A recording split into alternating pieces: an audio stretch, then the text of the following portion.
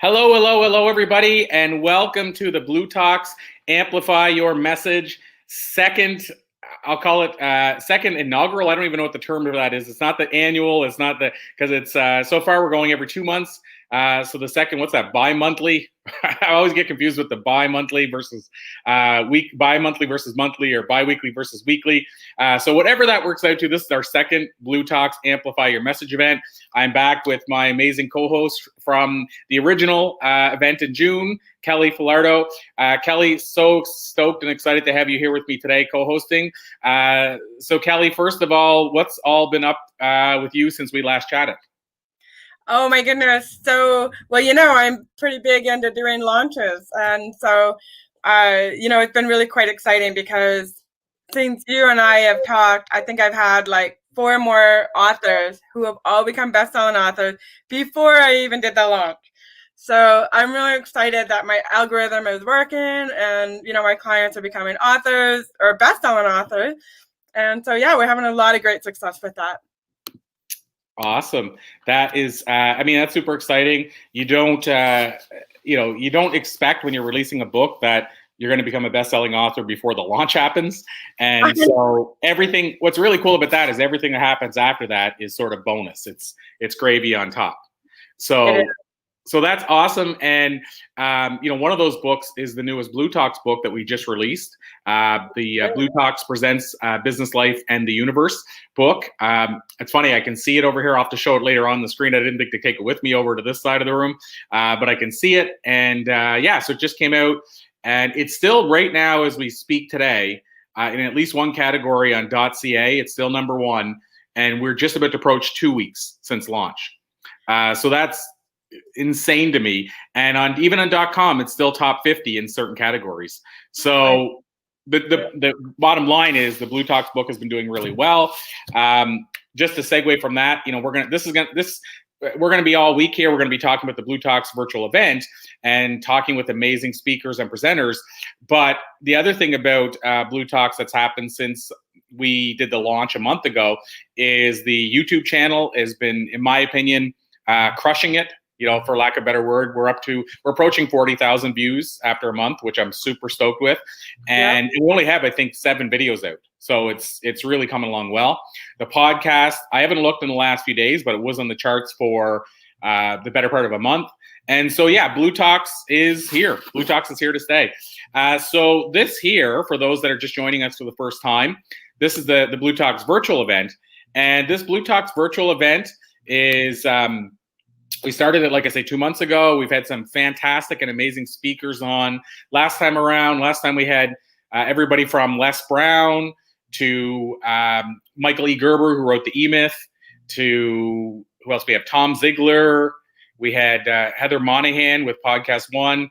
Another Heather, Olympic gold medalist, Heather Moyse. So we had some amazing speakers, and the comments and feedback we received was nothing short of fantastic. So it was just a great event.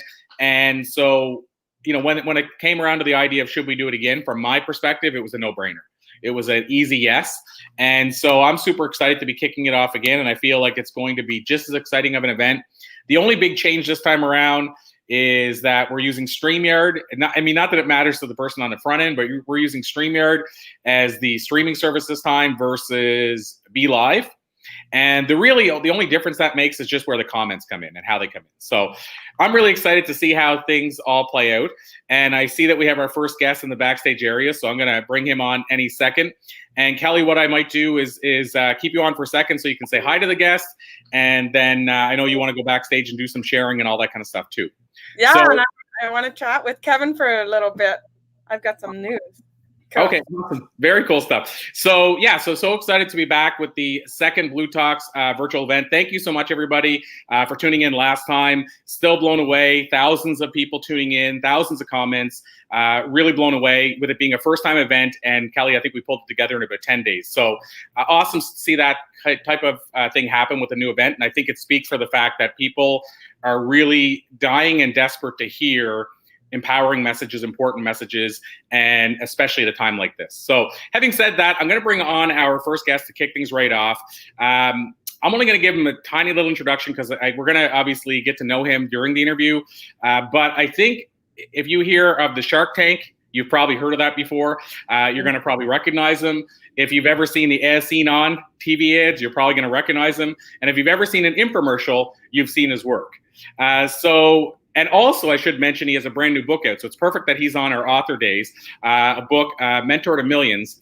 And so I'm so excited to welcome him onto the show. So let me welcome Kevin Harrington. So Kevin, so excited to see you here today. Hey, thank you, Corey. Great to be here. Fantastic. Let's get this week started in a great fashion here. 100%. And I think, Kelly, did you say you had something you want to mention before we dive right in? Actually, hey, Kevin, I've been really excited about meeting you. And the reason being is because I actually pitched to the Dragon's Den, which is the Canadian version of Shark Tank. Yes. Oh, wow. So that was O'Leary and Herjavec and the pizza guy. And I met all of them up there a bunch of times. But yeah, Dragon's Den was in existence before Shark Tank. And then a couple dragons became sharks. So it's a pretty cool club to be associated with. So that's great. Did you get on the show or just gave the pitch? I got to go down to Toronto and I got to go and give the pitch. So I got to meet all the guys and Arlene, and it was so funny because Kevin O'Leary, he said Arlene Dickinson, "What are you doing? You were going to say yes to that deal. Why did you change your mind?" So I was so disappointed. Yeah, I like the kid with people. I said, you know why Kevin O'Leary calls himself Mr. Wonderful? Because nobody else will. He's the only one. Yeah. I love that. Awesome stuff. Yeah. So, thanks so much for sharing that, Kelly, because I didn't even know that you were on Dragon's Den. So news to me as well. Awesome. Very cool. So, Kelly, did you want me to put you backstage so you can do some comments and watch the comments and stuff like that? Awesome. Okay, very cool. So, Kevin, I want to dive right in. I want to maximize our time. I know we have a short amount of time together today. So where I think I'll start is, and this is kind of reverse order, but maybe let's start talking about your new book. Can you tell us a little bit about how it came to life, why the need for a new book, why you decided to put out a book now? Yeah, so it's very powerful situation was happening, and I'll tell you about it. So one of my mentors, Zig Ziglar, and I believe in mentorship. I go all the way back to 50 years ago when I had my first mentor. And it was my father, when I was 11 years old, my father, Charlie, mentored me to start my own business. So I had business when I was I started my first when I was in high school. Then I had a very successful business in college with 25 employees. Zig Ziglar mentored me on sales motivation. I used a lot of his sales training in my infomercial world and creating, but wait, there's more, is creating a value stack, right? So when Zig passed away, I was talking to Tom Ziglar. 5 million plus people left a tribute to Zig on his Facebook page, and he had never done any Facebook. So what a powerful guy. But I'm talking to Tom about what is the family going to do going forward with the assets, and he created 35 books and he had all kinds of videos. And Tom Ziglar said, "Hey, you need to meet one of Zig's other mentees. His name is Marc Tim." We got together and started working on some mentoring situations, me to Marc. And so I was the mentor to Marc. Marc was the mentee. And out of that came the book. And so, make a long story short, our mutual mentor and son had got us together to then start creating some things in the Zig world, as well as the book Mentor to Millions. So this is a book about a journey with myself and Marc Tim, where there's a magical transformation, and really it dives into the topic of mentorship, how to get mentors, how to keep mentors, how to be the best student of the mentor. Because this is something many people don't even realize. Oh, I want a mentor. I've got a mentor, or my mentor dropped me. What happened? Well, there's sequencing and important things you need to do if you're going to be a good mentee. So that's how it all came about. It's good timing. I turned the manuscript in, Marc and I did, before COVID hit. We turned it into Hay House in January about mentorship. And now it's become very timely with the world changing and pivots that are required in many situations here. That's so cool. And something you may not know, Kevin, is the interesting synchronicity, what you just said about Tom and introducing you. We actually, the last Amplify event, we had Tom on, and we happened to have Kevin Miller, who I'm sure you know quite well. Yes. And we had Dan Miller. I know Dan. I just did Dan's podcast last week. Okay, very cool. So we had the three of them on. They said it was the first time they'd ever been on together doing an interview. But what was neat is they talked about how they got linked up and how Dan was the link for Kevin and Tom to meet. And so I really think it's so cool to me that you just mentioned about that link with Tom connecting you with a mentee who now wrote a book with you. So there's definitely some synchronicity surrounding Tom. Absolutely. And one of the things that I talk about in mentorship is that mentors can help you connect with great partners. Mentors can help you get a great executive team. Mentors can help you raise capital. There's so many amazing things that a good mentor can do and help with in your business. And so this is why I believe entrepreneurs that are in business today, especially now with tough times, experiencing things maybe for the first time, pivots are needed. And mentors are the ones that have been through these situations, been through the ups, been through the downs, and are there to be able to help you, guide you in the right direction. So do you feel that mentorship is one of those things that is perhaps more responsible than people realize for a lot of the successes out there? I really do. I go back to I mentioned my father, but I had another finance mentor. I'd build a business up to 50 million a year in sales, and then it flatlined because I couldn't get any more capital. And we were using our profits to buy inventories and things like that. And banks were turning me down. Now, I ended up getting a mentor, didn't realize how powerful this would be, but he was a former bank president that after we got a line of credit of $3 million, we were able to, in the future, supercharge and take that business from 50 million to 500 million. So little did I know that was obviously a game changer for me in my life as an entrepreneur. So we ended up with a public company on the New York Stock Exchange, and it was huge. So that one little meeting with somebody that was a bank president that helped me with 5 banks that turned me down and got me that financing, that little detail changed my life. And so and I believe, when you think about being at the right place at the right time, there's a lot of situations where I talk about that aggressive curiosity. You're at the right place at the right time. If your aggressive curiosity has you going to a lot of places, going to a lot of trade shows, the houseware show, the hardware show, the fitness show, the beauty show, like I do 25 plus trade shows a year. This is before COVID. And I was at the right place at the right time a lot more often than other people were that were doing 3 trade shows a year, right? So you can't just sit and wait for things to happen. So interesting, a couple of things there. One, it made me think of the law of attraction and how I interviewed a few months ago, well, probably about 6 months ago, Lisa Nichols, who was, of course, in The Secret.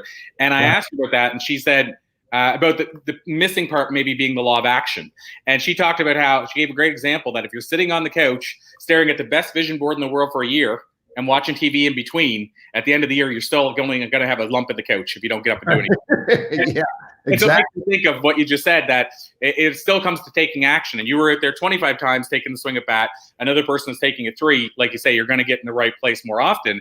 And so I guess this brings up another thing about the right place, right time. You mentioned this in passing about COVID. So what was your thoughts going into this, having a book coming out during COVID and all the things that does in terms of changing the way people buy books? I heard the numbers. I don't know if it's true that a third of the people are walking into bookstores that used to. Now, obviously, that they're not accounting for how many more people are buying online than used to. It might be more than double that are buying online than used to. But how did you factor that in? Like, were you worried about, okay, we're releasing a book now, but people can't walk into a bookstore and buy books the same way, or we can't run our book tours the same way? So, my fundamental business model for the last almost 40 years has been direct to the consumer. Okay. So like I started in the early 80s putting products on TV that were products that you might have found in retail stores, but I'm selling knife sets and mixers and Chinese woks and blenders and grills and juicers with Jack LaLanne and all of that. But I'm saying you don't have to buy it in the store. You can buy it from me direct. Right now, this is 10 years before Amazon came out with let's sell books direct to the consumer. Now, I'll say this. The publisher Hay House, when we first got involved with them before COVID, which was January of this year, their business model was primarily bookstore distribution. But when the world changed, the pivot for us was powerful because podcasters embraced us in a major fashion. And so podcasters wanted to help us build this brand and build the book sales. So we ended up doing close to 200 podcasts. And I say podcast, press events. We run CNN headline news and CNBC and other media outlets. But the beauty of it was that I didn't have to physically travel to all these places. Adam Carolla podcast, the most downloaded podcast in the world, was on there twice, but I was able to do it from the comfort of my home office in my home in St. Pete, Florida. He's in LA. So we were able to connect with so many more outlets because the pivot that had changed a lot of things was, you don't have to be face-to-face in the same room with the interviewer, the podcaster, whether it be CNN or CNBC or Adam Carolla, et cetera. So we were able to do a lot of direct-to-the-consumer strategies. We have tons and tons of influencer friends and partners in the business. So we joint ventured with a lot of people to do mailings to their lists, as well as this powerful podcast situation. So having said that, because the book tour world in books is not happening, right? So we did our book tour over the internet, and we think it's been pretty powerful. We're getting a lot of sales. We don't even have any all over numbers yet, but obviously we're selling thousands and thousands of books. We're hoping by the end of this coming week, we're at Monday, by Sunday of this week, we're hoping to achieve some decent numbers. Wow. So it's funny when you said about the book tour and what happened there. I'm thinking, have you heard of Evan Carmichael? I'm sorry, I haven't. Oh, Evan Carmichael? No. He's a big-time YouTuber. Okay. He had this big tour, 90 cities, that he did last year, and he's based in Canada. And he tried to do it again this year, and at the border they said, no, you can't do that. And he told the story very publicly. But the point is, he canceled his 90-city tour, and he ended up saying the pivot that he had to make, it ended up resulting, I believe, in more book sales because of what it forced him to do. He actually got more focused on the YouTube and using it to leveraging it. Yes. And then we had Marc Victor Hansen on last time around, who's got a new book out called Ask, and he launched right at the cusp of the pandemic. And again, it seems that from what Marc tells me, his book sales are as good as they've ever been. So I love that you're experiencing the same. I think so. I mean, last year I traveled 225 days. This year, 6. So it's a lot different world out there. And what we're doing right now is powerful. And if book authors continue to connect with podcasters and their audiences and all of that, I think you can reach more people on a podcast that are going to show up at the signing of if you're on a book tour, right? So, I mean, you can reach thousands of people here, tens of thousands, millions over the internet, where in person, the numbers are a lot smaller. So I think the pivot is going to be a good thing for the industry, hopefully. Not necessarily every author, though. I think it's good for certain kinds of authors. Yeah, and that's such a great point on the podcasting side as well. I feel like there's a lot of people that don't yet fully understand the power of podcasting. And I know you've done some stuff with John Lee Dumas as well. Yep. And, John, behind the scenes, without people even realizing it, got to 1 million+ unique listeners a month. And I would bring up John to people like, I should check out his podcast.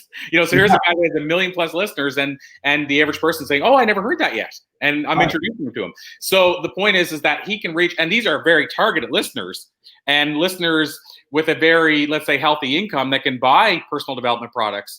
And so I don't think people realize the power of that. So your experience has been that podcasting is become really powerful as a way to reach listeners? Yes, absolutely. And the other thing is, as it relates to book publishing, we were able, in some of the cases, because we're dealing with high level people, and some board of advisors. I don't know if you're familiar with some of the groups that here in the States: Genius Network, Joe Polish; War Room, Roland Frazier; Board of Advisors, Mike Calhoun. When we do podcasts into those groups, we're actually connecting with people that are buying as many as 100, 200. We had one person that actually bought 700 books during a podcast that was, on that podcast. So, I mean, it's not, podcasts can connect in professionally that at very high levels where you're not just talking about one guy to go buy one book. We're talking about multiple purchases, because at the end of the day, one of the things we say with the book Mentor to Millions, you need the book yourself to learn how to get good mentorship, but you should also buy a book. So you buy a book for yourself, you buy a book for your mentor, who it will also get some good value out of it. And then you want to pay it forward by going and turning around and mentoring somebody else and buying them a book. So we actually say you should buy 3 books for yourself, your mentor, and your next mentee as you pay it forward. And some people, as they got caught up in that, were like, okay, great, I'd like to buy more than 3 books. I'll buy 100 books because I know 100 people in my company that should have this. So anyway, it's been a good ride so far. And the only thing, I'm not an expert at like getting the New York Times bestseller list kind of thing. I think you just have to get out, write a good book, get it out there, get it, get the word out about it, and that we've done. So we'll see if there's any opportunities for that down the road. But there's also competition seasonally right now. Ruth Bader Ginsburg's books are soaring, so it might be some pretty tough times to get on the right list right now. We'll see. Absolutely. And to that point, let's say, for example, the New York list, I think for a long time, people thought it was either you're on in the first week or you're not, but it's not like that anymore. I mean, I mentioned Marc Victor Hansen. I mean, I think it took them 2 years to hit the list. And then I think they stayed on it for 6 or 7 years. Yeah. Chicken soup. So, I mean, right. I think if you make it over the long haul, I think it's way more sustainable versus right. You get on the week and disappear. So I guess then the other question that people would probably want me to ask, especially about the world we're now self-published versus published, what made you decide to go with a publisher? For example, in this case, Hay House. Well, a couple things. Hay House, they've got good distribution. They've got good partners. They've got global partners. Lots of, so we're looking at some foreign markets where we're going to be, doing some deals also. But, Hay House they have great retail distribution. And this is the kind of book that should be in the bookstores and should be on the shelves, in addition to the direct to the consumer sales we do at Amazon. So, from my side, there was also one other benefit. I mean, Hay House as a publisher, they write in advance. So, so they basically they fund the deal. They publish it, fund it, advance it. So you take an advance, you can use money for the writer, the publicity, all the costs. I mean, I look at a book as a quasi business also. And that's why Marc, Tim and I are partners in the book.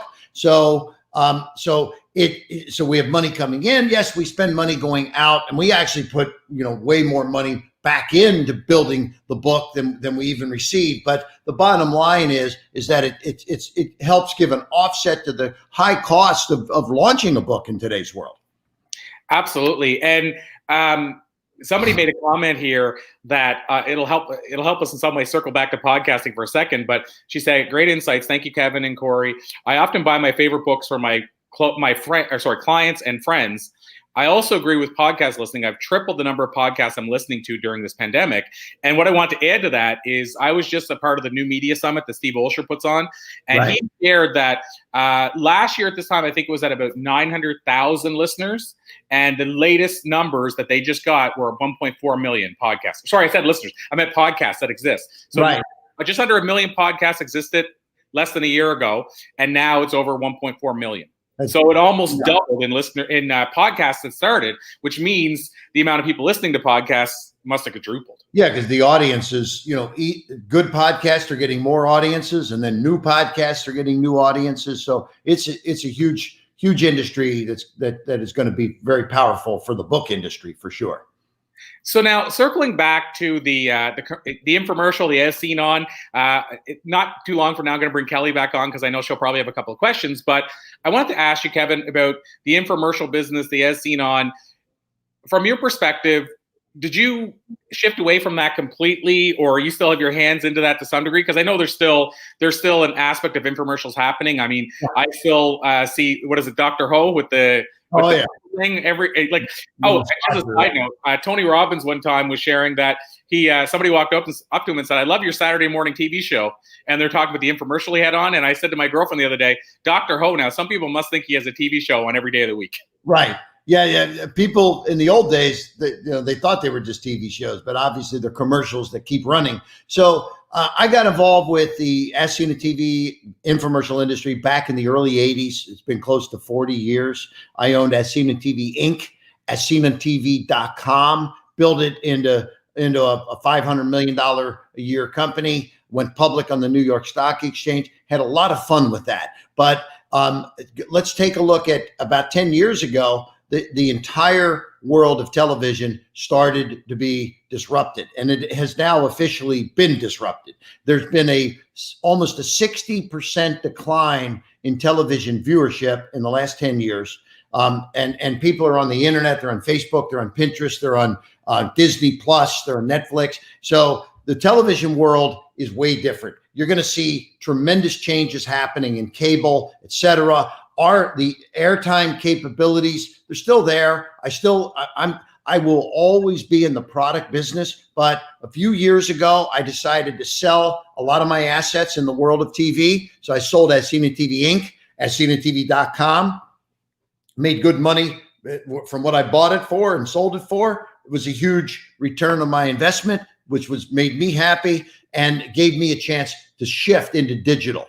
And so really, for the last 8 years, we have been focusing on building funnels, digital marketing, social media, et cetera. And we feel very blessed that we got out of the old As Seen on TV space. Like when I say out of it, I'm still selling products on HSN and QVC and infomercials and Spot and As Seen on TV. But I used to launch 50 products a year. Now I probably launch about 10.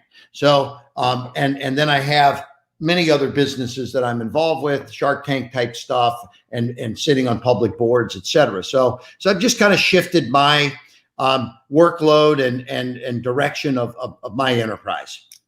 Well, everything I'm hearing here is about pivoting. You recognizing that, because this is so relevant now with COVID, that you're pivoting again right now with the way you're launching the book and not being able to have, say, book signings, much the same way it sounds like you pivoted at a TV. And so it seems like that being flexible and not worrying about, if you created this baby, having to still sit with the baby every day, because I think sometimes people, when they create something, they stay maybe too long. It's hard to let go because they're worried about the fact that I built this or is involved in building this and I have too much ties to it. But it sounds like you're able to go, you know what, now's the right time to make a pivot in a different direction. Absolutely. Yeah. I think that's a very functional word right now. Pivot is this is a lot of what we talk about in the book, Mentor to Millions also, is mentors help you pivot. I mean, it's funny because someone said, well, so you're dealing with this global crisis, the pandemic right now. Have you ever had any experience in something like this? And I said, well, yes, I did. In 1990, I was in business. I had 500 employees, and the Gulf War hit, and we had offices in London, and we were all over the world, and boom, our business went down 90%. Our sales dropped 90% in a 1 month period of time. So, I mean, it's like, what are we going to do here? Well, it's not going to last forever. But the bottom line is yes, I've had tremendous ups, tremendous downs in the different businesses I've been involved with. I've invested in 700 different companies over the years. And so, it's fun, but got to know when to hold them, know when to fold them, and know when to pivot. I love it. So my last official question, then I'm going to bring Kelly back on as we start to wind down, Kevin, is you said something there I don't want to gloss over, especially for people that are new to the author world, or I guess even the online business world. But you talked about joint ventures. And I think you said other influencers that I've connected with. But I feel like that's a thing as well, that a lot of people don't understand that that's happening and working. Jeff Walker, when he put out his book Launch, I mean, he launched with Brendan Burchard and Pat Flynn and a whole bunch of other influencers. And so if you're on one of their lists and say John Lee Dumas or whoever it is, Tony Robbins, Brendan Burchard sends out an email and says, you got to check out Jeff's new book. They've already built the trust. And now that's being shared with Jeff. And I feel there's a lot more books that both hit the New York Times list that you mentioned or have this big launch based on influencers sharing the message. But I don't know that everybody realizes that's a thing. So I guess the question is, if you were to talk to people about how to build that, I mean, it's all about relationships, obviously. Yes. But where would you say to start, and how big a part is that in doing a launch is having those relationships? So I think, number one, you start with, I always say you go inward and take a look at all the connections you have. I mean, I actually printed out my my file of all my phone contacts, and I think I had 7,000 or 8,000 names on there. So I started going through there, thinking, wow, I've got some unbelievable connections over the years. And by the way, one of the connections I mentioned, Zig Ziglar. So here's an amazing partnership that I created with Zig. Now, this is not my new book, Mentor to Millions, but I created this. This was Zig's book called Secrets of Closing the Sale, but we re-released it with Kevin Harrington, and there's 18 chapters in here from me. And so when we launched Mentor to Millions, we were able to go on Zig's. Zig Ziglar has 5 million Facebook followers after he passed away that left a tribute to him. So we were offering this book to the 5 million folks, and we were offering this book to the 5 million folks also. So these are amazing partnerships. And I mentioned Board of Advisors, and I mentioned War Room, and I mentioned Joe Polished and Genius Network.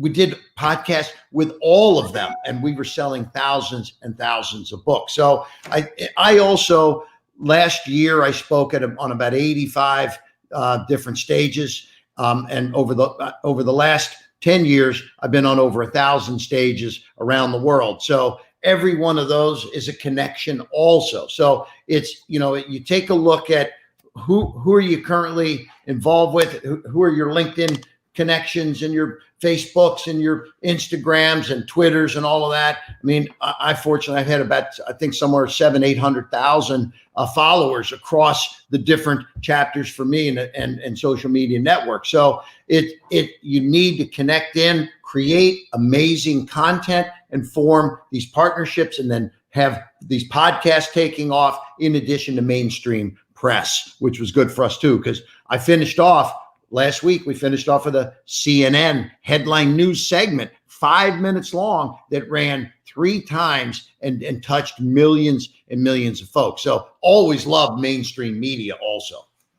And I think the big takeaway there is this wasn't an overnight thing. Just in our conversation, you've shared all the different ladders, that you've climbed on. And so I think the takeaway when I said, how do you build those relationships?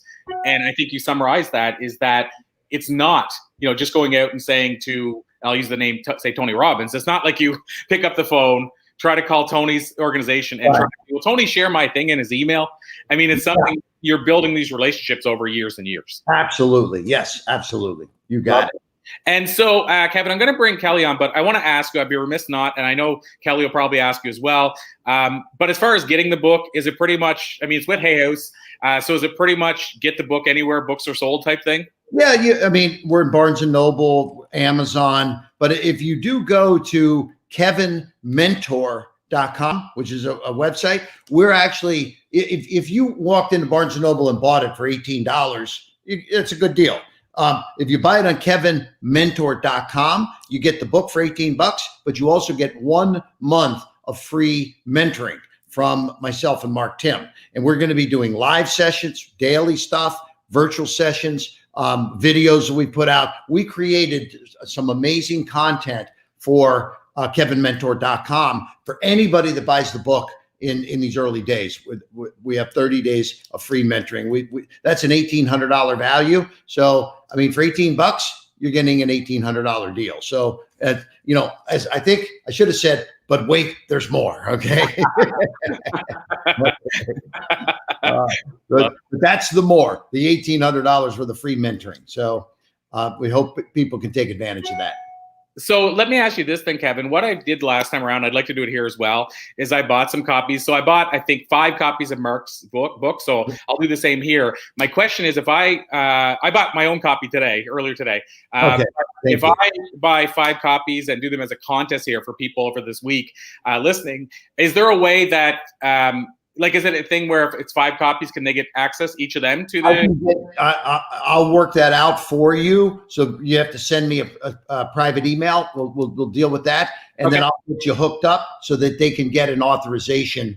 We'll give you 5 authorizations for the 5 mentors. Okay. Yeah, I'm not trying to create extra complexity, but just thinking this way, if we give them away, then rather than them buying them each themselves. Right. And then, of course, we'll encourage everybody else to buy their copy because you don't know who's going to win. So grab your copy. Can't hurt to have 2.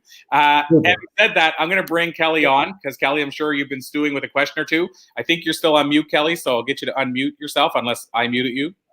Oh, there we go. Okay. Have you been stewing with a question or two? Or? Well, Kevin, I love how you talk about pivoting because, I'm also an inspirational speaker and I talk about my story about getting burnt as a 2-year-old and making lemonade out of lemons. Yeah. And so now I go around and I share my story. And, when COVID hit, of course, then I lost all my speaking gigs. But then I pivoted into coaching people to write books, and become authors and best-selling authors. But my question is, I also have 3 teenagers. So I have a daughter who's 21. And then I have, twin boys that are 17. And so my goal for my kids is that they don't need to go get a job. They can actually, make something of themselves and, develop their own careers, especially nowadays with the internet. There's millions of ways to make money.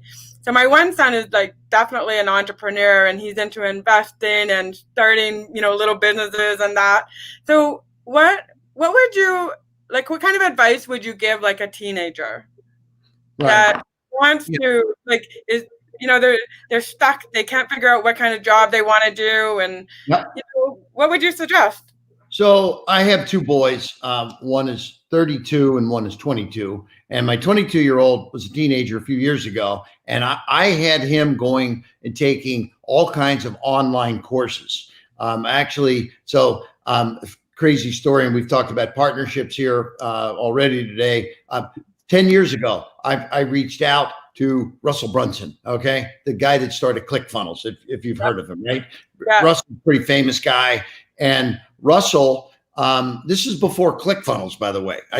I had heard that he was a digital marketing guru, and I was an old school TV guy, and I'm like, I got to learn about this digital. So now, I've got my sons taking these courses and these classes and learning. And so I believe, in fact, we created a Zig Ziglar master course called The Secrets of Closing the Sale. It was a master class, 28 videos. So literally, as my kid was a teenager going through, he was in high school and he was in college, but he hated college. I mean, he did graduate from high school, but he didn't graduate from college. He quit school. So I mean, I think participating in a lot of the cool things that are going on, as well as associations, groups. I've mentioned a few of these: Board of Advisors, War Room, Genius Network. Now, they typically are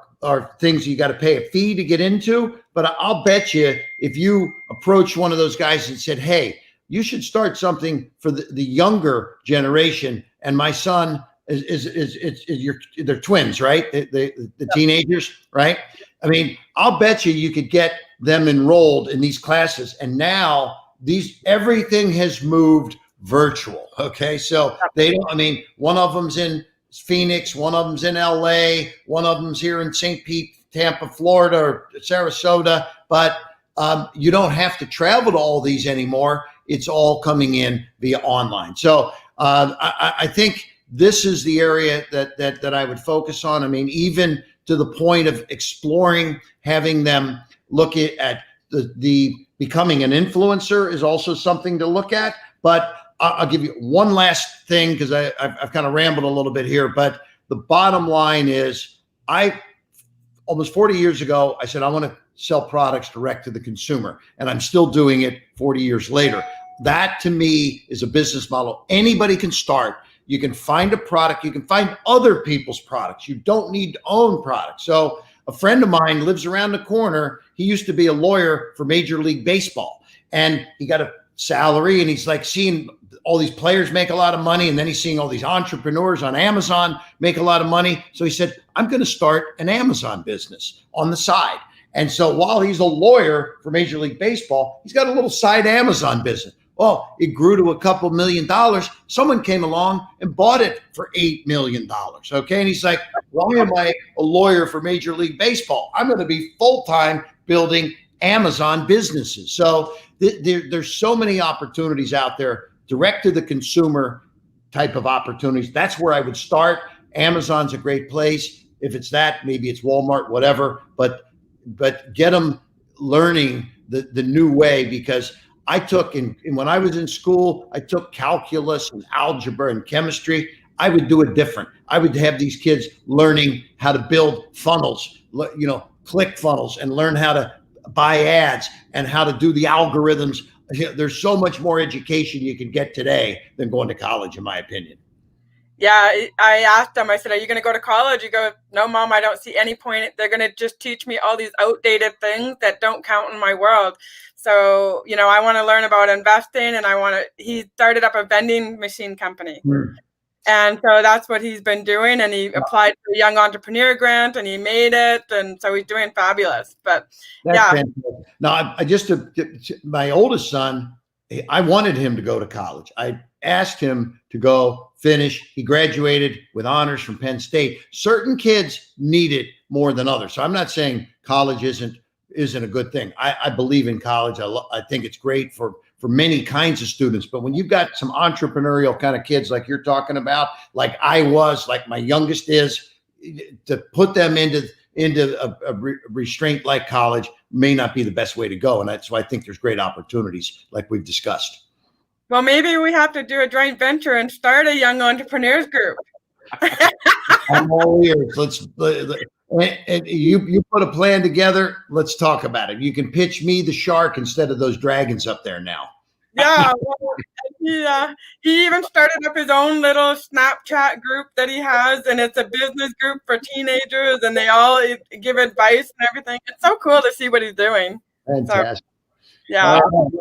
Kevin, the very last question, then we're going to let you run because we're right at the end of time here. But I always ask everybody this question. If you could jump into a time machine, go back and talk to a Kevin Harrington, a younger one, and give him a piece of business or life advice based on what you've learned in the years since, what do you think you might tell younger Kevin? I would tell myself, because I have to start by telling you, when I was a young entrepreneur, I was a little bit more cocky, thought I could do it all myself. I knocked on the doors, sold it, did the installation with the driveway ceiling. I wanted to do it all. I thought I could do it all, but I realized as I got into bigger businesses, if you want to be a small businessman, you do it all yourself. If you want to be a big businessman, you need help. You need mentors. You need advisors. You need what I call a dream team of experts. You're only good in certain areas. I was great in sales and marketing, but terrible in finance and operations. So when people come on Shark Tank, I tell them, don't tell me that you're the jockey and I'm just betting on you. I want to know that you've got a dream team of experts, that you're maybe the sales and marketing guy, but you've got finance and you've got this, and you've got a good team of people to help you do all the things necessary. Because the worst deals that I've ever done is when we invested in like a singular kind of a person and they ended up not having access to the right knowledge and advice. And so get that dream team, fill it in, launch that business, and you got a lot better chance for success as an entrepreneur when you've got the right folks behind you. Kevin Harrington, this has been an absolute pleasure. I knew it would be. I will, of course, recommend that everybody goes and grabs a copy of the book. I'm going to make sure that I grab 5, and I already got 1, so I'm going to do my part.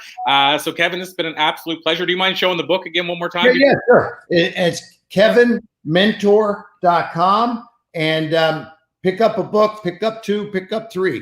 It's really a good read. It's a quick read, and we're getting a lot of traction. And I don't know where we are on Amazon, but I know we did hit number 1 on Amazon last week. So we're excited, and thanks for having me, guys.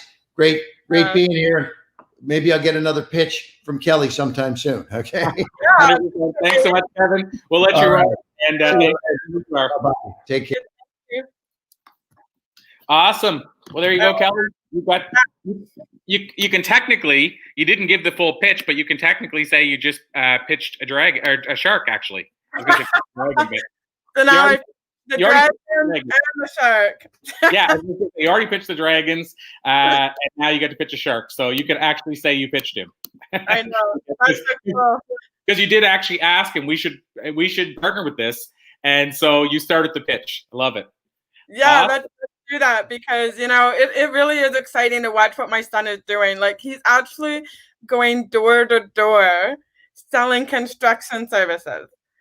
And so this kid has like no fear, and he's been doing it all summer. And it's so funny to see how self-motivated he is. Like, I'll try to distract him and say, no, you shouldn't go. Why don't you just come for pizza with us or something? And he's like, no, Mom, I have to go door knocking. I have to get my time in.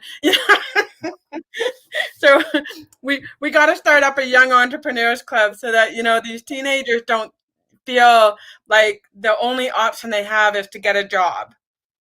So 100%. And it's funny when you say that, because I had back when I was in high school, just at the end of high school, I had an entrepreneurial newspaper, and I had the same situation. My friends would be like, oh, come on out, man, let's go hang out this week. And I'm like, I can't, I'm running a business here. And I was like, I think probably maybe 18, 19, and they didn't get it at all. Like, they're like, what are you talking about, man? Let's go out drinking. And they couldn't, for the life of them, fathom how I was going to spend my time running a business versus going out drinking with them. And I mean, I still had my fun time hanging out and all that stuff with them. But yeah, at the end of the day, the business was, at that age, I was like, okay, I get a crap or get off the pot, as they say. I need to either go work for somebody else or figure out how I'm going to work myself. But I got to do one or the other soon. And I will tell you, that newspaper that I started back then was really a precursor to everything I'm doing now, because I was interviewing entrepreneurs at the time, one-person entrepreneurs, small little businesses, and that's what started it all. So imagine if I would have went out drinking with them and just shut the paper down. It would have probably, I guess, broken off the leg for everything else that's happened since. So I applaud him for doing that, because most kids would probably struggle with not going out with their friends if they had the chance. Well, exactly. And I think, one of the things that we need as an entrepreneur is to be self-motivated. And, and I find even myself sometimes, like, that can be one of the hardest things, is how do you motivate yourself to keep doing your business, especially when we're being knocked down with COVID, or we're coming up against other obstacles, or, when you have, inconsistent income, right? And you get down about certain things, like, how do you keep yourself motivated? And so I love what Kevin was saying. And, I love, like, that's the type of skills that people need to have, is being self-motivated and creative. And like, he even did like a skateboard event, not this past weekend, but the weekend before. And 4 days, he planned this whole skateboard event with 100 people at it. It was just incredible to watch. But self-motivation is not something they teach you in school. 100%. Right? It's not. Just like I've always felt that in school, and I know some programs in some schools teach this, but even things like how to manage a credit card. I didn't learn that when I was in school. I didn't learn. I think there's a course called Home Ec in school, teach you how to cook and stuff, but I didn't learn how to manage a credit card, how to find my passion or why I should care, how to discover what my mission or purpose might be, like all those things. Similar to what, I mean, I guess a step away from what Kevin was saying about the stuff, that you can learn on podcasts or if online virtually at events or whatever, that learn how to create funnels and stuff like that. Whenever I look back to when I was in school, I didn't learn these things that I think would have actually helped me in such a big way launch my entire business life and career.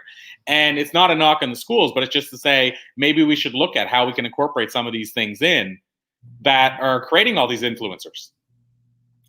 Oh, absolutely. And really, being an influencer is how you're going to make an impact and an income.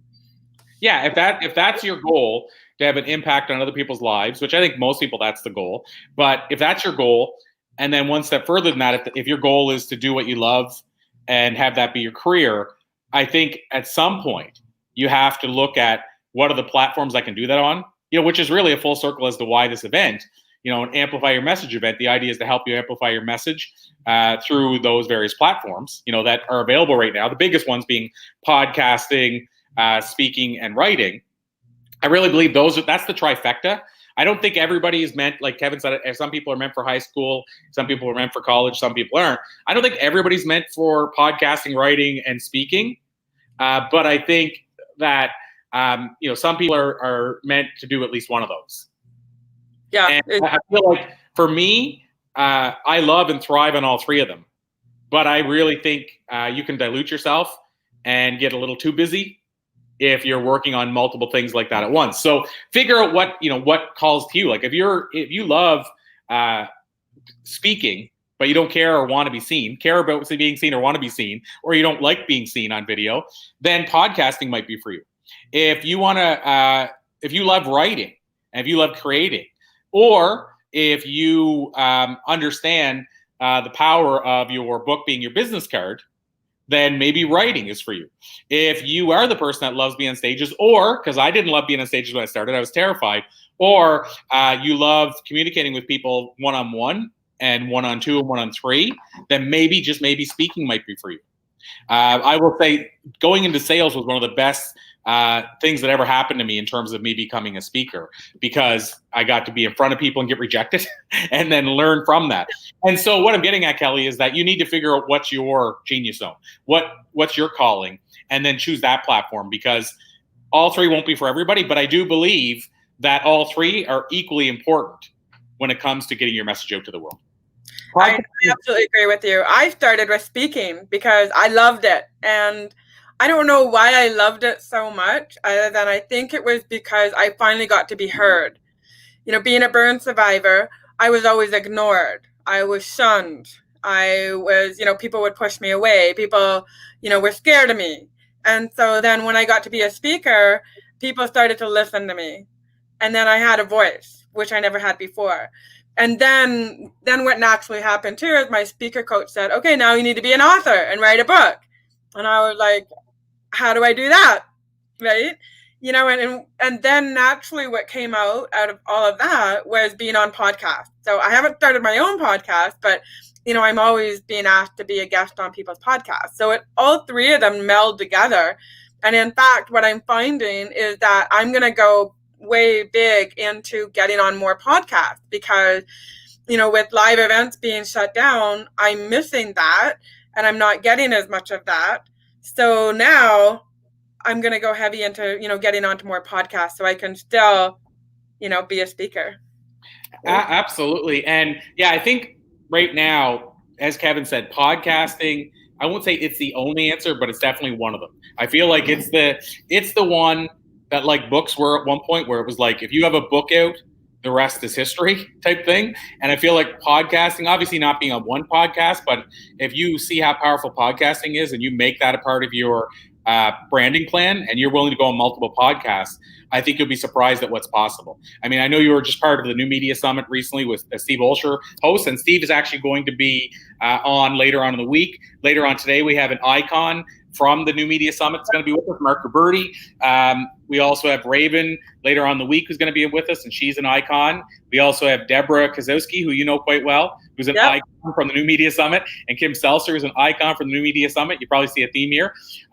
So as far as that goes, Steve teaches a platform for how you can create an actual legit income directly from every podcast you go on, if you have a system set up. And so I believe podcasting is one of those things that it's still early enough that you can still be in on it, even though we're talking about it. A lot of things, by the time we're talking about it, it's too late. You've missed your chance. Podcasting, I think a number I heard is only 15% of North Americans have ever listened to a podcast. Yeah, you haven't missed your chance at any time. It's getting started is the big thing. And, you know, and you mentioned about Steve Olsher's New Media Summit, and I was one of the finalists in the competition. So I thought that was pretty cool.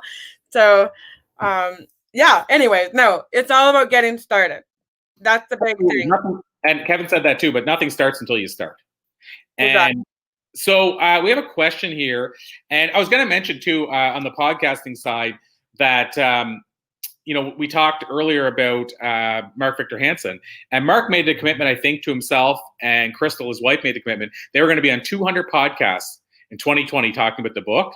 And based on what I've seen, I think they're on target for that number. And like I said, he said that podcasting has been the answer for the fact that COVID meant you can't go out and do it live. So I just want to, I can't say enough about podcasting. I know we're ahead of the game here because we're going to be talking podcasting later in the week. So I won't jump too far ahead, but I just wanted to really stamp the thing is don't ignore podcasting. It is, like I said, the numbers might scare you because you think, well, it went from 1 million to 1.4 million in a few months of shows. So that's the competition. But if you're a guest, that just means there's more shows you can jump on. And that just means there's more people being tuned into podcasting because there's more listeners discovering it. So it's the right time. We do have a question that I want to take here before I'm going to check on our guest here. But we do have a question from George Morris, who I know. And George was actually at the New Media Summit, and they even used his photo. And they use his photo now as one of the templates on their PowerPoint. But and so you would have seen his face, Kelly, because when you were watching the New Media Summit, they put his picture up, and it was because he did his pitch, and he had a lot of the people in the audience in tears. And because he has such a passion for trying to disrupt the healthcare system, trying to show that there's other ways for us to get and stay healthy. So George has this question, as a disruptor, and he says, do you, but I think he means, do you have to form a dream team? I think, and George, correct me if I'm wrong, type if I'm wrong in here, if you're hearing me say this, but I think he's asking, should you have a dream team if you're a disruptor? And this was Kevin talking about having a dream team. I mean, my answer to this, Kelly, and I'll let you answer as well, but my answer to it would be, well, it can't hurt. So in other words, if you're a disruptor, should you have a dream team? I think, and I agree with the dream team concept, I think you should have a dream team regardless of what you're doing. So one of the things that I'm looking at doing with Blue Talk, so this is, George, me talking real time about the brand you're listening to us on, but I was going to make an announcement soon in our closed group, and George, I think you're a member of that group, that I have plans in the works for 2021 to for my dream team. Like I have people that have been advising me, just very informal. But what I want to do is have a dream team that can help advise me on decisions like, do I go in this direction? Do we go into this platform? But even bigger than that, help me with those platforms. And Kelly, you've been helping me on the book side, and I want to get something more formalized with that. But same thing with this virtual event. I want somebody doing a lot more of the organizing of the event behind the scenes. So what I'm getting at is I want an advisory board, but then I also want to put in place a person that can manage each aspect of each platform. To me, that'll be the dream team. So I realize that I'm already at the peak of what I can do if I also want to be the face and grow the brand. And so I can't even get on media right now to talk about the brand because we're in the midst of launching the brand. And so I need a dream team behind me to help make that happen. So George, I think everybody should have one. And then the second part is, how do you start one? So Kelly, I'll let you answer the thought of should everybody have one while I go check on our guest. And then I can answer the question of how you start one, or you can as well, because I have a mastermind that's been running now for 5 years weekly. And a mastermind to me is a dream team as well. So I can answer George's question there. But what are your thoughts on, should a disruptor have a dream team? Well, absolutely, you need a dream team. And Kevin made it very clear when he said, you know, you can only take your business so far. But if you want to go to the masses, then you must have help. And, you know, I think a lot of time we don't think we have a dream team, but we do. You know, even for example, myself, like I feel like sometimes I'm a one-woman show, but I have a team of people who do my launch with me. I have a team of people who are, you know, doing my, we just did a 5-day book writing challenge. And so I had a dream team of people working with me on that. I also have a dream team of mentors that help me. And so I'm a huge believer that we need to have those outside opinions, because I find a lot of time too, we get so stuck and so like narrow, like if you feel like you're looking through this little hole, and then all of a sudden someone says, have you thought about this? And then all of a sudden, wow, you know, your vision just opens up incredibly. So I think it's important that you have a dream team and you have people who who know you and who stand beside you and your champion, right? You know, I know something that happened to me when I was still married was that when I decided I wanted to be a speaker, my ex-husband said to me, well, who's going to listen to you? And I was like, oh my gosh, right? And I said, I don't know. I said, but it's going to happen. I'm going to become a speaker. And so instead of listening to him, I found 2 or 3 other mentors that said, Kel, you must be a speaker. Your story is so inspirational. People are going to want to listen to your story. Now, if I had listened to my ex-husband who said, nobody's going to want to listen to you, or should I have listened to my mentor or my dream team that was supporting me and encouraging me and wanted to teach me how to be a successful speaker? So that's why I believe it's incredibly important to have a dream team. Awesome, Kelly. And the how you start one, I'll just say really quickly, because that could be a really big answer, because there's obviously there's no written rule. I would say, George, look up masterminds, because to me, your dream team can be a mastermind. I see our guest is with us here in the back, so I want to bring him on right away, but I just want to finish George's question. So, George, as far as how I started one, honestly, and I know this isn't a sexy answer, but I basically listed who I thought my dream team would be for my mastermind. And then I reached out and said, hey, would you be interested in coming on this journey with me? And the end result has been, we've been doing it weekly since then. And that puts us, I think now we're about to hit 5 years that we've been showing up weekly. And we have about a 95% attendance. So if you look at that, I mean, that means that throughout the whole year, I think now we're in 5 years weekly. Oh, I don't know if we have me going in the background at the same time. I think somebody might have me on. Sorry, I was checking for comments and then your voice came on. Sorry. No, I just want to make sure. So George, basically what I did, I listed out my dream team, said why I wanted them, figured out a person that would fit each bill. And then I basically reached out and said, hey, do you want to be involved in this? And so obviously it depends if you're going to pay the person, if they're going to be advising you. But I would say a good starting point would be join a mastermind. Whether that means you find one and join one, or whether that means you start one. And if you want to start one, George, you went to the New Media Summit, maybe even think of 3 or 4 people that would be good, a good fit for a mastermind that you met at the New Media Summit, and reach out to them and start one. Or maybe put online, even on Facebook, post, or get somebody else to post for you, hey, I want to join a mastermind. Anybody know of any good ones? That's where I would say to start. And then read Think and Grow Rich if you haven't read it yet, or reread it, and especially focus on the section about starting a mastermind, because he dials into a lot of it there. And most people would agree he kind of was the guy who made that famous. So hopefully that answers your question, George, because I want to bring on our guest and give him appropriate stage time. So, and I know Kelly knows him quite well. So Kelly, I'm going to bring him on right now. And just let the guest know, I think you're on mute right now, just if you want to unmute yourself. But so I'll bring him on, because then Kelly and I can both talk about how we know this amazing person. And we'll only talk about that for a second or two, because I want to make sure we get him his presentation time to jump in. You bet. So his name is Barry Lycka. And Barry, I think you're still on mute. I tried to unmute you, won't let me. So you have to do it. It's on the screen. You should be able to see an X through a mic somewhere on the screen, and you just click on that area.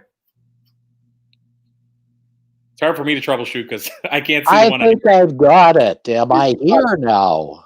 Awesome. So I said Barry. I get that interchangeable sometimes. On the business side of things, he's most known as Dr. Alan Lycka. So Dr. Alan Lycka, like I said, I don't want to steal any of your thunder. Don't want to take a lot of your time. I just want to say I've known this guy a long time. It feels like about 2 years now.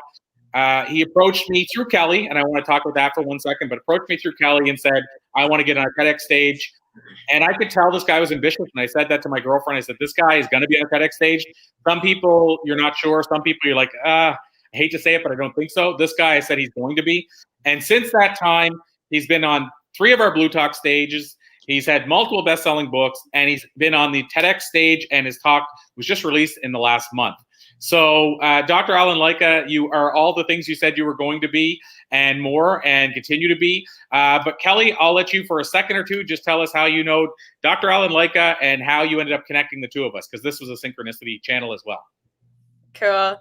Well, it actually began 7 years ago. And the reason I know that is because Facebook popped up a memory of when I was going to Africa. And so literally I'm in the airport on the way to Africa, and I get a message, an email from Dr. Lycka saying, hey, we have this awesome laser technology that is going to help you with your scars, because I'm a burn survivor. And he said, come and talk to me. I said, look, I'm in the airplane, like in the airport, on the way to Africa. He goes, I don't care. I want to talk to you. And so, so sure enough, I did get in touch with him when I was, came back from Africa, and he did some laser surgery on me. So fast forward. So then, Dr. Lycka said to me, Kel, I know you've done some TEDx talks. What's going on there? I want to be on the TEDx stage. And I said, well, then you got to meet Corey. And Corey's the one that coached me to land not one, but 2 TEDx talks in less than a year. So that's when I introduced him to Corey. So it's so cool. We have this 3-way triangle. And it was so funny because he was not letting me go as far as the whole laser surgery goes.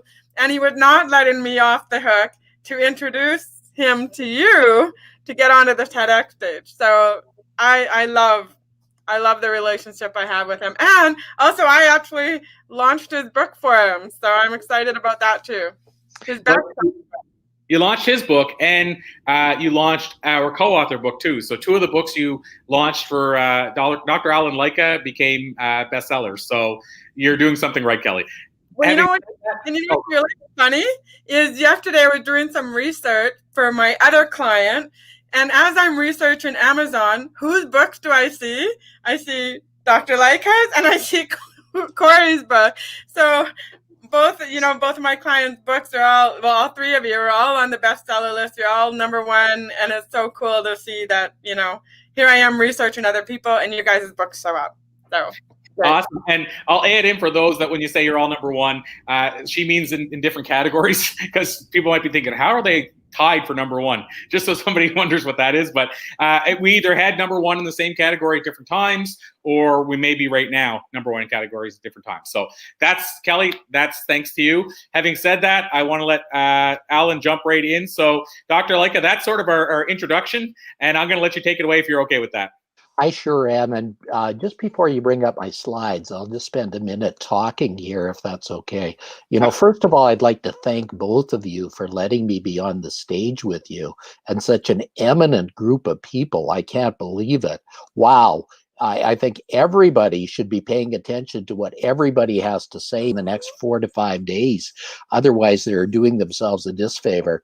And people should listen to what I have to say, because recently, during the great pandemic of 2020, I had a best-selling book, The Secrets to Living a Fantastic Life. But I didn't stop there. A couple of weeks later, I had this best-selling book called The Pillars of Success with Jack Canfield. And I had a best-selling book with Corey Poirier called Business, Life, and the Universe. So people should really, if you have a dream to write a book, please start. And I'm going to tell you a little bit about myself for a minute. All of this almost didn't happen, because back in 2003, I was told I had a disease. I was told I had ALS, Lou Gehrig's disease, and in 6 months I'd be dead.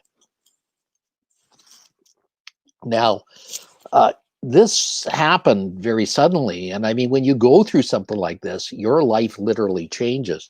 You go through anger. You go through bargaining, you go through denial, you go through depression. And depression is one of the worst things in the world, because you lay in bed looking at the ceiling, wondering what you should do. But fortunately, I had resources, and fortunately, I had people around me. And I found a doctor that could help me. And it turned out I didn't have ALS. I had a different diagnosis. And so I became and maintained my status as a top cosmetic doctor for over 30 years, until I walked away last year to help more people. So, Carrie, could I get my slides up? I'm not sure how to share my slides here. It says share screen here, and I'll see. Oh, there it is. Okay, good. I've got it. So I'm going to press the share button, and if that works, it might work. Okay, so it says share. Okay, I've got the slides here. Now, I'm not sure if I can advance them from here, so that'll be the next challenge. But I've got a little talk for you, the 7 golden pearls to writing prosperity. And these are 7 golden pearls that every writer needs to get more prosperous in their world and really get better with it. So can we advance this slide? Okay, doesn't want to seem to advance for me, so let me pray. Can we advance that slide, Corey? Maybe what we'll do, it might be the easiest way to avoid any tech stuff, is if you want to just tell me each time, I'll advance it behind. Okay, so put on the first slide, Corey, please. Okay, so let me just go behind the scenes, but I will advance it. Okay, advance the first slide. Okay, so the golden pearl number 1 is inspiration.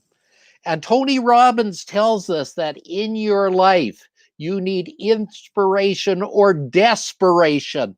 And I think either of those are appropriate, but inspiration is probably the most important. And when I look at something like this, I think it's important to look at the etymology of a word. The word inspiration comes from the word in the spirit, means breath of life. Now, a breath of life can come from inside of you or outside of you. So if you're looking for inspiration today, you can do the following. Next slide, please, Corey. Okay, this is part of my inspiration. This is Pigeon Lake taken a couple of weeks ago. Inspiration in the spirit. When I looked at this scene, I said, this is one of the most gorgeous scenes in the world. And I felt that this was very appropriate and something that I thought I should share with you. Are you not but inspired by a beautiful scene like this? Well, I could never capture the words of a scene like this. So that's why I share the picture. Now, for those that you are writers, perhaps these words will flow for you. But just meditating and thinking about a scene like this can give you the calmness of spirit to move forward. Next slide, please, Corey. Well, the other place you get inspiration from is from books. And one of the best books on this topic, other than the one I wrote, is Business, Life, and the Universe. It's co-written by multiple authors with Corey Caporier, and I was one of those authors. But another way you can get inspiration is to attend a workshop or join a mastermind group. Both of those are very important for getting the inspiration you need. Next, Corey. Second golden pearl is gratitude. Gratitude is not only the greatest virtues, but is the parent of all others. Cicero. And both Brendan Burchard and I agree that one of the greatest things you can do is to be grateful for everything in your life. And my day starts every day with a gratitude journal. And one of the things on my gratitude journal was today that I was part of this amazing group of people and this amazing, wonderful group that is helping to come forward with this. Now, the etymology of this word is very interesting, but grateful also has to do with giving. So I'm going to challenge this group to do something very important today, and that's pay it forward and give to others something that you would not regularly do. So maybe you're going through a drive-through and getting some coffee. Well, buy a coffee for the person next in line for you. Or maybe you have a closet full of clothes that you do not need. Well, put some of that clothes aside and give it to Goodwill, because I guarantee that others need some of your clothes today. And lastly, 50% of people do not have enough food to eat today. So maybe you can give to the food bank, or maybe to the Hope Mission, or maybe to some of those others. And I guarantee you will make the world a better place. Next slide, please. So giving, gratitude rewards generosity and maintains the cycle of healthy social behavior. Antonio Damasio, director of BCI and the Dorns Life Neuromagnetic Institute of University of Southern California, professor of psychology and neurology. You know, giving actually changes your brain chemistry, so you're more likely to receive. So just the very act of giving will make you more creative and help you produce more books. Now, It must be something that it's done for me, because I've written now 20 books, 3 bestsellers in the great pandemic of 2020. Next, please. Now, for those of you who need some inspiration, I would like you to text me the words golden pearls, pearls with an S, to 1-819-717-2515, and I will give you 52 golden pearls, 1 golden pearl a week for 52 weeks. It'll arrive every Tuesday morning to help inspire you and help you. Last week's golden pearl was from Martin Luther King Jr. It stated, "Darkness cannot drive out the darkness, only light can do that. Hate cannot drive out hate, only love can do that." Well, there's some prime golden pearls that will help you in this day and age. And for anybody that texts me those words today, I'll also put you in a draw for one of my books, The Secrets to Living a Fantastic Life. And one person will win a copy of the book, and it'll be autographed by my co-author, Harriet Tinka, and I, with a special message just for you. Go ahead, Corey. The next non-negotiable is non-negotiables. It's a golden pearl, and everybody needs a list of non-negotiables that they make in their life. If they do not have a list of non-negotiables, you'll be swayed by the masses. One of my non-negotiables is that you must be positive. Another non-negotiable is you must be kind. A third non-negotiable is that I will always have a coffee every morning. And certainly that's one of my one of those things I'll never forget every morning.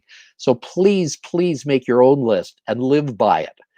Exercise is a very important part of that non-negotiable list as well. Go forward. Now, another important thing in life is purpose. And when you're writing a book, I want you to think about your purpose. Now, the best way to think of purpose is through this little diagram. It is a diagram from the Japanese philosophy of life, and it refers to something called ikigai. Now, to a Japanese purpose means passion, mission, profession, and vocation. So you must think of that which you love. That's how you form your passion and mission. You must think about that which the world needs. You must think that which you have can be paid for. And you must think about that which you're good at. And if you make all those things come together, that's your ikigai. But you might want to start with a part-time passion. And maybe you'll start with something like that which you love and make a list of them. And that's how you can move forward, by putting your purpose in your book today. Next. Vulnerability. Now, it is written that vulnerability, nobody likes to be vulnerable. Now, Kelly, Corey, and I would agree that it is easy to write. All you have to do is slit your wrists and bleed. Now, that's a bad joke, but one famous writer wrote that many, many years ago. But it's about owning your story, and it can be hard, but not nearly as difficult as spending your life running from it.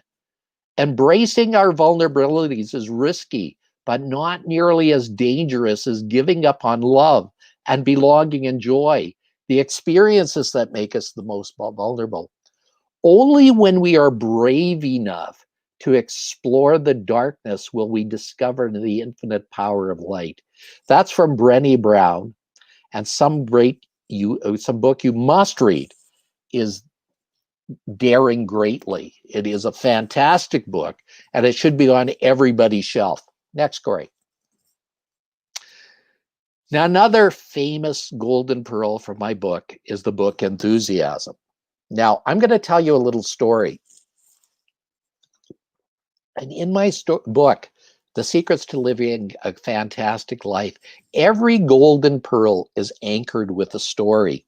That was taught to me from Jack Canfield, the originator of Chicken Soup for the Soul, who wrote over 200 million books. Now, the reason why I like a story is it helps to anchor everything. And I'd like to introduce you to Fred the Carpenter. Fred is an amazing person. He worked for one company for over 45 years. But after that period of time, he was tired. He was burnt out. He couldn't do it anymore. So he went to his boss and said, "Boss, I'm done. I can't do this anymore." The boss was taken aback and said, "Really, Fred? Please, please, can you do just one more thing for me before you leave?" Well, Fred thought about it and said, "You know, boss, I loved it here. This was my favorite job in the whole world. Of course, I will do anything for you." So the boss said, "Can you do just one more thing for me? Just one little thing?" Fred said, of course, boss, of course." But he did it begrudgingly. And the boss asked him to build one more house. Well, Fred couldn't get his enthusiasm around it. Every day he dragged his butt to work. He worked 2 hours rather than the 18 hours he used to work in the old days. And at the end of it all, a miracle happened. The house passed inspection. And it really was a glorious day. Fred said, "Yahoo, I get to quit now." So he went back to his boss and threw the keys on the desk of his boss. And he said to the boss, "Okay, I'm done." The boss said, "Just hold it, Fred. We need to do one more thing." He gathered everybody around in the office. He said to everybody, "Everyone, this is Fred's last day. You know, I am so sad. I don't know what I'm going to do without Fred. He's been my best employee all these years." Well, Fred turned red. He was really embarrassed. And the boss said, "Fred, before you leave, I have just one more gift for you. Here's the keys to the last house you ever built. Live in it with all the enthusiasm you showed me all those days." Now, Corey and Kelly, I tell you this for a very important reason. Enthusiasm is a very important thing. The reason why it's so important, it's not a Monday thing. It's not a Friday thing. It's a game changer you have to bring every day to every aspect of your life. So I encourage every one of you to bring that enthusiasm. And if you need a professional speaker on the podium or on the virtual stage, please check me out, Dr. Allen Lycka, just as my name is, Dr. ALLEN, Lycka.com. And look me up. And if I fit the bill, please give me a call. I'd love to help you in your projects. Corey, go ahead, please. Now, one thing people tell me that I regret is, yeah, and this is something that's very important because, you know, I've been given a second chance at life. And this is one of my favorite quotes from Paulo Coelho. One day you will wake up and there won't be any more time to do the things you've always wanted. So if you have something to do, I really encourage you to do it now. So if you have a book, if you have a podcast to do, get it done. Next slide, please. This is something people tell me over and over and over again. I wish I would have started sooner. So in the next slide, please, Corey. This is the secret of life. Here it is. The stars will never align to get things done perfectly. You need to jump at it right now.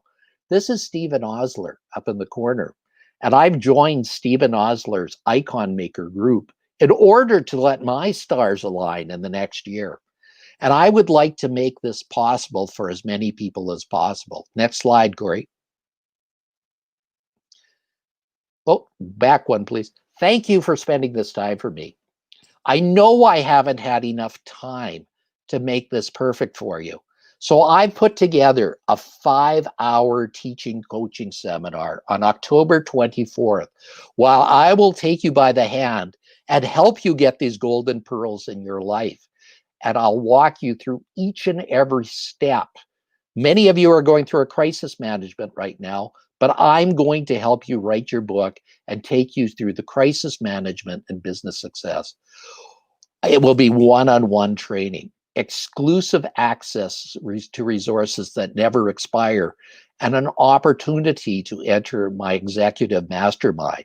It's limited to 20 people over only. So if you want to find out and use these golden pearls in your life, jump at this right now and take that chance. Now, people are asking me, how can you do it? Next slide, please, Corey. I'm available on Facebook and Twitter at dralanlycka.com. I'm on Instagram. But the best places to reach me are directly to email me at alan@dralanlycka.com or phone my assistant who's there right now. Her name's Vera. She's the 8th wonder of the modern world. Her number is 587-525-5561. Please do it now.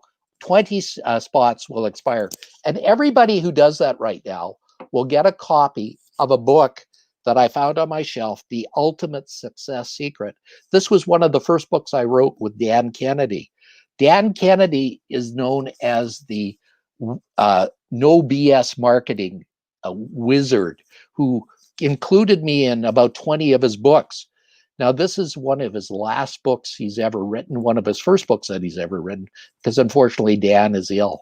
Now, I co-wrote this with him, so I'm going to give signed copies of this to everybody who signs up for this opportunity in my seminar. It's something that you will cherish on your shelves, just like I have over the years. So, Corey, with that, I'm going to turn this open to questions. I hope we have some today. Thank you again for having me here.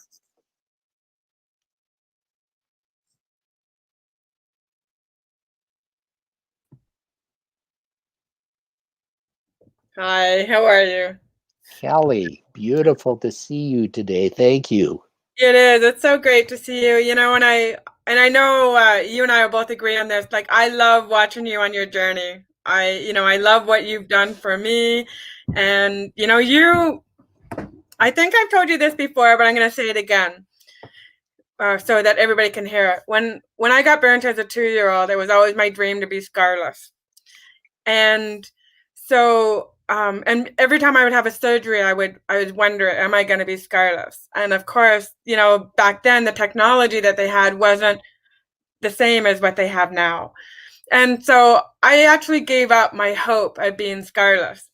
And so when you contacted me back in, 7 years ago, and, when you wanted to do the laser surgery on me and everything, you gave me my dream back that I could one day be scarless. And Kelly, the first thing that you said was no. And to me, that was not yet. That's what it meant. You just weren't ready yet. So I knew in my heart of hearts that if we persisted, that you'd come 90% of the way of your life to become scarlet. Now, the important thing is for others who have a dream, they must seize at it. They must not be afraid of it. They must not be afraid that their dreams will become true. And they must jump at those opportunities that they have, because unfortunately, life keeps moving on. And especially with COVID, I find many people are afraid of their dreams. They're afraid of seizing on their dreams and getting there. And I really think that's the hardest thing in the world for people to really understand, is those dreams are just a reality with a time schedule associated with them. And you really must jump at the chances. And I think if anybody would like that opportunity, I know you would like to help them. I know Corey would like to help them. I know everybody on the seminar would like to help them. So it's now time to wake up and listen to your dreams and get it done now. Absolutely. I totally agree with you. It's what you do with your lemonade, or with your lemons to make that lemonade, right? That's so many people just use their what do I call it? Their tragedy to hold them back in life. And all three of us have learned that you can use your tragedy to do something great. And that's what this is all about. Yes, it's just a matter of time till people's dreams come true. but they must jump at that now, because unfortunately, those dreams must be had now. Otherwise, they will never get to that opportunity, and it'll never happen. Exactly. So, Dr. Alan Lycka, I have one quick question for you before we let you run. Question I ask everybody, which is the question about what you would tell your younger self. So, my question to you is, if you could jump into a time machine, go back in time, sit across from a young Dr. Alan Lycka, what do you think you might tell him based on what you've learned in the years since? I think I'd say, younger self, wake up. Pay attention to the important things in your life. Make sure you attend to things. Don't just be doing multitasking. Don't do all this new shiny objects. Do the things that are important. And when you do, also rejoice in them. Spend some time really helping yourself. And every time you do something, spend a little time and rejoice that it happened, and share it with your friends. It's very important to do so. Love it. And I will say that one of the comments was, wow, this is mind blowing. So somebody you really struck a nerve with. And Elise, my co-host on the event I do earlier in the month, said purpose, passion, mission, purpose, and vocation. So, yeah, and remember, it's not what happens to you. It's what you do with what happens. Very keywords. Those are the themes of my book that I wrote, The Secrets to Living a Fantastic Life. And if anybody picks up a copy of my book, I will give 20% of that cost of that book to helping prevent domestic violence, because I think that needs to be wiped out. So if you buy it from Amazon.com, please take a screenshot and send it to me at Alan@dralanlycka.com, and I'll send 20% to a charity in your area. And Corey, I'd like to give you 5 copies of my book to act as prizes for anybody that wins as well. And these will be signed and autographed copies with a special message to the person that wins them, because I'd love to get it out to your listeners as well. Wow. Thank you so much, Alan. That is so gracious of you. And I will say, and I want to add this as well, I'm making a note, something for later on, but I want to add to that, you are that person. Sometimes we see people on the outside, but we don't really know if it's the same person on the inside. And so I'm saying this for people that wouldn't know this, but, Alan has been one of the greatest both promoters of the Blue Talks brand, and then also behind the scenes has actually, I won't go into much detail, but has paid for stuff on his own to help Blue Talks. And you don't see that very often. I mean, I'm talking out of his own, without me saying, hey, can you do this? Without him saying, hey, I'm going to do this. And this is stuff that he's done on his own. So, I mean, when he's saying I want to offer up 5 books, it's not like he's saying that just because he wants to market himself and say, look what I did. I mean, he did 2 things at least that I can think of behind the scenes that nobody would ever know unless I said it right now. Well, Corey, it truly is an honor and a privilege to be on the same platform as you and Kelly. And it's also an honor and a privilege to help all those listeners today to get to their dreams. I know everybody listening today has dreams that they really don't think are going to come true. So it's very important we help them get there. Absolutely. And Katrina Bro, who's also, and did I pronounce Katrina's last name right? Do you know Katrina, Kelly? I think you do, right? I do. Yes, right? I actually just saw her on Friday. Yeah, did I pronounce her last name right, or did I butcher it? Good. Oh, good. Yep. Okay, awesome. Okay, so Katrina just said, sounds amazing. Thank you, Dr. Lycka. So there's another person who's, you struck a nerve with and resonated with. So thank you, Dr. Alan Lycka. Always a pleasure. And look what he did. Due to technology, we got him on a few minutes late, and he still finished exactly on time. That's the sign of a good speaker. So thank you, Alan Lycka, for being here with us today. And we will, now that we know you're doing a 5-copy draw, we're doing that for Kevin as well. Now that we know you're doing that, I'll make sure to mention you throughout the event. So thank you so much, Alan Lycka. Thank you, Corey. Thank you, Kelly. It was my pleasure. Have a fantastic day. We will. Well, you too, my friend. So, Kelly, what I was going to mention is, as far as I thought it would be important to mention a couple things right now before you're actually. I'm next. but we're still on time. So I'm just going to mention this really quick. Is for those that are watching who haven't maybe yet, if you can think of somebody else in your network that you feel needs to hear what we're sharing. I mean, somebody just said mind-blowing above in terms of how it's resonating with them. Other people saying, wow, this is awesome. Last time we did the event, by the end of the event, I was blown away by some of the comments, like people saying had tears in my eyes when I was hearing this. I wish I would have known this years ago. And so if you can think of people that you feel maybe able to benefit from this knowledge in that way, the only thing I would actually do, because it's super easy, is just wherever you're watching this, because we're on about 10 platforms, just below the image, just click share and share to your page. And just that one little action, which costs nothing, takes a couple seconds, makes all the difference in the world. And you truly never know who you're going to reach. Every time we do this event, I get people reaching out to me that have been on my Facebook for years who've never reached out and said hi. Meaning, like, for whatever reason, we were never connected. They saw something in the live event. They reached out and asked me questions behind the scenes. And I would have never known they were watching. So we never know who we're reaching. Second thing I wanted to mention is, and this is proof, if you wonder, is there enough of an audience for you as a book writer? It's not about how big the audience is, in my opinion. It's about, can you find the right audience? And here's the proof. I'm a reader of books who would likely buy your book in the future. I just offered to buy 5 of Kevin's. Barry went up me and offered to give away 5 of his too. But here's the proof. So what I mentioned Think and Grow Rich a couple times. So Kevin signed to Hay House. So here's Louise Hay. I'm just going to show you how weird this is.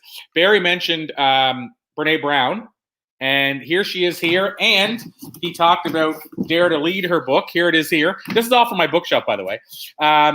Tomorrow we have James Redfield, who wrote what was once the best-selling book in the world, sold 20+ million copies, The Celestine Prophecy. By the way, you definitely want to check out his interview because I'm going to break down exactly how he did that. I mentioned John Lee Dumas when I was talking to Kevin. This is John Lee Dumas's Mastery Journal. Don't worry, I'm almost done. John mentioned Zig Ziglar. Here's Zig Ziglar. He talked about hiring your dream team and working on your business instead of in your business. Last time we had Michael Gerber. And then finally, when we intro Barry, we said he was a TEDx speaker. Here's the Talk Like TED book. And then, of course, the book that a lot of the people that are in the Blue Talks brand are involved in. So, Kelly, I just put that out there to show people, if you're wondering what's the point of adding another book, who's my buyer going to be? I'm your buyer. What I mean is there's lots of people like me that are buying books, and we just, in a matter of an hour and a half, talked about all those people that I just showed you those books of. So think about that. Like, all those people were mentioned. That's the impact they've had without them even knowing. Most of them are going to talk about them today. And I didn't grab Chicken Soup for the Soul, but we could have picked Mark Victor Hansen or The 1 Minute Millionaire with Mark Victor Hansen. We didn't even basically tell anyone when we were going to talk about them. But that means if we're doing it today, who knows how many other people are doing it somewhere today and all year talking with these authors because they decided to be brave enough to put a book out. That's the power of a book. Anyway, Kelly, on that, I'll let you take it away. Do you want me to do a presentation or are you doing an interview? No, you're doing a presentation if that's cool, but I was going to ask, you're not using a PowerPoint, right? I can use a PowerPoint if you want me to. If you can share it easily, then you can use a PowerPoint. Okay. But we'll just see if it shares easily. Sure, sounds good. Let me pull it up. Okay. I love that you're talking about the power of a book. So remember how earlier I was just talking about the, here we go. Let's see here. It was, okay, I'm going to share my screen. Yeah.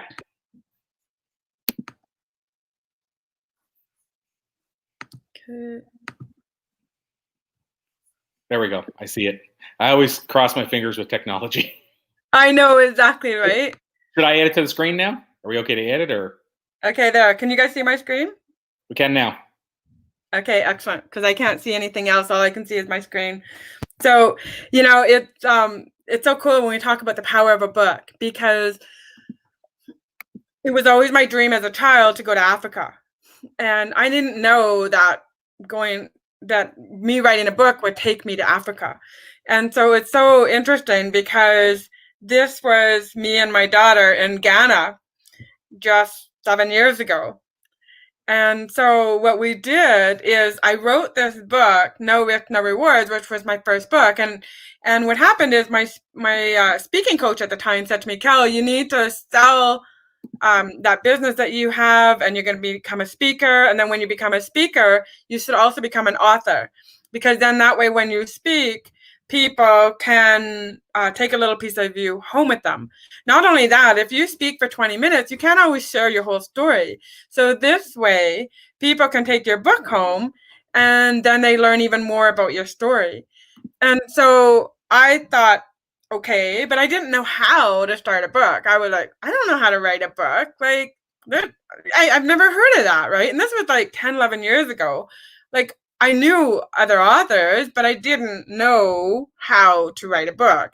So anyways, so eventually I figured it out. I figured out how to do it. And then I ended up at a women's conference. Well, it would have been 8 years ago. And I gave Jane a copy of my book. And Jane, she lives in the Kibera slums in the middle of Nairobi. And so anyway, she said, you got to come. There's a fire and, you know, all these people have died and, you know, we would love for you to come. Interesting enough, the slum that I was at, they actually just texted me on WhatsApp, like literally not even an hour ago, telling me about another fire that just happened. So anyways, I went once and then 6 months later went again to Ghana and brought my daughter this time. And so the little girl you see on the right, this is actually my daughter talking to this school that we actually spoke at. So I had no idea that my book was going to take me to Africa. Because when I got there, they had me speak to these 150 teenagers. And I'll never forget, I heard them chanting and they were saying, I am me, the best me I can be. I am me, the best me I can be. And I looked over and I thought, what the heck is going on? Sure enough, the leader was reading this out of my book, No Risk, No Rewards. I am me, the best me I can be. And I thought, oh my gosh, my words that are in my book are being used to teach kids about self-esteem in Africa, the completely other side of the world. And I never ever thought that me becoming a speaker or an author was going to take me to have that kind of an impact. And so that's the power of what a book can do. So No Risk, No Rewards was my first book. And then what happened is someone said to me, okay, Cal, now that you have a book and you're a speaker, you need to be a best-selling author. And I was like, what? What do you mean a best-selling author? I don't know how to do that. I didn't even know how to write a book. How am I going to actually become a best-selling author? I have like zero clue how to do it. And she said, no, you need to be a best-selling author because then you can charge higher fees, you can get on more stages, you'll have more credibility, it'll make you look like, you know, you're a superstar, you need to do this. And so I thought, oh my God, how am I going to do this? So I went to Calgary and I took a course to learn, how to be a best-selling author. And so this is my first best-selling book, Self-Esteem Doesn't Come in a Bottle. And so in this book, I have like 17 steps on how to improve your self-esteem. And it became a best-selling book in like one day. It was so incredible, but it was such a stressful time for me too, because I went through 3 laptops. All 3 of my laptops got viruses on them. And then I had to go to Staples and I thought, okay, I'm just going to buy another laptop, a brand new laptop. There's no way it's going to have a virus on it. And then I get to Staples and the guy says to me, okay, it's going to take 4 hours to set it up. And I was like, what do you mean? You can't just plug it in and turn it on? He goes, no, it's got to go through a process. And I was like, oh man, I can't do that. I'm in the middle of a book launch. And then my daughter calls me and she says, Mom, I'm vomiting blood. I have to go to the hospital. And I'm thinking, oh my God, like, does this really have to happen on launch day? Like, I want to be a best-selling author and I need to accomplish this. I'm an achiever, so I need to accomplish things. And she said, well, Mom, I got to go. And I said, okay, fine, I'll come home. So I went home, I got my laptop set up, and then I took her to the hospital. And of course, the hospital is at least a 4 or 5 hour wait. So I thought, okay, this is perfect. So I go to the hospital, and meanwhile, I'm texting all my friends, please buy my book. Today's launch day. Please buy my book. And finally, at 1 o'clock in the morning, we made the bestsellers list. And I was like, oh, awesome. I did it. So then I wrote, you'll see, actually, one of my books isn't on there. But anyway, so I've written 6 books total. Still Beautiful, this one here, is actually a documentary about my life story that ended up on national TV just 2 years ago. And it's also a best-selling book. So with that book, it's my story. Plus, I have 22 other authors that wanted to share their stories about feeling beautiful and how they took their life from feeling ugly to feeling beautiful. So part of the book is my documentary, and then the other part is other authors' stories. So it was so cool to collaborate and see my book become a documentary about my life story. They even recreated my accident of me getting burnt as a 2-year-old. Like, it's just an incredible documentary that they did. So the first thing I want to do is I want to go over what are the 7 steps to completing your book. So the first step is, what is your why? So why do you want to write a book? Do you want to write a book because you want to create a legacy for your family? Some people just want to write a book just for the family. That's great, no problem. Do you want to write a book because you want to have some credibility? Like, if you're just starting out as a speaker or a coach, or you're a salesperson, or you've got a business that you want to market, you may want to write a book to establish some credibility.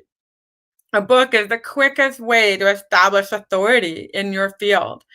The third reason you might want to write a book is, of course, to make money. A lot of times people will tell you there's no money in books.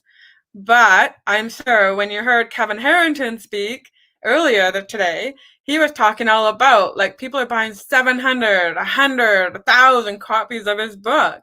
There's money in books. But where there's bigger money is in the speaking, or in the podcasting, or in online courses, or coaching. That's where there's even bigger money. So if you're just going to sell one book at a time, you're right. There's not a lot of money in that.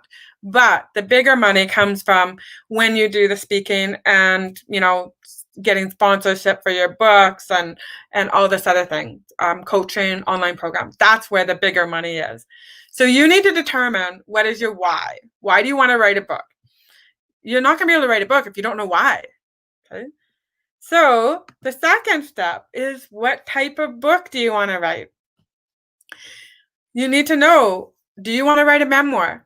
A lot of people think they want to write a memoir, but then sometimes when they go to write it, they realize they have a painful path that they might not want everybody to know about. Or they realize that maybe it might hurt somebody's feelings. So then they're like, oh, I don't know if I want to write this memoir. Well, here's the thing. You don't have to put everything in your book. Your book doesn't have to be everything. There's certain things that happen in my life that you are not going to find in my books, because it's a painful part of my life that I don't know where it could take me. And so I'm not interested in exploring that. Okay. So I don't have that in my book. So a memoir is the first book. The second type of book is a children's book. Maybe you want to write a children's book, with lots of illustrations and a nice story and lots of pictures. So definitely, if you want to write a children's book, that is an option. And in fact, I'm actually going to be hosting a 3-day challenge on how to write your first children's book. The next type of book you might want to write is a how-to book. So this is a step-by-step book. For example, maybe you want to teach people how to sell cars, right? Maybe you've got a step-by-step process on how to sell cars. Or maybe you want to write a book on a step-by-step process on how to arm knit. I don't know. I'm just throwing things out there. The whole thing is, a how-to book is written in a specific way so that you can get your message across and people understand it. And I have a special formula that I use to write that type of book. Another type of book, and this is like all the rage right now, is of course compilation and anthology books. So that is like the Blue Talks book that Corey and I have been talking about. That is a compilation book where 34 authors got together and they wrote about either business, life, or universe. And Corey compiled all those authors to write a book, or to write a chapter for the book. Now, the cool thing is about a compilation book is, if you want to be a best-selling author, this is the easiest way to do it, because then you've got all those authors promoting the books. And so there's a lot of power in having 34 people promote your book instead of just one person. So you need to decide what type of book you want to write. And once you know what type of book it is, it's going to make it that much easier. Okay? The next step is to create an outline. One of the easiest ways to create an outline is just get some cue cards and just write down what are 10 things I would want to tell somebody who's sitting in front of me. So for example, I had to do a speech to burn survivors, and that's me, right? I got burnt as a 2-year-old. And so I had to do a speech to 200 burn survivors. So what I did when I did that speech is I wrote out 10 things I would want to tell a brand new burn survivor. Okay. So then what you do is you take those 10 things, write them on a cue card, and then my secret, this is like a pro tip, speak it out. Okay. Sometimes people don't like to write, or they think it's going to take forever to write. So what you can do is speak it. Okay. So we all have smartphones. So they all have voice recorders. So you can speak what you want to say. So you take that card, you speak it, and then you get somebody to transcribe it. Or you can also use Otter.ai. What that app does is it actually types out as you're speaking. So this is a great way to get your content written out. Okay, so create an outline. The fourth step, of course, is to research and start writing.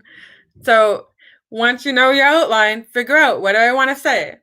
Now, if you're finding it hard to speak out your cue cards, then what you should do is get somebody to interview you. So get a friend or a mentor of yours, get somebody to say what that was on the cue card, and then you speak about it. Okay. I know when I first started doing videos, I hated videos. I hated talking into a phone or into my computer, and I still struggle with it, but I push myself to do it because I know it's the best way to do it. So anyways, I would have my friend, she would be at that time we didn't have Zoom, we had Skype, and so then she would ask me the question, and then I would just say it. Don't worry about the flow, because the editor helps you with the flow. You just need to get the content out there. That's the whole big thing. Get the content out, get it on paper, and then you can edit it later. Step 5 is to hire an editor. Now, if you're going to spend money, this is where you need to spend it. There's 2 types of editors. One editor is like for grammar and punctuation and spelling. And that editor, of course, is cheaper or less expensive than the full-blown editor. Now, a full-blown editor will go into the flow of the book. They will rewrite it. They go really deep into your book. They're also the more expensive type of editor. So you want an editor, though, because there's nothing more disappointing than if you put your book up on Amazon and then you get reviews that say, I can't read this book, it's too full of errors. That actually happened to one of my best friends. Is she put her book up on Amazon and somebody gave her a bad review saying, I can't read this book anymore, that's too full of mistakes. So you don't want that to happen to you. You want to make sure that your book is as perfect, I like to say near perfect, as possible. I mean, sometimes it's not possible to make a perfect book. I know I've written books by, some of the big 6 publishers, and I found mistakes in them. And so it's not always possible to be perfect, but strive for near perfect. So how do you find an editor? Because that's always the next question. So there's multiple ways that you can find an editor. One way is that you can go into some of the freelance websites that are out there. There's Fiverr.com, there's Upwork.com. Those are 2 places that I go to where you can find freelancers. So these are people that will bid on your project and say, this is how much it's going to cost to edit your book. They'll even give you a sample. So you can give them a sample of your writing from your book and then say, okay, how would you edit this? And then you get to see what they would do. Okay. So you can also go to a university or a college. They all have, people who are grammar experts, who are looking for projects. And that's a great way to also hire an editor. But definitely make sure your book is as near perfect as possible. Step 6, design a cover. And this is actually one of my favorites. The cover, I think, is what really brings your book to life. And one of the things you want to do, and this is the easiest way, is go on Facebook or Instagram or whatever your favorite platform is and ask somebody and say, hey, who in my tribe is a graphic designer that would love to design a cover for my book? And you're going to get all kinds of people say, hey, I'm a graphic designer, I'll do it. And that is one of the quickest and easiest ways to do it. Or you can go to Upwork or Fiverr or hire a graphic designer to design your cover. Now, one of the things I always do, and although I have this as step 6, I actually believe you should do this as soon as you know your title of your book. And the reason I say that is because what I want you to do, get your cover designed, maybe get 2 or 3 samples, and then I want you to go put it on Facebook or Instagram, and I want you to get your tribe to vote. Why do you want to do this? Multiple reasons. One is your tribe or your community, they are your book buyers. You are not your book buyer. You are the author. You're not going to buy your book, but you want to get your community involved. You want to know what their opinion is because they're the ones that are going to be putting out $20 for your book. So if they don't like the cover, they're not going to buy it. So get them involved. Your community loves to be involved. So what I do is I also get them to vote. So do you like cover A or do you like cover B? And then they will vote, or they will say, you know what, I love cover A, but I wish you would use a different font, or, these are the improvements I would make. So get them involved. People love it. Here's the other reason you want to do it. Not just because your community wants to be involved, but also because you're getting them excited about your book. And when they're excited about your book, then when it comes time to launch your book, they are going to be ready to buy it. And that's what you want. You want people to buy your books. Okay? Not only just to make an income, but also to make an impact. Because that's what we're all about. If you're a heart-centered person, we want to help people. And so writing a book and getting them involved is a great way to help people. So design your cover, get your community involved. They love it. They want to offer their opinion. They want to support you. And this gets them excited about your book. Here's the other thing that it does. It also brings a realness to you. When your brain sees your cover, your brain is going to be, oh my gosh, I can actually do this. I can actually write a book. Look how happy I am. It just helps you to celebrate that success. And for some reason, a cover does that. So it helps your brain to feel like it's real. You're going to accomplish it, which is awesome. That's what we want. Step 7, okay? Publish it. So when you go to kdp.amazon.com, here's what Amazon has done, and this is a beautiful system. I love this system. I really love it because if people want to order a book from me, the last thing I want to do is have inventory, and the last thing I want to do is ship out one book at a time. I'm not a detailed person like that. So that kind of stuff bothers me. I would rather just send you to Amazon, buy my book there. Amazon will then tell KDP, print Kelly's book and send it to Corey in PEI. And then KDP will print that book and then they will ship it. And then when I've reached a minimum of $100 in royalty fee, then I will just get a royalty check. And it's a beautiful, beautiful system. I love it. And it's so simple and easy. The cool thing is, too, it doesn't cost you any money to put your book up on Amazon. You can also get your ISBN number. Now, your ISBN number is the barcode that's on the back. And I'm at my friend's house, so I don't have any of my books with me. So, but on the back, you'll see the barcode. So Amazon or KDP will actually put that barcode on the back of the book for you.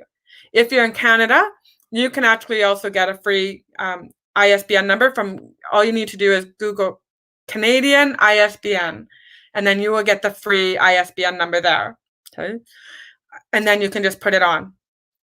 So the cool thing is, when you go to KDP, you're going to say what your author name is, what your book name is, what size your book is. You're going to upload your cover that you got from your designer. You're going to upload your manuscript. And then you're going to say how much you want to sell it for. You're going to say where you want to sell it.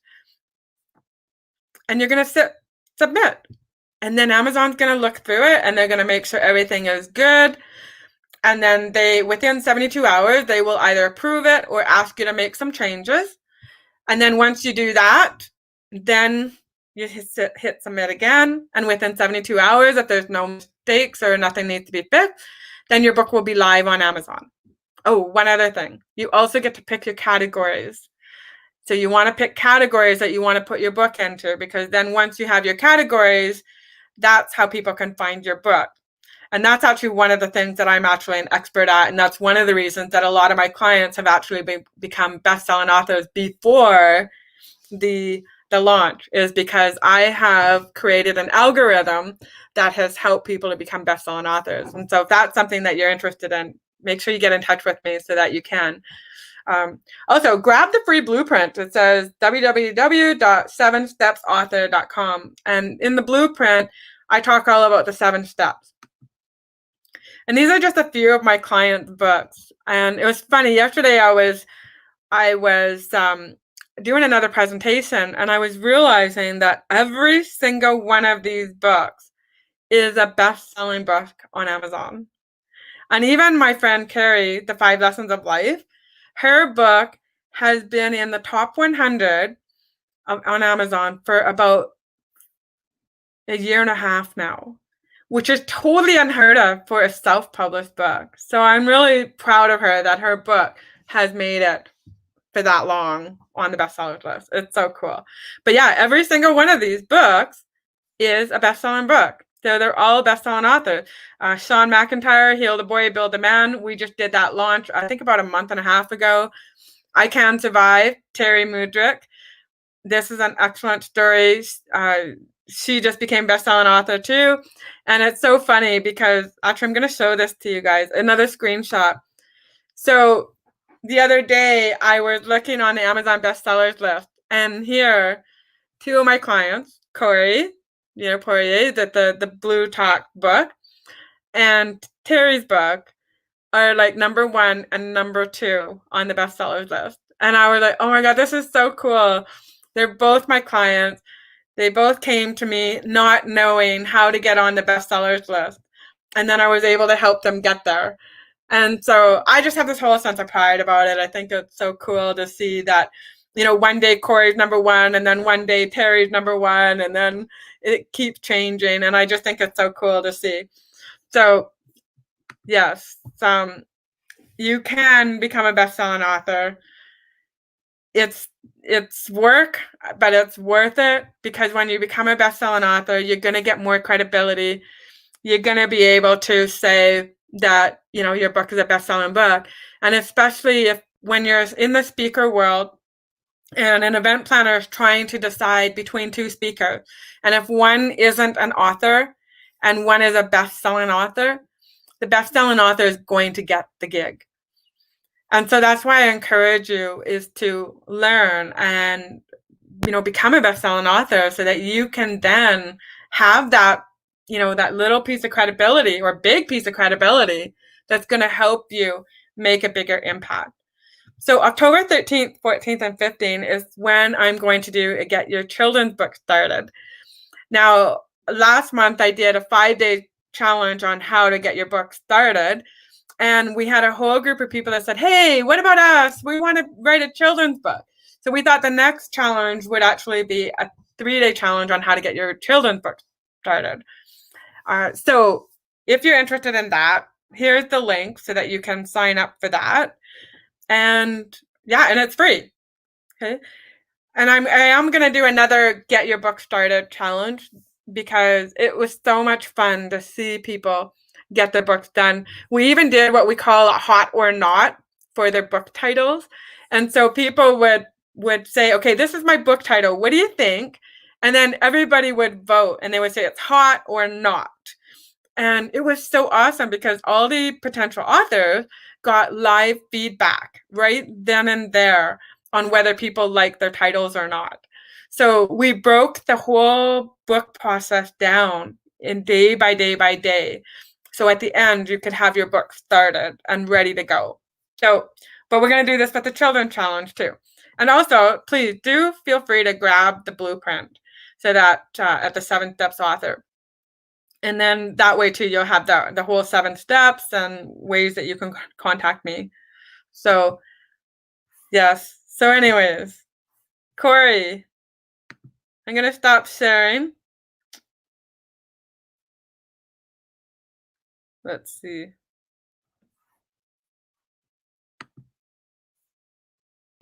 There we go. Oh, you're on mute. Yeah, I'm on mute. Sorry, I was backstage sharing different things and answering different things. Awesome stuff, Kelly. So I guess here's the question that people always ask me. So I'll ask you this question.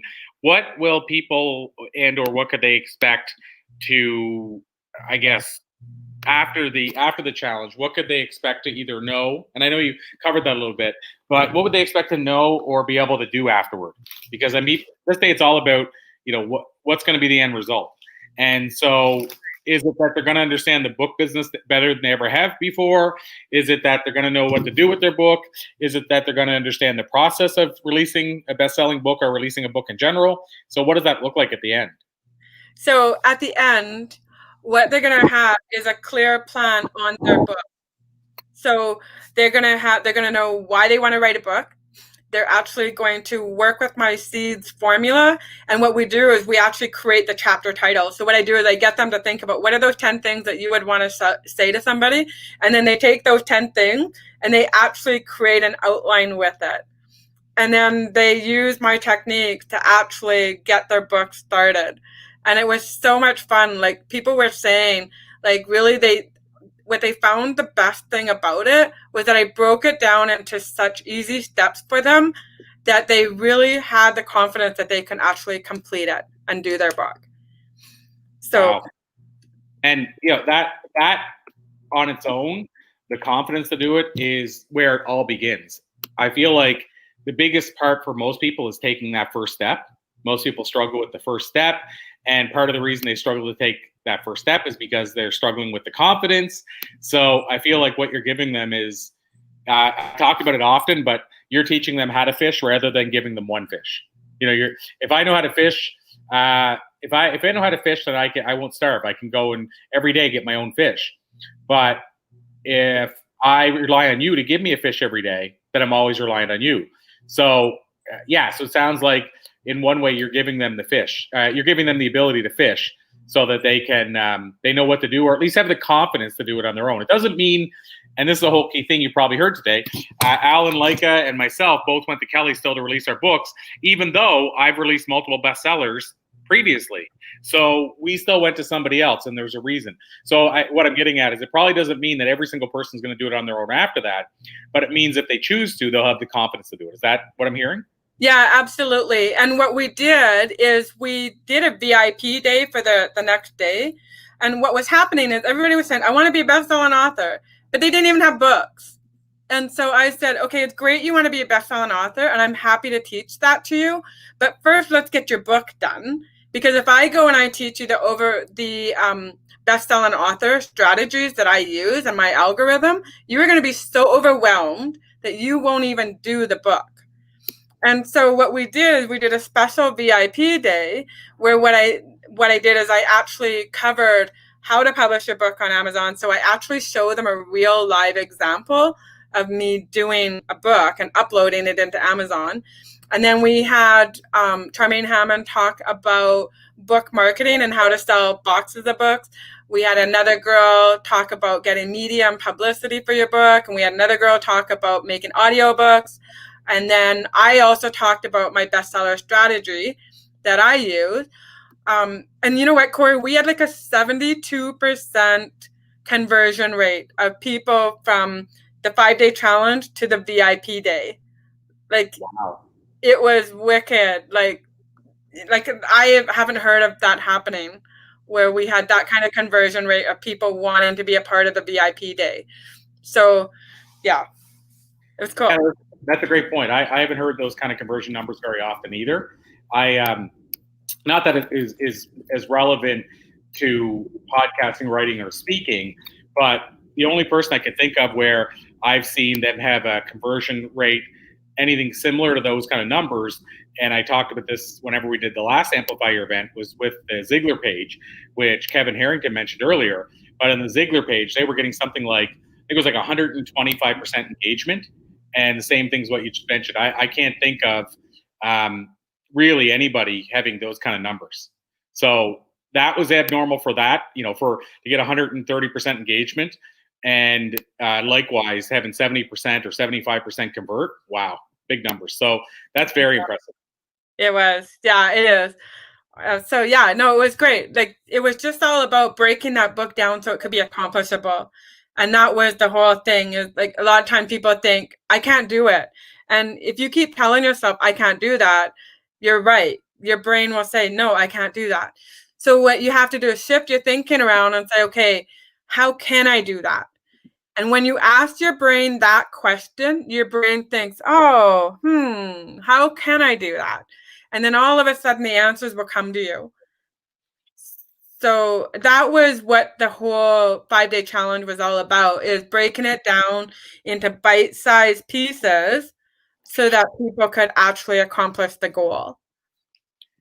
Yeah, I love that. And I guess the other side is, and this is something we talked about in passing a little bit, but we never really talked about to the full degree. And we're gonna have an opportunity to talk about that with two of the next guests. But is the importance of or the benefit of a bestseller list, because you mentioned earlier, it's not necessarily for everybody that they're going to make money in the front end of the book, but if they're going to make money in the back end of the book, they're likely going to want to have it be a bestseller somewhere. And so I mentioned the next two guests just as a kind of a precursor. We have Marc Guberti, who I mentioned earlier. He's going to be coming up next. And Marc is somebody who's released numerous books on Amazon. He's also he's a Wall Street Journal and USA Today bestselling author. And following him, we have Francis Cholle, and I'm probably pronouncing Francis' last name wrong. But his book, Squircle, which I can't wait to talk about, just became USA Today and Wall Street Journal bestselling book as well. And so we're going to get to dive into them of what the reason is to even care about it being on those type of lists.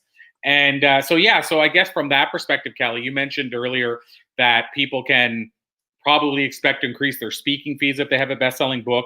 The other thing that we didn't talk about, but do you find having a best-selling book can open doors for you, i.e. as leverage to get on certain shows or to secure certain guests or things like that? Like, do you find that being a best-selling author opens doors as well that you wouldn't get open to you probably? Absolutely. It absolutely does. I still remember when I was speaking in Phoenix at the Diversity and Leadership Alliance conference that they had last November. And when I sent them my title, I said that my name was, Kelly Falardeau, multiple TEDx talker, 6-time best-selling author, burn survivor. In the program, they changed my title to multiple TEDx talker, 6-time best-selling author, Kelly Falardeau, burn survivor. And then when they went to introduce me, they said, we even have a multiple TEDx talker and a 6-time best-selling author as one of our speakers. And so it was so obvious to me that, they were making everybody known, the whole 1,000 people that were in that room, that they had hired a best-selling author. And not just a 1-time best-selling author, but a 6-time best-selling author to be on their stage. And so I absolutely believe everything you can do to build more credibility is going to make you look more like an expert. Like, even just saying, like, I have that Goalcast video that has almost 10 million views. So I only have to mention 3 things: multiple TEDx talker, Goalcast video with 10 million views, 6-time best-selling author, and people are like, okay, we got to have her. 100%. Yeah, makes all the difference in the world. And yes, I mean, I've seen the same thing, that they even switch your bio around to be able to say your credentials and be able to include that, because it actually adds value even for their event, to be able to say we secured a multiple-time best-selling author, multiple-time TEDx speaker. It looks better for their event. And so what I'm hearing there too, and I think I've heard you say this, and I know I've said this, but if a person wrote the book on it, the question becomes, and I'm saying the person listening to this, ask yourself this question. If you were hiring somebody for anything, whatever it looks like, are you going to hire the person that wrote the book on it or the person that didn't? If all other things are equal. If the price and everything else is the same, are you going to hire the person that wrote the book on it? Or are you going to fiddle with the person that hasn't written a book on it? If you have the choice and all things are equal. You know that answer, Kelly, because you've seen it firsthand, but what's your answer to that? Absolutely. The person who writes the book on it. Think about it this way. Let's say the media wants to do a story on somebody, and they've got someone who doesn't have a book and someone who's a best-selling author. Who are they going to do that story on? It's not going to be the person who doesn't have a book. It's going to be the person who's a best-selling author, because obviously, if you're a best-selling author, you must have more credibility than the person who doesn't. And that's the easiest way to explain it. And you know, even my friend Larissa Banting that was talking about, you know, getting media, and that's what she said. Like, they want best-selling authors, or even authors, but if you want that little bit bigger edge, become a best-selling author. And if you're going to write a book, you might as well become a best-selling author. That's just my opinion. If you're going to do all that work, you might as well do that extra degree of work and become a best-selling author. Absolutely. 100%. Yeah. I mean, it's a lot of work involved in putting together a book. And so to your point, yeah, if you're doing all that work anyway, then you may as well do it. You may as well take that one extra step anyway. Absolutely. I totally agree. Right? Take that extra step, make that extra 1 degree. Those are the people who are super successful. It's because they're taking that extra step and they're going that extra degree. Just like that book, the 212 degrees, and it's all about boiling point, and to go over boiling point, it's at 212 degrees. And so those are the people who are succeeding in life, is by taking that extra degree. So become an author and take that extra step and become a best-selling author, and you're not going to regret it. Absolutely. And so, Kelly, one last question on this before we start getting ready to bring on our next guest. From your perspective, what do you think it is, based on what you've seen outside of confidence? Because I know we talked about that a little bit, but what else is it that you think that holds people back? Definitely confidence. Definitely, a lot of times people are scared of their story, and if it's going to hurt people's feelings. I know that that's one of the things. I had one girl that what was holding her back is she has PTSD, and the story she wanted to write was about PTSD. So when she was telling me that story, because people just naturally think, well, I got to write my memoir. Well, when the problem is, when she was talking about the PTSD story, it triggered PTSD in her. But then when she was telling me about her children's book that she wanted to write, all of a sudden her eyes lit up and she just had this giant smile and her energy was incredible. And I was like, write that book. Don't worry about the PTSD book. There's a ton of books about PTSD. Write your children's book, because that's the book that inspires you. That's the book you're excited to write. That's the book you're empowered to write. And so I believe that a lot of times what holds them back is they don't have the confidence. They don't know where to start. They don't know who to go to get a book started. And they're scared, right? A lot of times, like, I get scared too sometimes, because sometimes when I look out in the audience and I see like 1,000 people out there, I'm like, oh my God, all these people are here to hear me speak. Like, I get like nervous because I hear my grandma's voice in my head that says, don't brag. Because I was taught you're not supposed to brag about your life. You're not supposed to talk about good things about your life. And if you do, you could get knocked down. So don't do it. But what I've had to do is understand that we are supposed to embrace ourselves. And we're supposed to share our stories with other people so that we can inspire them, so that they will go and see their life in a whole new way. And I love my message of helping people to see their tragedy and turn it into a gift. and then help other people with it. There's nothing more satisfying to me when I get an email from somebody that says, Kel, thank you for sharing your story with me. I get it. I now want to live. And I've had that happen to me multiple times. Yeah, I like I said, we get caught up sometimes in how much money can you make as an author, how much money can you make as a speaker, how much money can you make as a podcaster, et cetera, et cetera. But sometimes we forget about the question of how much impact can you make as an author, speaker, podcaster. And so I'm glad you mentioned that as well, Kelly, because having somebody walk up to you in a room after you've spoken and said, you know, like in my case, I'm talking about my mother being a single mother, you know, coming up to me and saying, I'm a single mother, and hearing you talk about your mother gives me faith that my kids will actually grow up to appreciate all the sacrifices, but also all the times I told them no. They'll understand why. And even just that, I mean, that experience for both my mother and myself, because I can tell my mother and share it with her. But even for me to have somebody come up and say that, there's no amount of dollars I would put on that. There's no value. Like, I would never say that's worth less than $1,000 or more than $1,000. It's different from that. It's a separate reward that is priceless. And so, again, I want people to, if you're looking at this, why should I go into one of these areas? Again, the first 2 days we're talking about writing here, but why should I want to write a book? Why should I want to release a book? Why do I want to become a speaker, leverage a stage, what have you? At the end of the day, for me, it all comes back to impact. And the truth is, a lot of us start thinking about income. How can I make a living doing this? But most of us, what sustains us is not the income, it's the impact. So I just want to put that out there too. I love that. And Corey, I love your single mom story a lot of time, also because I'm a single mom myself. And, you know, before COVID hit, I was traveling a lot. And I still remember, like, there's many times I have mommy's guilt, right? Because I've got, you know, 3 teenagers. And so my one son, I'll never forget this story. I drove him to school this one day, and as I was driving him, he said to me, he said, you know, Mom, he said, many times my friends tell me they complain about their moms. And I say, no, sorry, I can't relate. I love my mom. I am so proud of my mom. And I was like, oh, you know, here I am, a single mom, struggling to make it, struggling to get through. And people think my life is all great, but I still have those ups and downs like everybody does. And so to hear my son say, I'm proud of you, my mom, is like, oh my God, that is just, you know, made my heart melt. And he's like 15 at the time when he said that. He was at a time when, you know, kids start hating their mom.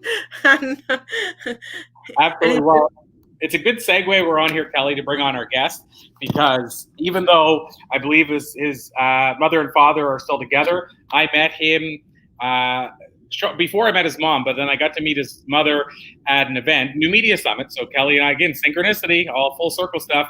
Yep. So Kelly, as you mentioned, was a finalist at the New Media Summit, the last one.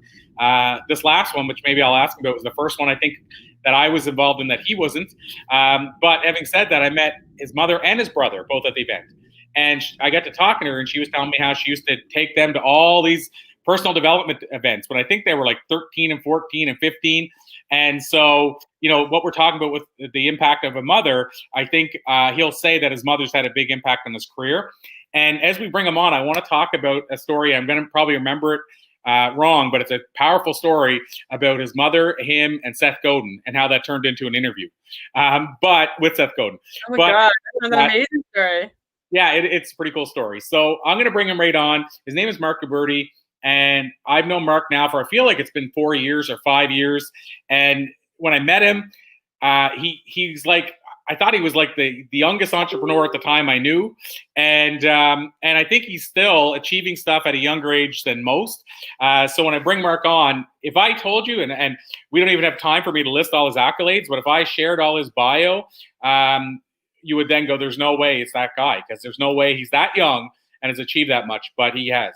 So I'm excited to bring him on. He's kind of a master of all trades. He's done more than the book side, but today we're going to focus on the book world.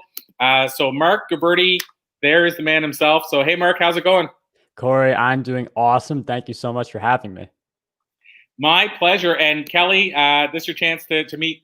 I've met Marc before, and he actually interviewed me to be on his show, and I had him on one of mine. And so I love seeing Marc, and, you know, and especially because I have teenage boys. it's so cool to see such an inspirational young man, because it just, yeah, it warmed my heart. Love it.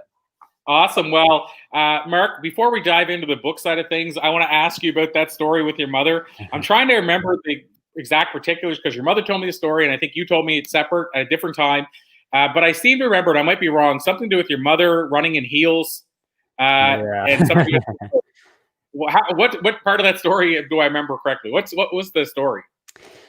So Seth Godin was speaking at a place in New York City, and this is a guy who I've been following for years. Like for people who know Squidoo, like I had over 100 pages there. Like that's how much I followed Seth Godin, and I read a whole bunch of his books. And a lot of people like Seth Godin, so I wanted to see him speak because he was nearby.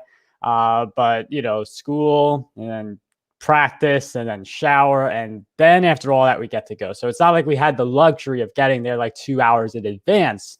We had very little wiggle room. So this featured like several blocks of us just running to get there. My mom is in heels at this point, so we ended up barely making it, but there's enough time to see a little bit of the speaker just before Seth Godin. And at some point, my mom's just like, I got to use the bathroom, like all this running. So like she's stressed out and like she's just happy that we made it.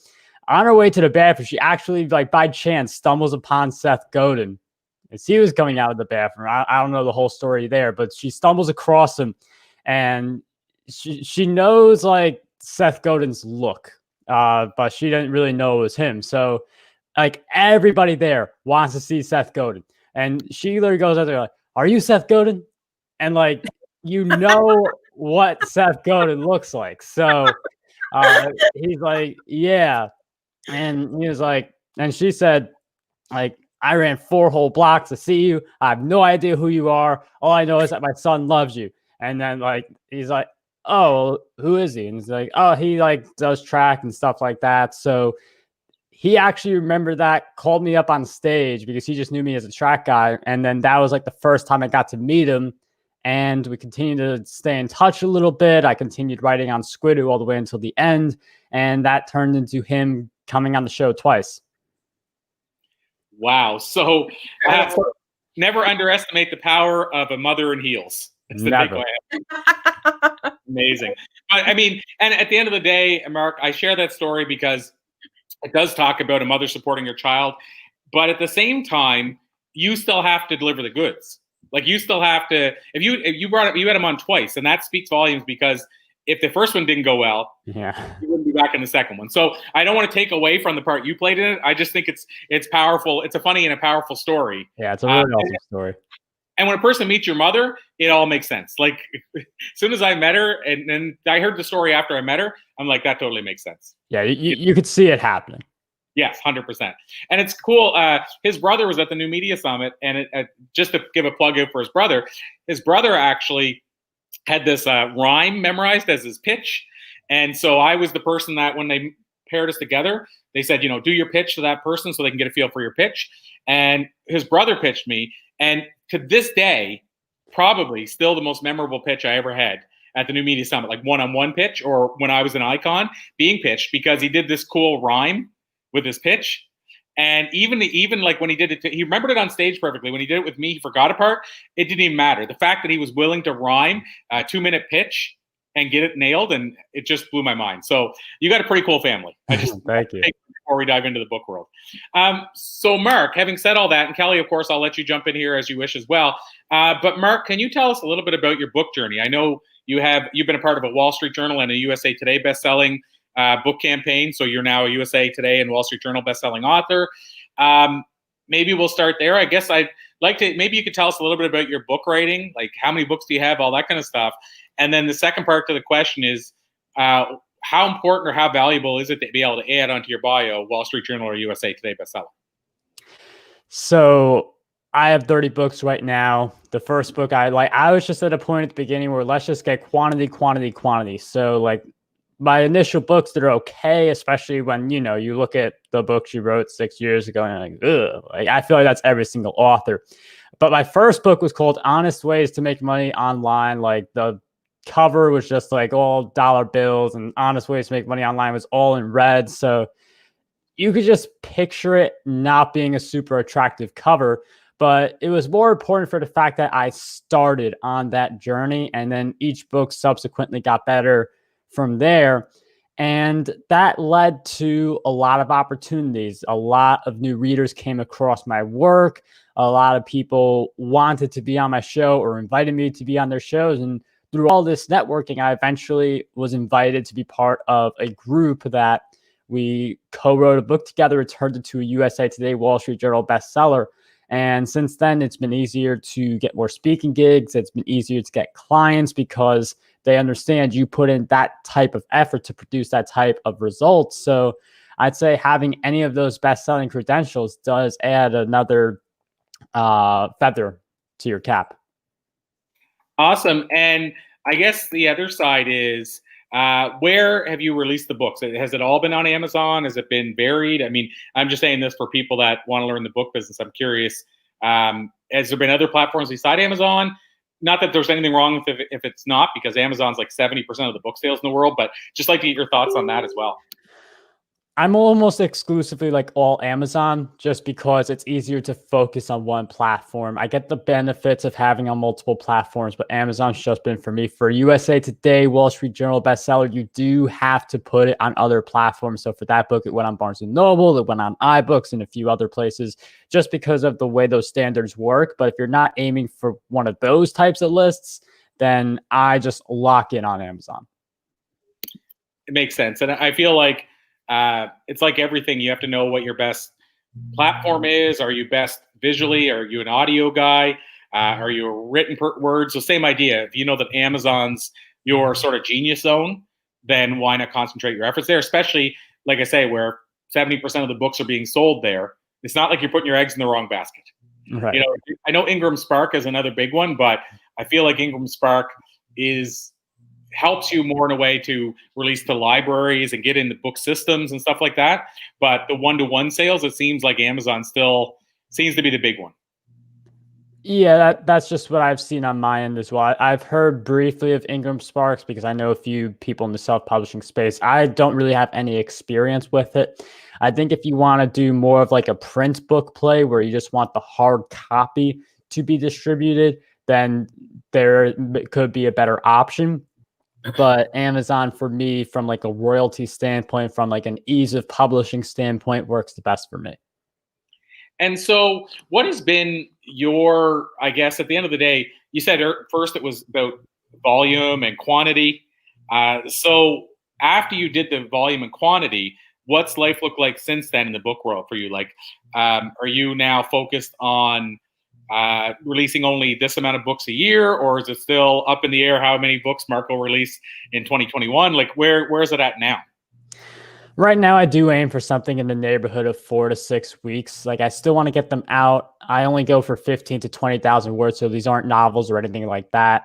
But I do want to make sure I go for quality. Like I've had some books where I'm in the mood to like publish them and I'm writing them and I feel like I definitely know I could finish them, but then I stop on some of them because I feel like I need more time to develop the skill in this area before I publish the book. So I only publish a book if I feel fully ready to publish that book.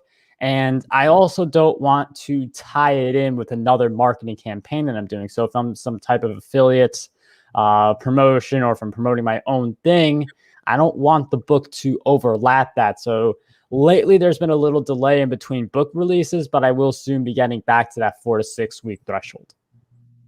And, Kelly, I want you to jump in here if you have any questions anytime as well. But Marc, the other side is, I guess, what have you seen, let's say, move the needle the most for you? Like, has there been any, whether it's a certain type of Amazon ad run, it's a joint venture thing. Like, is there anything you've seen that you actually said, okay, this moved the needle like in a big way, like the needle jumped the whole record type thing versus other things?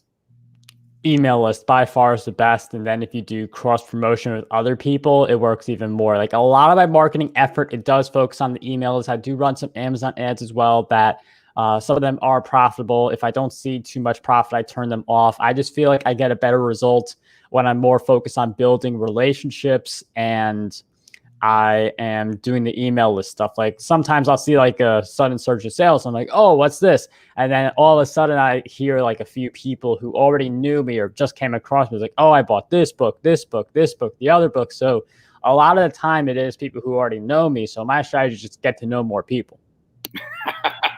That's the takeaway. Go to more events, talk to more people, and that's how you get more book sales. That makes sense. So Kelly, did you have any questions you want to jump in with before because I have another question for Marc, but I don't want to steal all the thunder. Yeah, no problem. I'm actually in the middle of a book launch right now too, so that's why I'm just checking Amazon to see where we're at and stuff. So what is your why, Marc? Like you obviously are, an achiever, but what is it? Like why do you want to achieve so much? I just feel like we only get one shot to do all the different things we want to do. I also feel like, I'm 22, but that's still like pretty relatively young. But when I was like a teenager, like a big thing was like, oh, you're too young to be teaching this stuff. Like that's what some people would say. So I felt like doing all this work, putting in all this effort would be a way to say, okay, you might feel like you're young, but you can do this. So not everyone will want to go into business or in my line of work, but it just goes to show like, hey, this young person did this work, did this output, and I just wanted to inspire people in that way. So that was the specific thing I was going for, while helping people who want to grow their businesses. Like that was a byproduct. But the whole thing was, if you're young and you feel like your age is a disadvantage, you could still do so much and build a successful business. You don't have to wait until you get a degree, until society accepts you, until you get a rubber stamp of approval. You just go out there and make it happen. Okay, that's excellent. I've got one son that's a real achiever like you also. He's even like knocking on doors, going door to door, sales kind of thing. And so I'm always loving the younger generation to see what they're doing instead of just focusing on getting a job. So I love this. Thank you. And so, Marc, as far as the, I'd love to get your take on this. But again, I met you, I feel like it's 4 years ago. It's got to be, because we've been at, I think, 3 new media summits together. So it's got to be at least 4 years.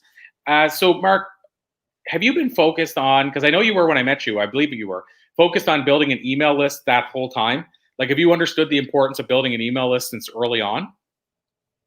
Yeah, everyone wishes they understood earlier. Like I had a stretch where like 150,000 blog visitors, no way to collect email addresses, no way to get sales. So, it's cool I got that number, but nothing really happened out of it because I had no system set up. But I did learn that probably a few years into the business, and it is the main thing that I focus on to this day. Now, how about the engagement side of things? Because you've, as you said, you started early on. You went all in, 150,000 blog visitors. I was just going to look up as we're talking right now. You can probably tell me quicker than I can find it.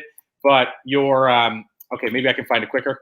I'll just delay my question and then find it and then say I found it quicker. So at your Twitter users, and I don't know if you know this, Kelly, the kid is at 450,000 followers on Twitter. And I say the kid in the best way possible. Like I said, he's still only 22 now. I feel like I'm 45 now. I feel like I'm decades older. So I guess I am 2 decades older. So Marc, I guess my question out of that is, do you ever, because like Twitter, I find it's a great tool, and your people are seeing you and they never comment, and you don't know they're seeing you, so you're still getting all that benefit. But compared to, like, I'm sure when you first started day one to now, I find that on Twitter, people don't comment or like as much as they used to, or retweet. Do you ever build this big following or do that big blog or whatever? Does it ever feel like defeating if that it changes, the favoritism changes, and all of a sudden now people are more active on Instagram versus Twitter, and you built this big Twitter thing up? Or was it part of the learning journey and it was a good learning process for you for the future, and you can still use it in the future? Like, I'm just wondering what your thoughts are when you see people switch their favors a little bit. That's why I focus on growing the email list. So, Twitter back in the day when I was starting and growing that number more actively, it was a lot more engagement, a lot more likes, comments, etc. And I kind of like slow down my use of Twitter. Like now I'm just like engaging with people. That's pretty much all I do on Twitter. The tweets go out in the evergreen queue. So like the fact though that I made it a point to grow the email list during this time, I think the big thing that really helped me with this was seeing what happened to Vine. Because you had people with millions of followers on Vine who were not good, like not a big audience on any social network except for Vine. These people, they use their Vine accounts to pump additional followers into the rest of their social networks. So when Vine went down, the people who followed the strategy were fine because they already had the big audience on other platforms. So I used to say, like, focus on just one social network, but I'd say anywhere from like 2 or 3, because you don't know what the algorithm's going to look like, how people's interests are going to change. And through all this, you have to prioritize getting people on your email list, because I don't know how much even more Twitter is going to change. I mean, a lot of the strategies that used to work for people that grow on Twitter aren't really as prevalent anymore. So social media changes, but the one thing that will not change is the email list. I love that. I'll tell you a little, I don't know if somebody said it to me or if it came to me. I don't want to take credit, so I'm going to say it may have been something somebody said to me, but either way, I think it sums up what you just said, is that as far as the email list versus the social media, I view it this way.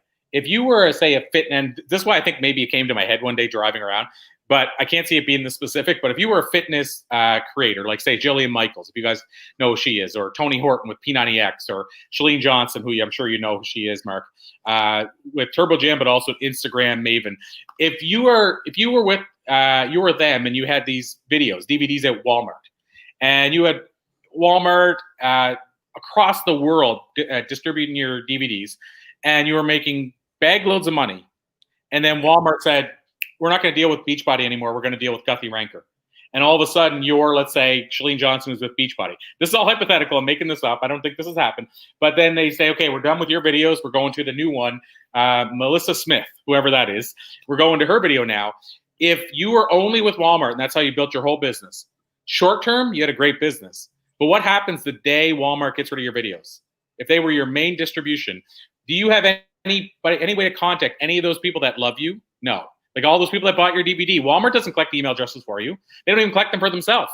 So there's no way for you to carry those customers over, or even communicate with them that you're no longer in Walmart. And so to me, when you put all your focus, like you say, on Vine or Twitter or one platform, when that platform, like Facebook did, made it so that now all of a sudden, to get the same organic reach or same reach, you have to pay for it, versus when, if you guys remember, or Facebook, you get organic reach like 50,000 people out of 60,000 liking your post. Whenever that stuff changes, just like as if Walmart said we're no longer carrying your DVD, what happens to your business? So I love what you said there, Marc, because it's the difference between if I were in Walmart and that was one of my suppliers, I would want to have some other channel or multiple other suppliers or options where I was gathering this info, or still sell direct to consumer somehow. And I'd rather take less money on the front end and have that work into my deal, and so I could build up my list. Just like when you're on Amazon with the book, right? Amazon doesn't say, Marc, here you go. Here's all the email addresses of people that bought your book. So I love what you said about always driving them back to your email list, because I think it's the same way, is would you put all your eggs in one business basket? What are your thoughts on that, Marc? Do you agree with that? Yeah, I think that's a perfect way to put it. I mean, you don't want to have too many baskets, because then, there's this balance. You don't want to focus on just one, because if that goes bust, your whole business goes bust. But if you focus on like 10 different baskets and you're trying to win on every single social network, that doesn't work either. I'd recommend, again, the 2 to 3 approach. Once you master those 2 to 3, you could add a 4th. You could delegate that 4th, because, if you got 2, 3 combined with a profitable business model, you can financially delegate that 4th and build on from there. Well, that brings up another good question. How do you manage all this stuff? Kelly, you have no idea, and I don't even have an idea. I just have a glimpse of an idea because I've been watching on the outside, but how much this guy manages. So, you just talked about, now I do scheduled tweets every day. Now I just do this, now I just do that. Well, there's a lot of this and that, Marc. How do you ever manage all of that? Do you have other people doing some of that, or is it just that you are just a machine, content creator and a machine? Plus, I didn't tell you this, Kelly, but I don't know if you've graduated since, Marc, but when I first met him, I didn't even know he was in university for 4 years after I met him while doing all this stuff. So, Marc, the question is, how do you manage all this? So the tweets are it's an automated evergreen posting cycle. And my logic there is I want to give the Twitter audience some value because they follow me, they have an expectation. There's not as much engagement on Twitter in general for business people. Like I've seen this across the board, my account and other people who were growing on Twitter beforehand, but I still want to provide that value because there's still a lot of people who engage. So that's more automated. If someone like says, oh, thank you for this tweet, I really enjoyed it, I will reply, you're welcome. Like that's pretty much all I do on Twitter. Sometimes I jump in conversations, but not too often. Facebook, I have my group, and Instagram, I also active on that.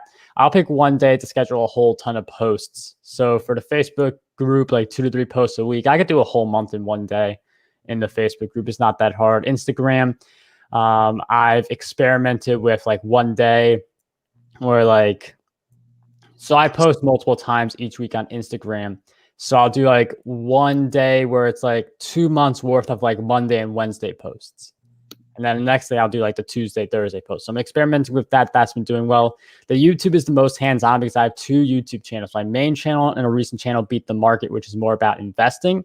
And I go for 2 to 3 videos each week on those channels. That's a little more heavy duty just because, you know, you can't really delegate videos. That's all you. But that's pretty much my workflow. Since the other social networks are easier to manage, I have no problem dipping into YouTube a little deeper. Wow. So I don't know, Kelly, you heard all that. Did you get tired? I was like, wow, that's a lot of stuff to manage. And it blows my mind sometimes. And Marc, I want to talk about your YouTube channel as well, because I know you put a lot of focus on that recently. I'm looking at it as I'm talking, but I can't see the date you started the channel, so we can talk about that in a second. But it blows my mind. We have Evan Carmichael. I think it's tomorrow his interview airs, Kelly. Yes. I'm going by memory on that, but his is actually a pre-recorded interview. And I know, Marc, you must be familiar with Evan Carmichael. Yeah, he's amazing. He's a YouTube machine. Anyway, he said how many videos he had out, and I went and looked at his channel. And I just, like me, I've done 6,000 interviews, right? So to me, when I hear big numbers, I'm like, oh yeah, that's all doable. But people here have done that many interviews. They're like, how's that even possible? So I went and looked at Evan's channel. He said he did 6,200 or 6,300 videos. Anyway, then I started crunching the numbers. And if he were doing a video a day, that's 16 years of videos. And he hasn't been on YouTube 16 years. In other words, he's probably doing 3 or 4 a day consistently for like 6 years. So when people say, like look at somebody like Evan and say overnight success, or look at Marc and say overnight success, you're seeing it with YouTube probably already, Marc. I just looked on your channel and I see that you already have 576 videos. So Marc, can you talk to that about the consistency? Because you have all this stuff on dial. I mean, you're consistently coming out with content everywhere. So how hard is it to be consistent and keep that going? And how important is the consistency? I think for consistency, it's as easy or as hard as you make it. So for me, I'll just pick one day. Like I like to batch. So I pick one day to do at least a week's worth of content on my main channel, and then another day where I do a week's worth of content on my new Beat the Market channel.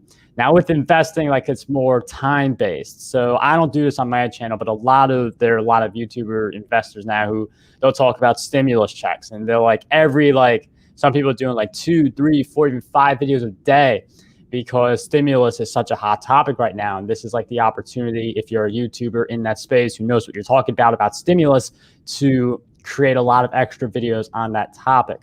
So I think just batching is really valuable. And then you can have that extra wiggle room, like mainly for my investing channel, not so much for my main channel, where you can talk about current events or something that's hot and trendy. Because if you're one of the first people to cover that, then you're going to get some of the extra exposure since none of the big people have covered it yet. And so I just crunched the numbers because I get curious about that stuff. And Marc, on your channel was launched in 2012. Yes. And like I said, you have 576 videos. So if I crunch the numbers backwards, and I know you weren't as active on those earlier years. So I wasn't always active. If you were just as active all the way through, that's 70 videos a year. So that's still a video every 4 days. And that's if you were as active right from day one, which I know you weren't, which means and tells me that you're probably doing a video a day at least. So how much time does it take to do a video a day? I'm sorry, I should ask that. Are you around a video a day now? Across both channels, I'm at that point. Sometimes I have done a video a day, and it is something where I saw a lot of growth there. It's just, it's not easy to maintain that. So I may eventually go back, although I'm not in a rush. But a video a day, it does help, and you just have to have different processes that work for you. So like the main channel is digital marketing focused category of business. I don't really do much research because it's just based on stuff I already know, based on stuff that I'm doing in the moment. For an investing channel, like some of the stuff is based on what I know, but some of the stuff is based on research, based on like current conditions and stuff like that. So it definitely depends on like how much upfront work you have to do to create the content. I like to do as little upfront work as possible. If it's something that requires intense research, I usually just skip that topic entirely.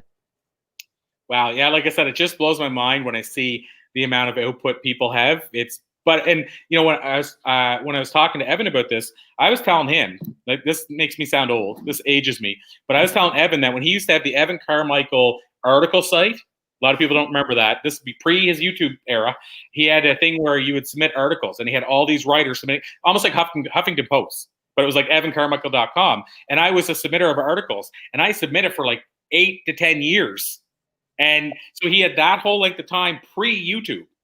So this guy isn't just like, creating 4 or 5 things and having overnight success. Mm-hmm. And so I think it's important for people to realize most of the people you're seeing, they put in the time beforehand. It might be somebody like Gary Vee, who you never seen him put in the time, but for like 5 years, the dude was on forum sites at 4 a.m. posting while we were all sleeping. And then everybody's like, he's an overnight success. He's an overnight success because he grinded for like 5 years when nobody was seeing him do it. And so there are some overnight successes, but it's very rare. So I want people to understand what we're talking about, whether it's getting their book out. You can have those splashes that happen right away. But the bigger overnight picture, you should always be enjoying the journey because it's never an instant thing. And what makes me think of, Marc, and then I'll see if Kelly has any questions on the book side. And I know there's a question in the comments. But Marc, on your YouTube channel, I remember it wasn't that long ago, you were saying, hey, everybody, help me get to 4,000 subscribers. Mm-hmm. I remember you saying, I just passed 100,000 views. And I look at your channel now, and you're at 5,300 subscribers and 130,000 views. And so I feel like, I might be wrong, you'd know probably better than me, but I feel like it was like a year or less that you were at 4,000 and then went to 5,300. So 1,300 in a year might sound small to some people because people always think in millions, but that's 100 new subscribers a month. And so it's a consistency thing. There's going to be a day, we're talking to you now, there's going to be a day maybe in 5 years' time where Marc has 50 or 100,000 subscribers, and we're going to say, Jesus, I wish I could do that. But this guy, I just want you to see the time he's putting in to do it. So much like a book or anything else, Marc, I mean, you're really putting in the time. Like you must know after these 4 or 5 years, you feel that you've put in the time. Would you say you've earned the views? Yeah, I mean, just based on the time you put in and the optimization, also like tweaking the description tags, looking at your data to see what videos to focus on next. Like the reason I created the investing channel is all my investing content on the main channel took off, but nobody in my main audience wanted that. So that's why I created the separate brand. And a lot of the writing stuff takes off my channel also. So that's why I've kind of focused a little more on that lately. So the question that's coming from the comments, and then Kelly, like I said, I don't want to keep trying to steal your thunder, but Dr. Alan Lycka, who was on a couple of guests ago, if I include Kelly doing her presentation, asked the question, which media do you find best, Marc, Kelly, Corey? I think he's asking all three of us this question. And he said, i.e., if you were to put all your eggs in one basket, what would that basket or what would that be? And I guess he might be asking, I think he's asking media overall. So whether it's new media or traditional media, or probably the way I'm reading the question based on what we're talking about, he might be meaning which platform, so whether that's LinkedIn, YouTube, Facebook, Vine, I don't think it would be that one, or whatever that looks like. So, or TikTok would be the newest one. But Marc, I guess maybe I'll ask you that first, and because I can answer mine really quickly, but what are your thoughts on that? I'd lock in on YouTube. Like, I love podcasting also, but again, if this isn't all eggs in one basket, I would pick YouTube, and then you could do video interviews with people to have like the same type of effect as podcasting. And YouTube provides you with incredible data. I can see what my click-through rates are. You can change the thumbnail if the click-through rates are bad and see how long people are watching your videos. You can see what keywords people are typing to find you. That's again, like I saw so many people would find me through like dividend investing or fidelity or fractional shares or options on my main channel. Like I barely talk about this on my main channel. So that's why, again, I created that second channel. YouTube just gives you so much data. Video is a very high engagement platform. And I do love podcasting too. I think it's great to do both, but I mean, with YouTube, you could just do the video interview and it, again, produces the same results as podcasting. And then you can just repurpose that video interview into a podcast episode. Love it. Kelly, what are your thoughts on that? Since Barry kind of asked the question, I think, to the three of us. I don't know what to say. You guys are covering it all. So, you know, I agree with both of you. And like I started with my favorite at the time, which was Twitter. And then, you know, moved into Facebook because I loved all the engagement and everything. But I do believe you have to have multiple platforms. I believe you can't just focus on one. Like, I think you have to have a favorite, but then you need to move forward with other ones too. And, you know, Instagram is probably another one that I should do. And it's funny, I have all these followers, but I didn't do anything to get them. And I think it's just because people have heard me speak and so they just follow me. But I don't do nothing with Instagram. So it's not my favorite, right? I love Facebook. So, yeah. Yeah, it's interesting. The two that I want to spend more time with. So this, my answer is different than if the question would be which one would I put my eggs in. The question for me is probably maybe better worded for me as to what have I been putting my eggs in, because that's the real answer in terms of what I've decided to put them in, which was Facebook. Having said that, the two that I know would yield me better results. So this is the ones I should be putting my time in, and I know this, but I've been so busy that it's kind of a weird dynamic that I've been so busy, I don't have time to fully give them the dedication they deserve, is LinkedIn and YouTube.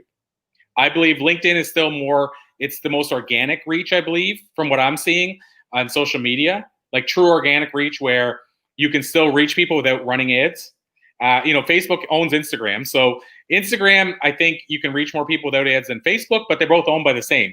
So you can still click boost and run and boost an ad on Instagram.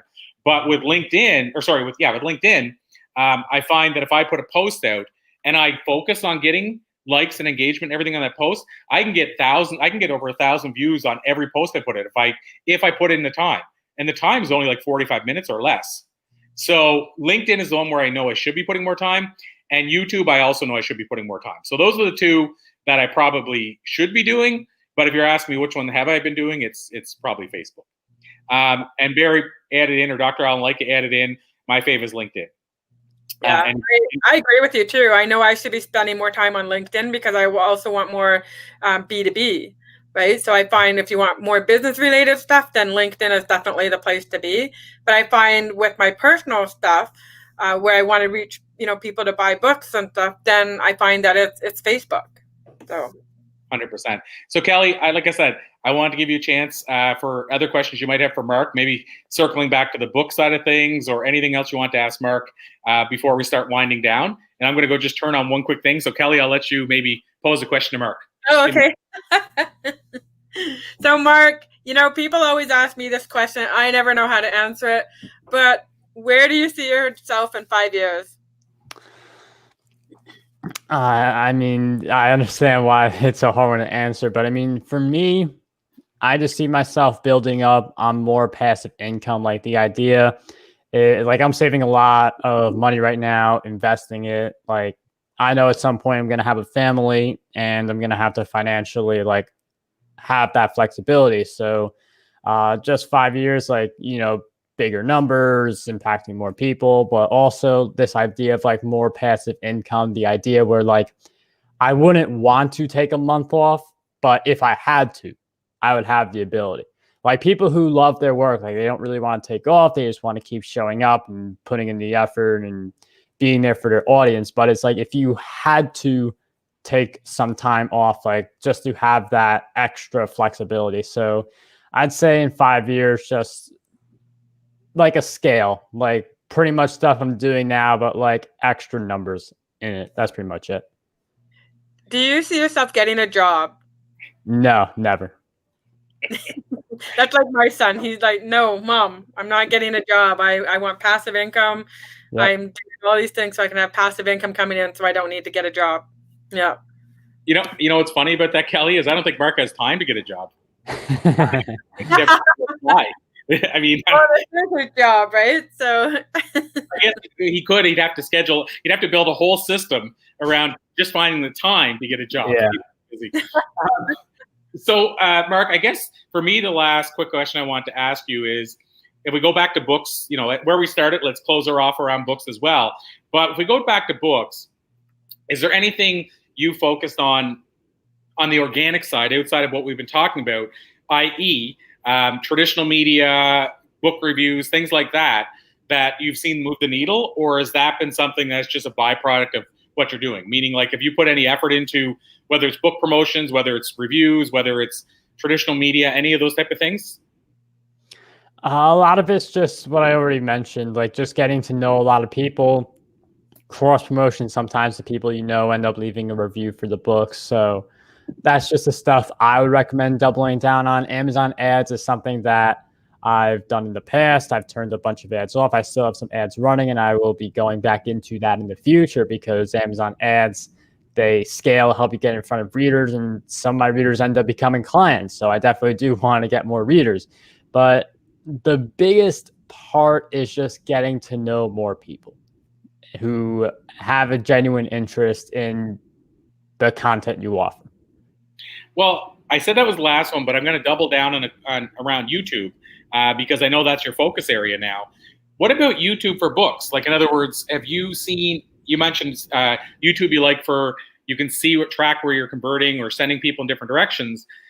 Has you been able to leverage it for books at all? Have you tried books? Has there been any correlation between YouTube and books? Because I did try this a couple of times, and I can't tell you what the result would have been because then again I got busy and wasn't consistent with it. But have you used or leveraged your YouTube stuff for books at all, like to try to move your books? Lightly. So I'll include the books in the description. I've seen like some steady sales. I don't entirely know if they're from YouTube. I know I've gotten some clients and strategy calls from YouTube when I do push that. So I don't always push it in the videos, but in the videos that I do push it, I get like strategy calls, like people like, oh, I found you on YouTube. And I have gotten clients this way as well. So YouTube, I definitely say, has a very bright future, and not just selling the books, but growing different parts of the business as well. And there is another question from the comments. And then, Kelly, I'll let you ask the last question if you have one for Marc before we let him run. But the question in the comments is, do Amazon ads work? And Marc, I feel like you answered that in one way when you said that if they're not working, you turn them off. So if they're not generating a profit. So I think you're saying that they work, but I'll let you answer it rather than put words in your mouth. So the question is very just plain, is do Amazon ads work? Yeah, they definitely work. You do have to look a lot into your data, and it doesn't work for every single book. So if you have a lot of impressions for your Amazon ads, but you're not getting clicks, you're not getting sales, you should look at your cover or your title. If you are getting the impressions and you're getting the clicks, but you're not getting the sales, then you should look at cover, title, and description.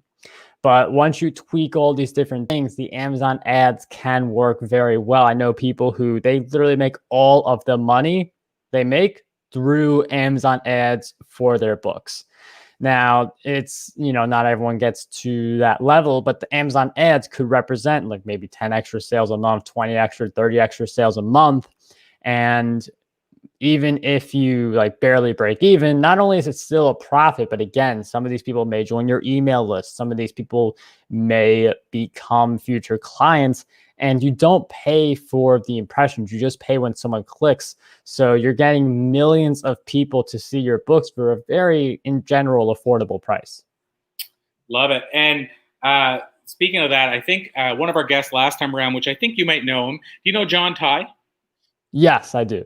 Okay. I was going to say, if you don't, I need to connect you guys because you guys need to know each other. But John, and I know, Kelly, you know who John is.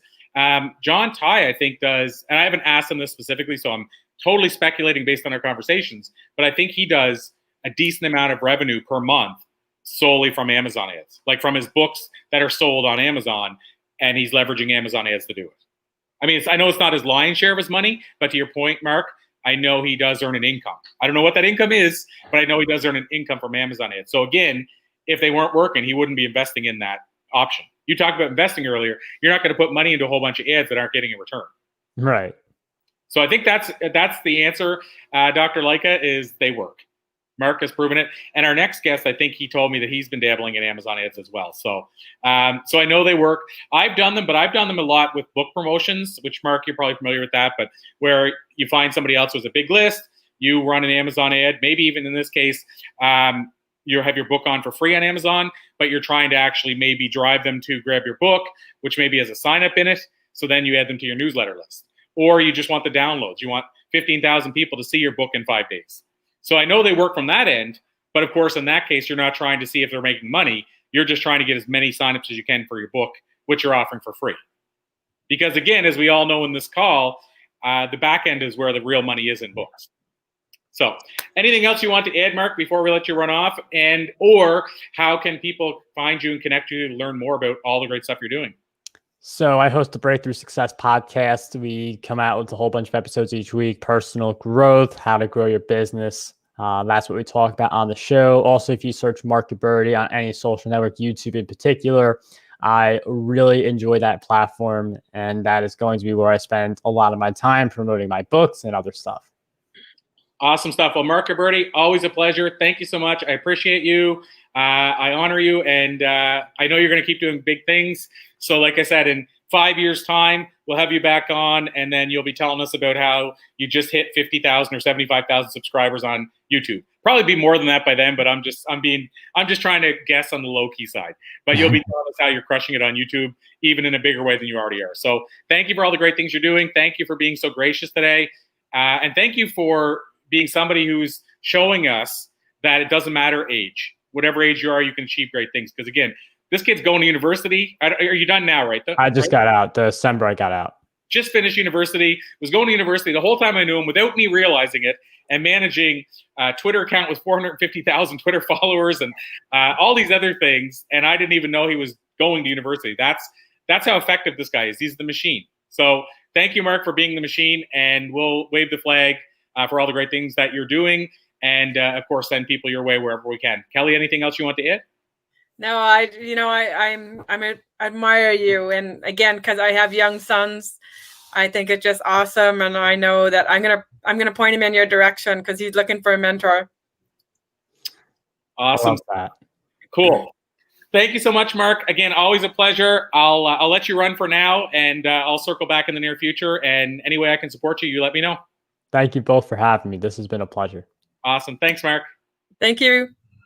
So, Kelly, I'm going to let you, I know our other guest is probably waiting, anticipating jumping on.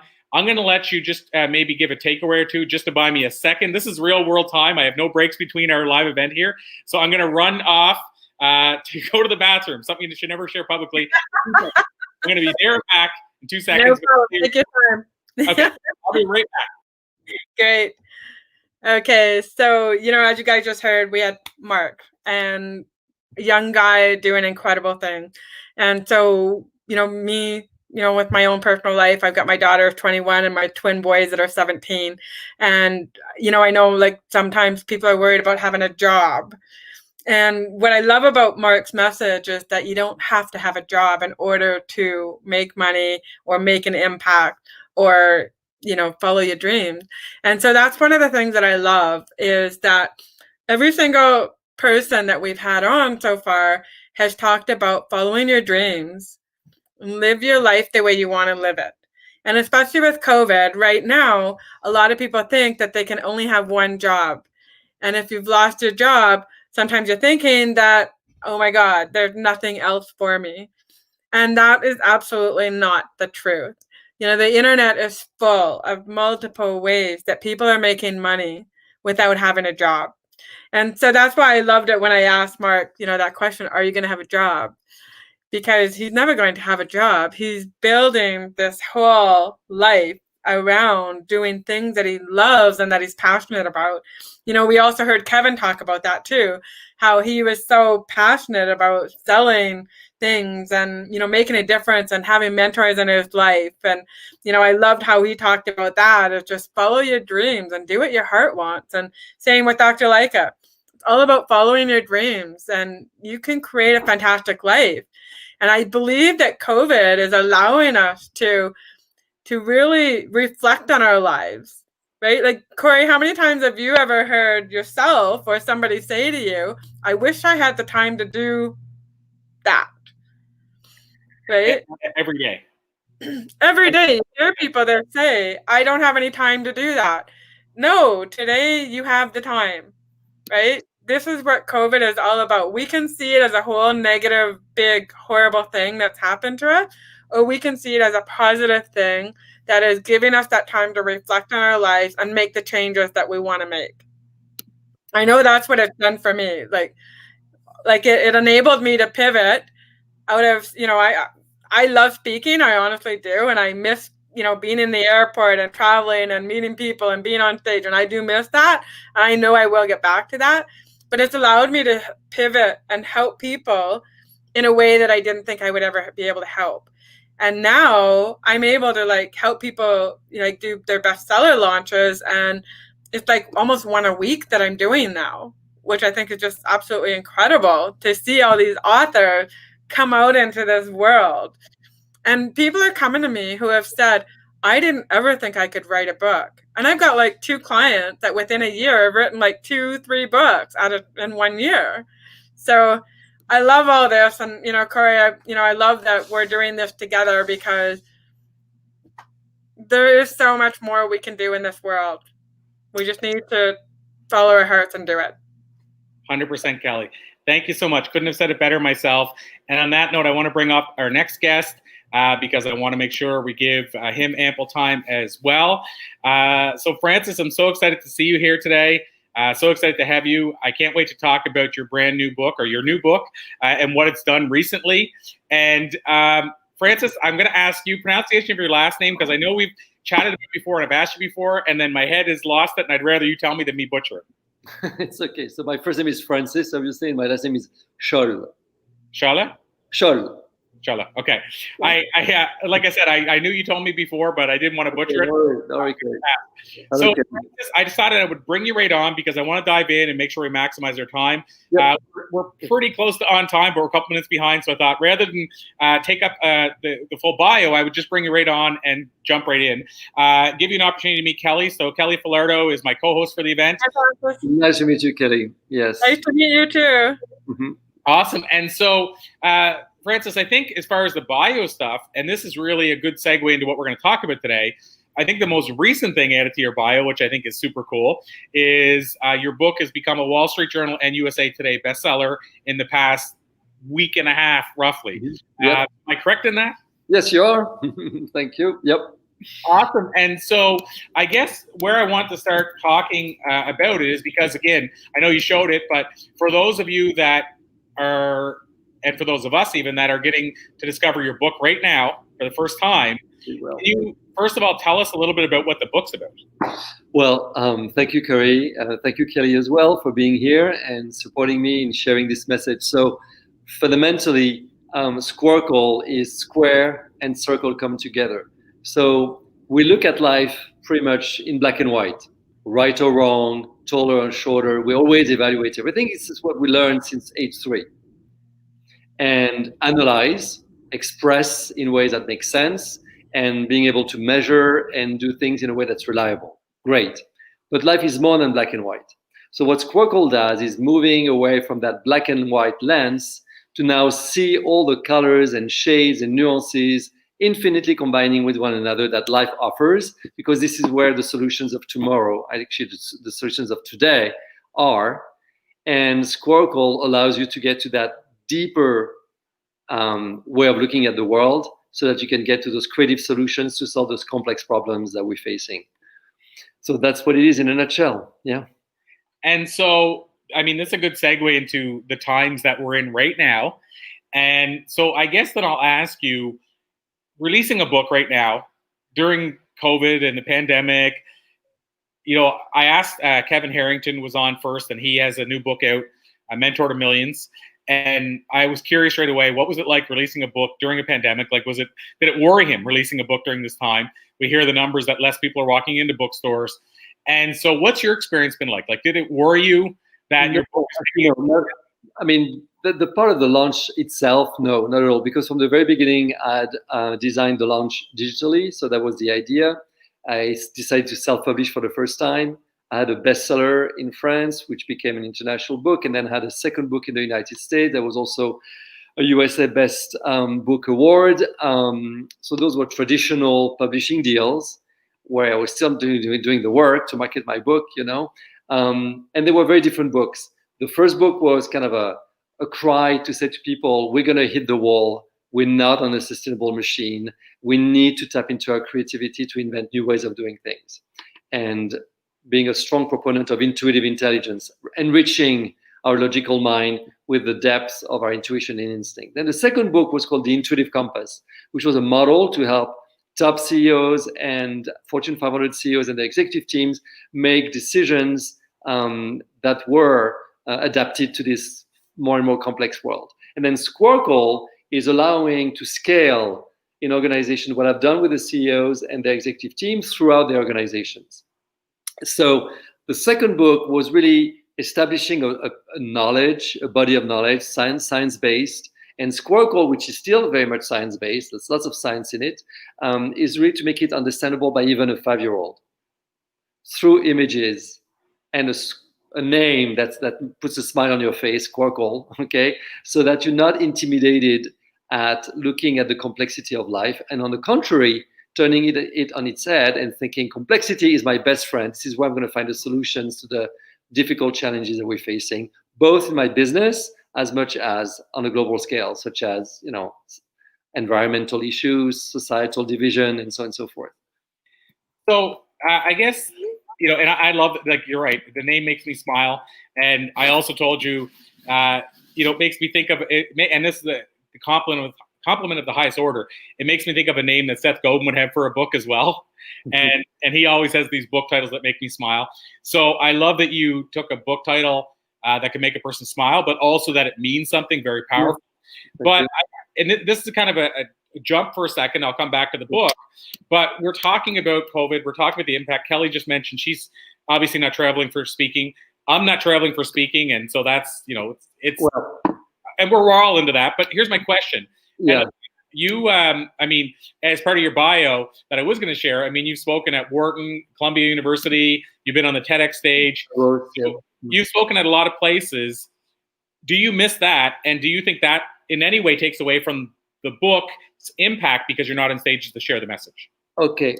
So, you know, look, there's a strategy behind it, okay? And that there's a multiple revenue strategy.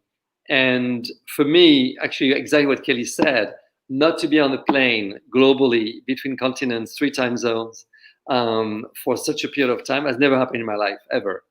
Never since I'm born. Because even when I was, you know, a 2-year-old, we were still traveling different places with my parents, even if it's just countryside or whatever. So being in the same bed for 8 months like this never happened, ever. Ever. That's crazy. And that feels so good. And that allowed me to really develop that body of work and think through and mobilize a team that's global, you know, in Mexico, Poland, France, Chicago, New York, Los Angeles, San Francisco. So, you know, to put those people together to create a team dynamic virtually has been a beautiful thing to do. And we've made it. And the reason I've been able to do it because I spend a lot of time with them and a lot of attention to it. So having free time, moved away from traveling, because traveling is preparation of travel itself, jet lag, arriving, adapting to jet lag. It's an enormous amount of energy when you think of it, which is fine. I've you know, my work as an international consultant and public speaker was working on this, but I want to scale. I want to share the message. That's why I did Squircle, so that it's accessible to even a 5-year-old. Everybody can understand that the way we've been thinking is limited and not anymore adapted to the complexity of our times, but that we have everything in us naturally to engage with that new world, the new paradigm that we enter. So that's the message of Squircle. So now to go back to you, I'm happy that I can still talk. I was talking in Tokyo, I'm asked to talk in Singapore, and all of this from my office or from my home. I mean, it's wonderful. I love it because I do love the international interaction, you know, the multiplicity of cultures. I've lived in different countries. I was born in Paris. I've lived in Italy, in Germany. I've lived in Asia. So it's at least for 3 months, not like for a long, long time, but I've gone to Japan a lot. You know, I've been published in different countries. So for me, that in global clients. So I love this engagement, but to be able to do it for my computer, it's just a dream come true. A dream come true. And I've not seen it limiting actually my business model. On the contrary, opening my business model, because everything that I've done for the C-suite now is done both for the C-suite and for the organization fully digitally. Everything can be done. We work very hard to convert everything into a digital proposition through, of course, the modern, you know, technology. And all our certified coaches and consultants are now capable of operating throughout the world in different languages from their home. So I guess the other side too would be that if you say we have all the intuition we need inside, it would probably be weird to say, but I'm struggling to put my book out in a different time. You know, like, because the idea is you probably should be using your intuition to figure out a way to still have your book reach the people it's meant to, reach the world in large part. And it sounds like you've been able to have that success with it so far. And that's what I've done, you know, and not that I've not been challenged. Everybody's challenged by what's going on, whether it's personally, you know, your family circles, your close friends, from a health perspective. So I'm going through, you know, financial hardship, you know, so, you know, no one can just say, oh, it was a peachy, rosy road. You know, it's been a very demanding road in many ways. And there's a lot of uncertainty and lots of people are suffering and lots of people are in precarity today. So it's not that I want to say. They've been very reflective months. They've been sobering months. They've been cleansing months. But they've been also empowering in many ways, at least for somebody like me who's in the knowledge industry, sharing, you know, a proprietary intellectual property that's here to be shared, you know, and put to use to help individuals in their lives and organizations in their processes. And so if you were on the back to the book side for a sec, the actual content of the book, Francis, if you were to say what you want somebody to take away from the book, in a perfect world, what you want somebody to walk away and say, wow, this book did this for me. Yeah. What do you feel is that thing that a person should take away? Yeah, so a few things. So one, thank you for the questions. I love it. I never actually thought of it, but as I'm listening to it, I think I can answer it. So one is, I've received an education that has produced an amazing language called science. And that tool should be always by my side and respected for everything it has shown to the world. But I'm more than this. I should not limit myself ever to a tool as brilliant as science. That's the first one. The second one is, okay, so then how do I access this other part? And there's a vulnerability that comes into play, you know, of not knowing, but it's always there. It's two radio wavelengths. But one is very domineering, the logical one, the rational one, the database, the factual, and it's overpowering the other one. And then, you know, sports people know that, actors know this, doctors know this in diagnostic, data scientists know this, great scientific researchers know this. So you have to get in tune with this. And in the book is packed with tips to get in tune with that other radio, that other wavelength that's always there, but tamed, if not canceled. So you have more than what you know. There are ways to access it. And that's exactly what you need to succeed in today's world. Because the level of unpredictability is insane, you know? It's not something that we've ever faced. And at the same time, it is the nature of things. Life is just unpredictable. Our culture has run away from it. And that divorce is now being exposed through COVID. So we need to reacquaint with the deeper nature of nature so that we can reestablish a different way of living and existing and prosperity that can actually take into consideration nature outside of us okay, the wilderness, and inside of us, my feeling, my emotions, my body, my sensations. And that's the message of Squircle. So it's interesting when I think about this conversation. I think about earlier today, we were talking with Kevin, and he said, you got no one to hold them, no one to fold them, and or no one to pivot. And so he added in, of course, the pivot. And so here's the other thing that I find interesting. I don't know if you've experienced this, and I ask this because it seems like it's probably a part of this intuitive nature and creativity as well, and not being fearful of these things. But it's funny how I notice in interviewing now thousands of high achievers, when I ask them when recessions are going on, how are you going to deal with this recession? The common theme is they pretty much tell me, I just chose not to participate in any recession. I decide to do what, sorry? I chose not to participate in any so-called recession. Yeah. And so, when Kevin, we were talking about this earlier today, I said, was it hard releasing a book during COVID? And then he talked about the various times he's had to pivot. I mean, he was the creator of the infomercial and the As Seen On. And then he talked about how he sold pretty much all his shares in the TV business 8 years ago. Well, some people would have hung on right to the last drop. And then it went all in on digital. So my point is, it's interesting how the people that seem to always thrive are used to pivoting anyway. Would you agree with that? Yes, absolutely.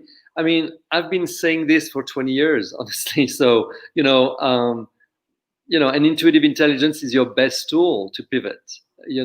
When actually, it's a Native American who told me this, when you're lost in the forest, what do? You close your eyes and you listen. You listen within, which is intuition.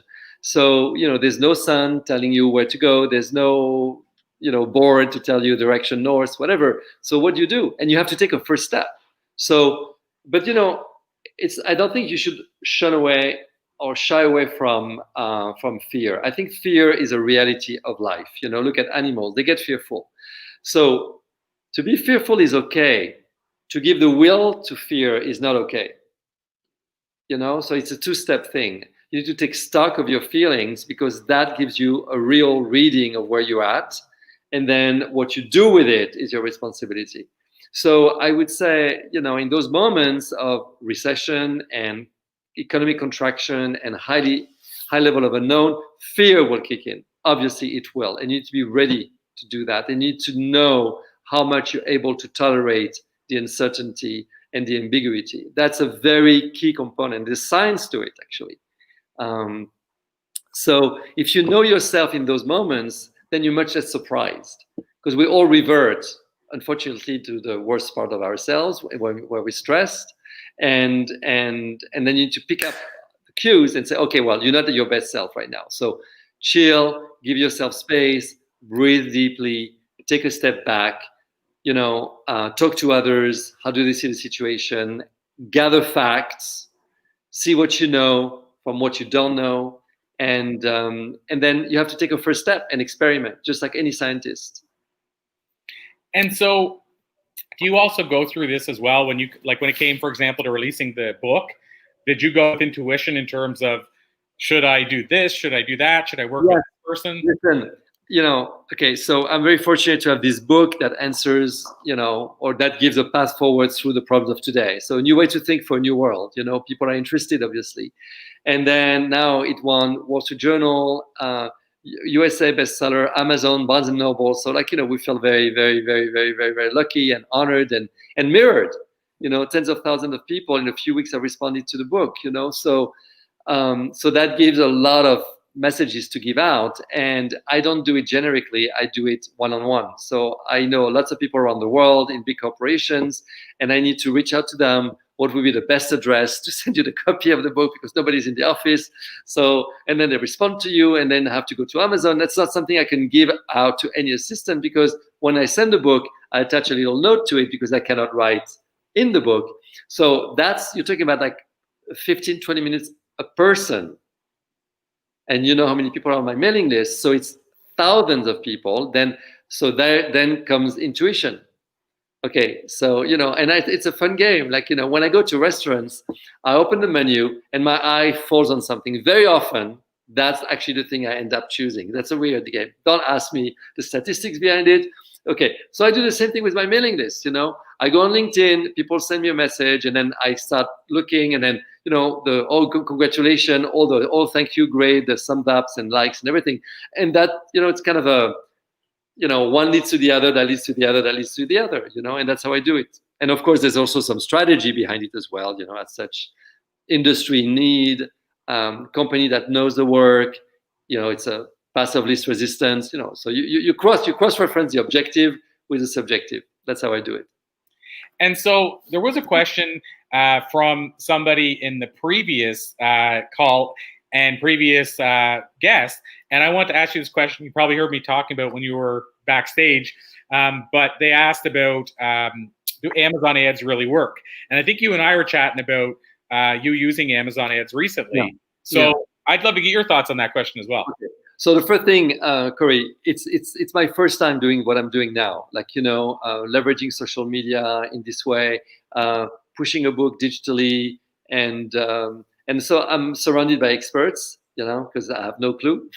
I'm learning with them. I'm learning as they show me what they do, and so let me tell you what I've learned. So it's a curve to get to actually return on investment. But the investment brings knowledge. And everything is about how you communicate. So in the dialogue through Amazon ads, you can test, of course, words. You can test categories. You can test other authors. And you're surprised. You're surprised who actually is the author that you associate with that actually brings you most clicks and sales. So you learn a lot. And that knowledge is priceless, because actually, you write books with an intention, but then as the book enters the world, the book comes back different to you with feedback from people, and you just realize, oh my God, this actually was one of the core messages of the book, which I didn't really fully internalize. So that's intangible value. That's also very real, because I sell knowledge. So for me, that dialogue, silent dialogue through Amazon ads has a lot of value. Does it have an immediate financial return? Not yet. Even at that level of success, with Wall Street Journal and everything, because the competition is so high, so high. Yeah, so I want to get your take, because I think it's one of those things where when you're new to it, there's a big learning curve with anything like that. And so you can't expect to have a return, the first day or anything like that, and that return stay forever, because we're seeing how quick Facebook ads, like you can run a Facebook ad today that's getting great engagement, but 2 days from now, everybody's ignoring. Yeah. I mean, I think it's all the same, but the takeaway is they do work. Yeah, Corey, the thing is, they work for me. I can speak for myself. Everybody has a different situation. Okay, so I'm not looking for a dollar return at this stage. And if I reach break even, I'm super happy, because my book gets out, and the promotion, sorry, it gets out more through the promotion I do with ads, with Amazon ads, and and then it's a win for me, because the more people have the books in their hand, the better off I am, and then there's a business model behind the book as well. Contact us. We give a bonus to people to go and take an online course for free on adaptation. How can you best adapt and find in you the natural abilities that you have to adapt to uncertainty without freaking and without losing your potential, your capacity. And then people are on our website. And then, of course, there are corporate workshops that we offer to our corporate clients. And there's a coaching certification that individuals may want to embark. I was on 2 podcasts, and 2 hosts asked me to be certified in Squircle, which has always been my vision. But then, that happened in July. In August, I was already beta testing the certification, and I'm launching it in less than a month, in 3 weeks. Amazing. Well, and I want to, before we start winding down, I want us to get back to Squircle in a second, but and I want to ask you about podcasts. That's one of the other things I want to ask you about. But one of the things as well I wanted to pick up on that was said by 2 people today already. One, Kevin started it, and I think Dr. Lycka continued it, around the idea of surrounding yourself with a dream team. And I think I heard within there that that's something you also did, people that know the book business. So how important is it to surround yourself, whether it's a mastermind or a dream team or advisory board? How important is it to surround yourself with other people who know something that you might not know yet? I mean, that's essential. That's essential. There's no way around. I mean, you can't learn it all. I mean, especially me. I love ideas, but implementation is harder, So it took me a lot to, like there is this test where you're an ideator, a clarifier, a developer, an implementer, and I'm really good at ideation, clarifying. That's what consultants do. And developing a model, a body of knowledge, and everything has been a challenge for me, but I did it. But then the implementation part, it's like, forget it. Like I've got very low energy there. So I have to have people to help me there. Of course I do implement, like just all the books I send out myself, it's my implementation. When it's personal and to CEOs and people I've known for many years, it has to be going through me. So I can do an element of implementation, but to do implementation in areas that you don't know, it's impossible. You have to have people helping you. And then you learn, which is also exhilarating, it gives you energy. You learn, like the group, like it's holistic, the sum of people, there's something that's born out of the interaction of a group of people that's more than the sum of individuals. That's what I'm trying to say, and there's a magic sauce to it. And when you have a strong sense of purpose, as we have behind Squircle, really creating a better, sustainable future, understanding how we can understand nature within, so that we can design sustainable solutions within our organizations on a daily basis, in the simplest things that we do, as much as the most complex. That's our purpose. So people, I think, gather around Squircle with a sense of enthusiasm, a sense of commitment that reads, and then the team dynamic is great. So. And now I want to ask you about podcasts, because this is obviously, I mean, I was talking to Kelly earlier, who is a part of the New Media Summit put on by Steve Olsher. And the premise of New Media is podcasting. And so I'd love to get your thoughts on that as well. How important do you think podcasting is now for people that everything is had to change when they're releasing books and that? Do you think podcasting is an appropriate or an effective medium to get your message out about your book? Okay, so I think, every situation is unique. Remember blog posts? Do you remember that word? Yeah. Blogs, and then vlogs, So, you build your mailing list, you create habits with your people on your mailing list. They're used to what you have. They like to have habits with you, to share habits with you. So what I'm trying to say here, if you want to start a podcast, start a podcast. If you want to keep doing your blog, your newsletter, your vlog, it's personal. It's very personal. I like to talk. I think I'm decently good on radio programs. That's what I've heard. So for me, it's a good medium to be invited on podcasts and or to be a public speaker. But do I want to create a podcast? That's a big commitment, So I think there's a difference between owning your podcast and creating your podcast from being invited on podcasts. And I've not really investigated enough what it would mean for me to create my podcasts, but I don't think it's a priority in my value chain creation. Yeah, today. Probably a very good thing to have and to do, and very enjoyable for me. You meet great people as well when you invite people, but it's a big commitment. Yeah. No, that answers my question perfectly. So I'm going to bring Kelly back on here in a second, but I just wanted to ask you as well, Francis, we talked about Squircle from the top, and I want to circle back to it. So in terms of, I guess, and I'm always digging for that person that might be listening. I'm digging for them to figure out where they fit within Squircle and how it'll benefit them. And I know you shared a bit of that earlier. For that person that maybe is right now struggling with the pandemic and thinking, what step do I take next? Or they're running a business and saying, how do I pivot? Squircle being that middle point where logic meets intuition, yes. Will it give them some knowledge in terms of how they can use their intuition to start pivoting if they struggle with that already? So absolutely, that's the whole point. I will answer in a few tiers. So the first one is go to squircleacademy.com. So it's CLE Academy, ACADEMY.com, squircleacademy.com. Let me show the name Squircle so people see it. So squircleacademy.com. And at the top right, you'll see test how you think. And in 2.5 minutes, 3 minutes, you'll have a 25-page report coming into your mailbox, and you have an immediate reading on your answers. And it's not about putting you in a box, but it's about triggering interesting insights and reflections about how you approach situations. So then with the book, Squircle, you'll find lots of information there, and you have a bonus course at the end on how to adapt. Finding the natural ability that you have within yourself to adapt to uncertain times. So, and that's a freebie. And then for women entrepreneurs, we're also working with the National Association of Women Business Owners in the United States.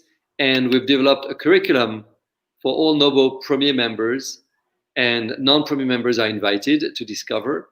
And it was starting with the pivot, the courage to create, pivoting like a pro, networking for success, diversity as a way to innovate, and the fifth one is leverage your superpowers, which is what you're really good at and not necessarily acknowledged enough.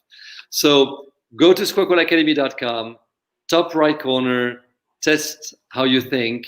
You'll get a very good reading, lots of tips in that free report. And then you can talk with people around you, your team members, to better understand how you work together. And then in the book, Squircle, a lot of tips as well. I think it's still very affordable on Amazon right now, mostly around the world, at $1. And it will go up to $4.99. It's already $4.99 in France. It's going to keep going up. And then, for women business owners, go to Novo, NAWBO.org, and find out about ourselves. We're working with Novo California, and we're offering all these courses actually right now for free. Yeah.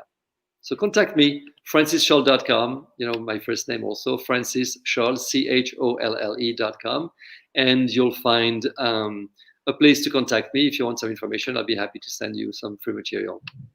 Awesome. Well, and I just put squircleacademy.com in the comments, and I'll add the other two links as well, so it makes it easy for them there. And then I'm bringing Kelly back on right now. To Kelly, I as you know, I never like to run off or run our guest off without giving you an opportunity to ask any questions you might have brewing as you've been listening to Francis as well. So any questions you have, either on the book side, meaning what Squircle's about, or on the side of his thus far book campaign. I think you're doing an amazing job, and I love hearing what other people are doing to make their books be a success.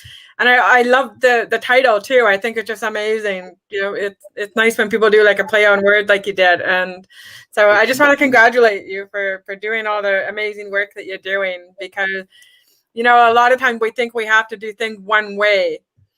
And so you've proven that you don't have to do things one way. There's multiple ways of doing everything. And so I love that. Thank you. And by the way, the title was not this one at the beginning. The title was, yeah.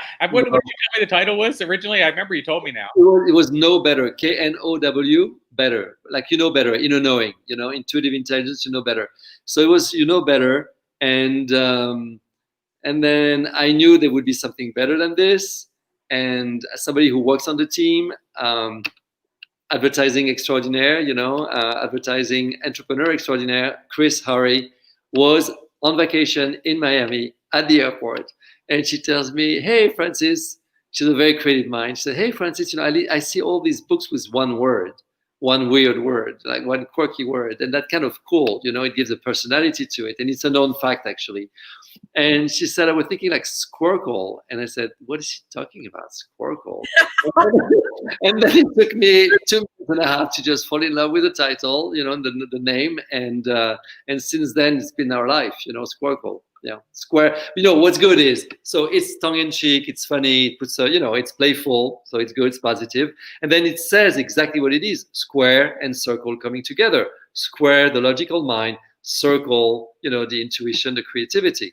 And then you understand with a simple image in the book that we live with the circle inside the square. But the circle inside the square is no longer a circle, because circle is free, infinite, continuously inventing and reinventing. So a circle in a square is for sure an opportunity for all of us to liberate the circle, to liberate that intuition, that creativity. And the magic into it is that the circle in the square denatures the circle, limits the circle, but the square in the circle has room to grow, room to expand, room to learn, room to build theories. So it's very interesting. The more you let your creativity fly, the more your logical mind has space to explore and create new theories and produce new knowledge.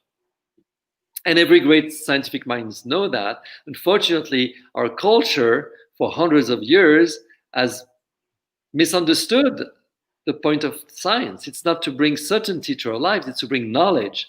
And with knowledge comes responsibility, autonomy of choice, and so on and so forth. Entrepreneurs understand that. Wow. So the last question I have, and I'm asking this question because we've asked, I think, every guest. I guess I have to ask Kelly this at the end today, but we've asked every guest this question, so I'll ask you as well.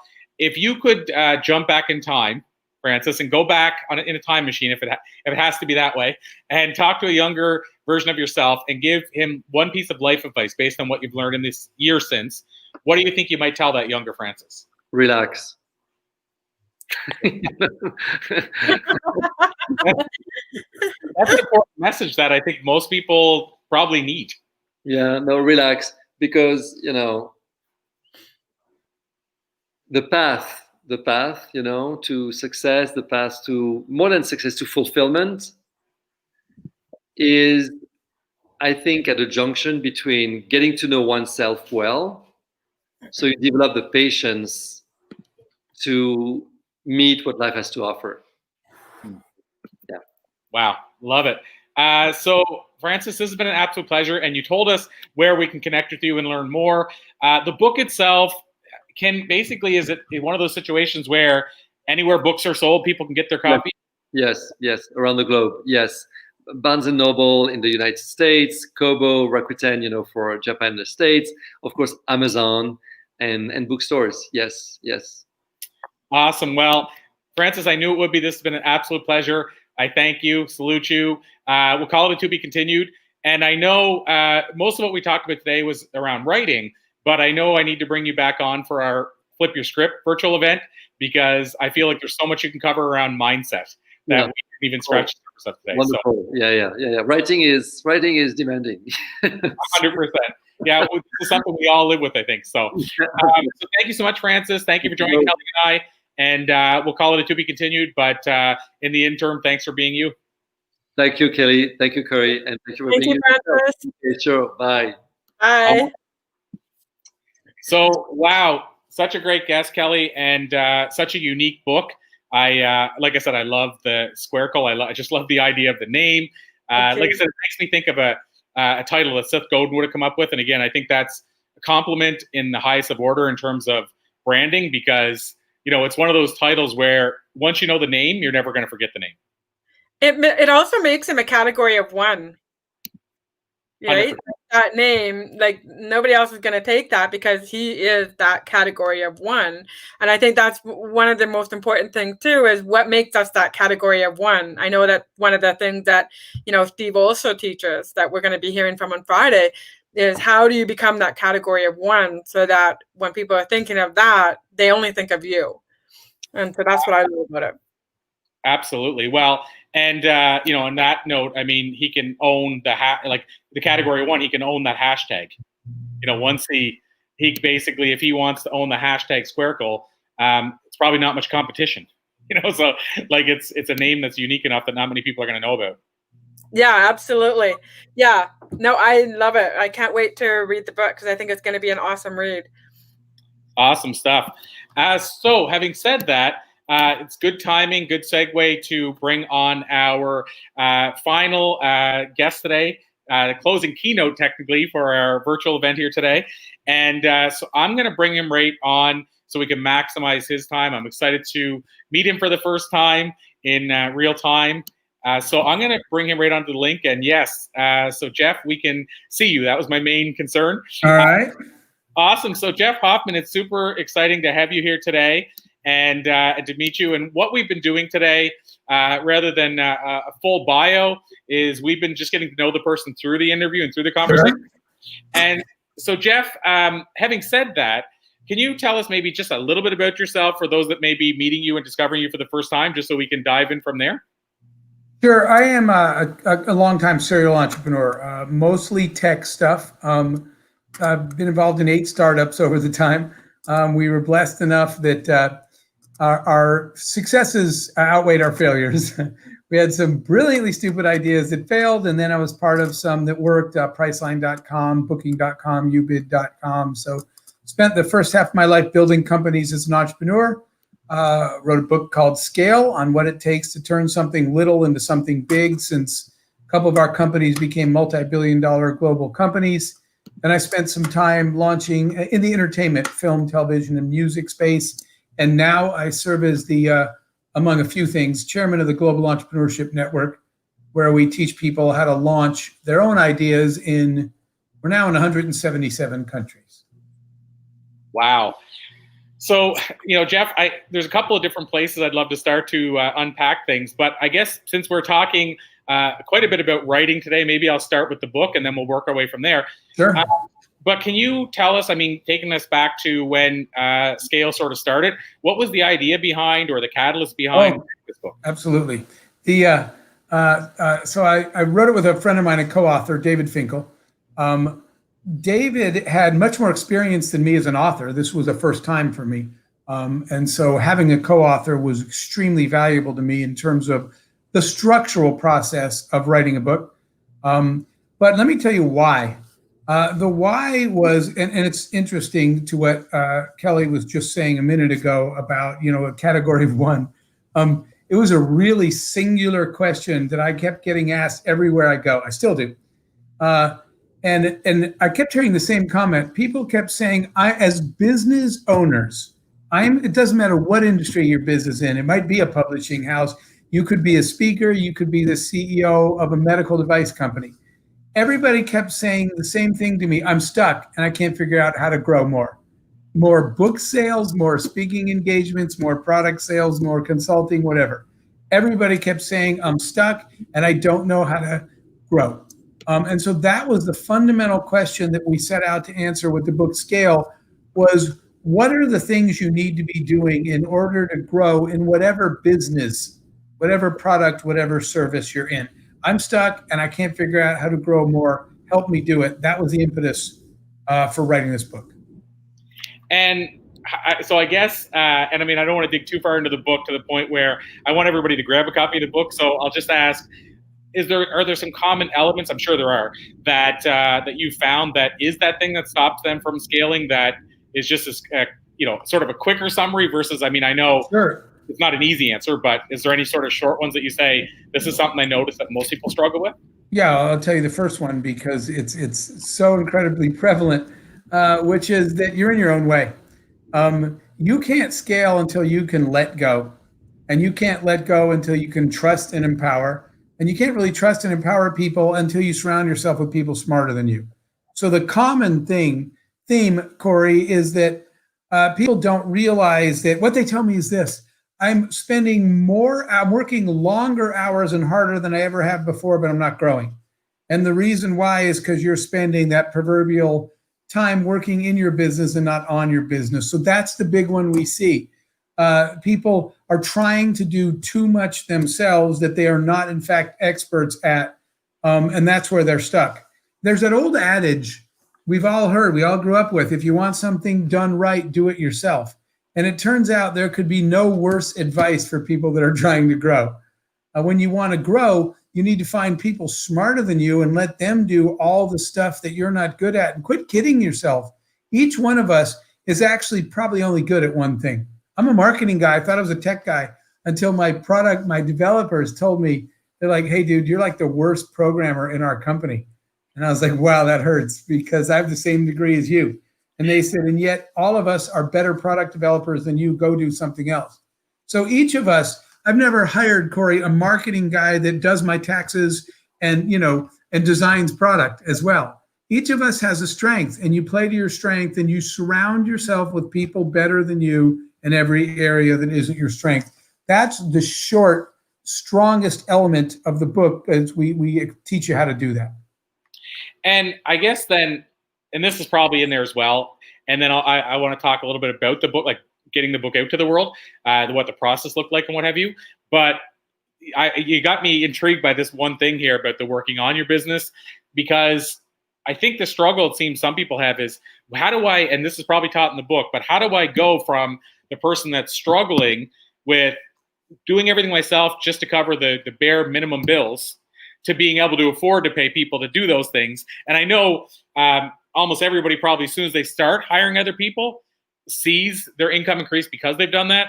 But it feels like a lot of people, the struggle is, how do I go from the guy who's doing everything myself and thinking, wow, I'm just barely above holding water, to the person who actually can now hire people to do this? Like, how do they jump the shark, if you will?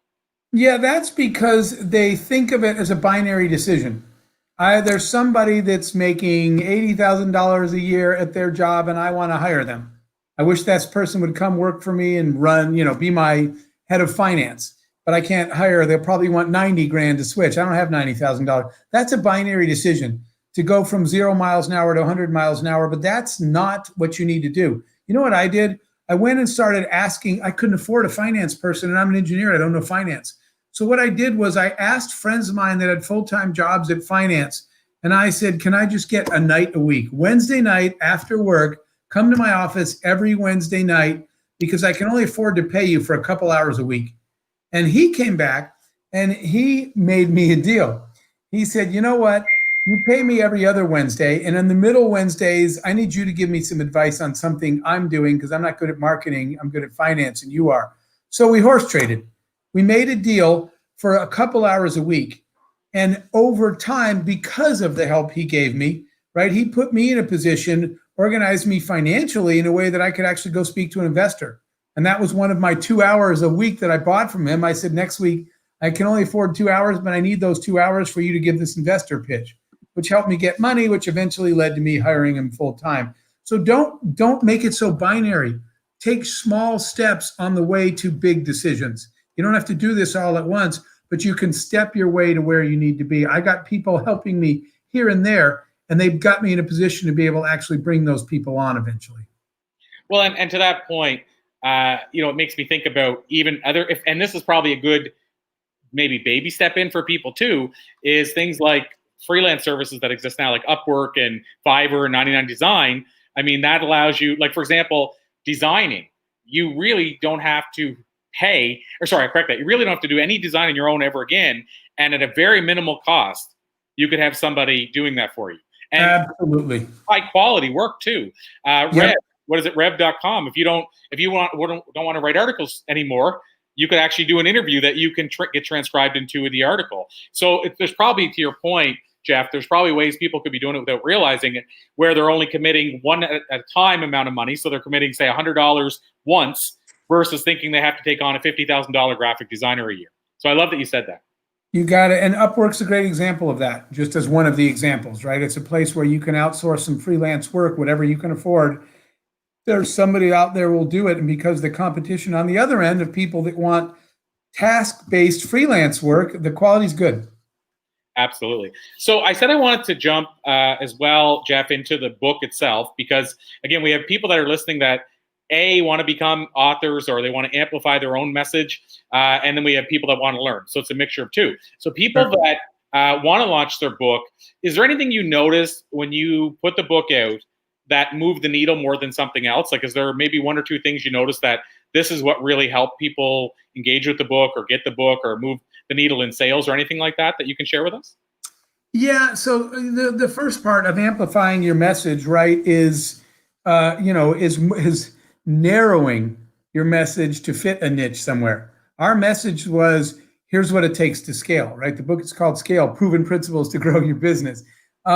So we did a lot of research to figure out where that message fit. Who is, your book should be the answer to somebody's question. So the first thing you have to write down is, what question do you want your book to be the answer to? And, mine was, how do I scale? What things do I have to do to grow a small business into a big one, or a medium one into a huge one? So the first thing we did was write down the question we want to be the answer to.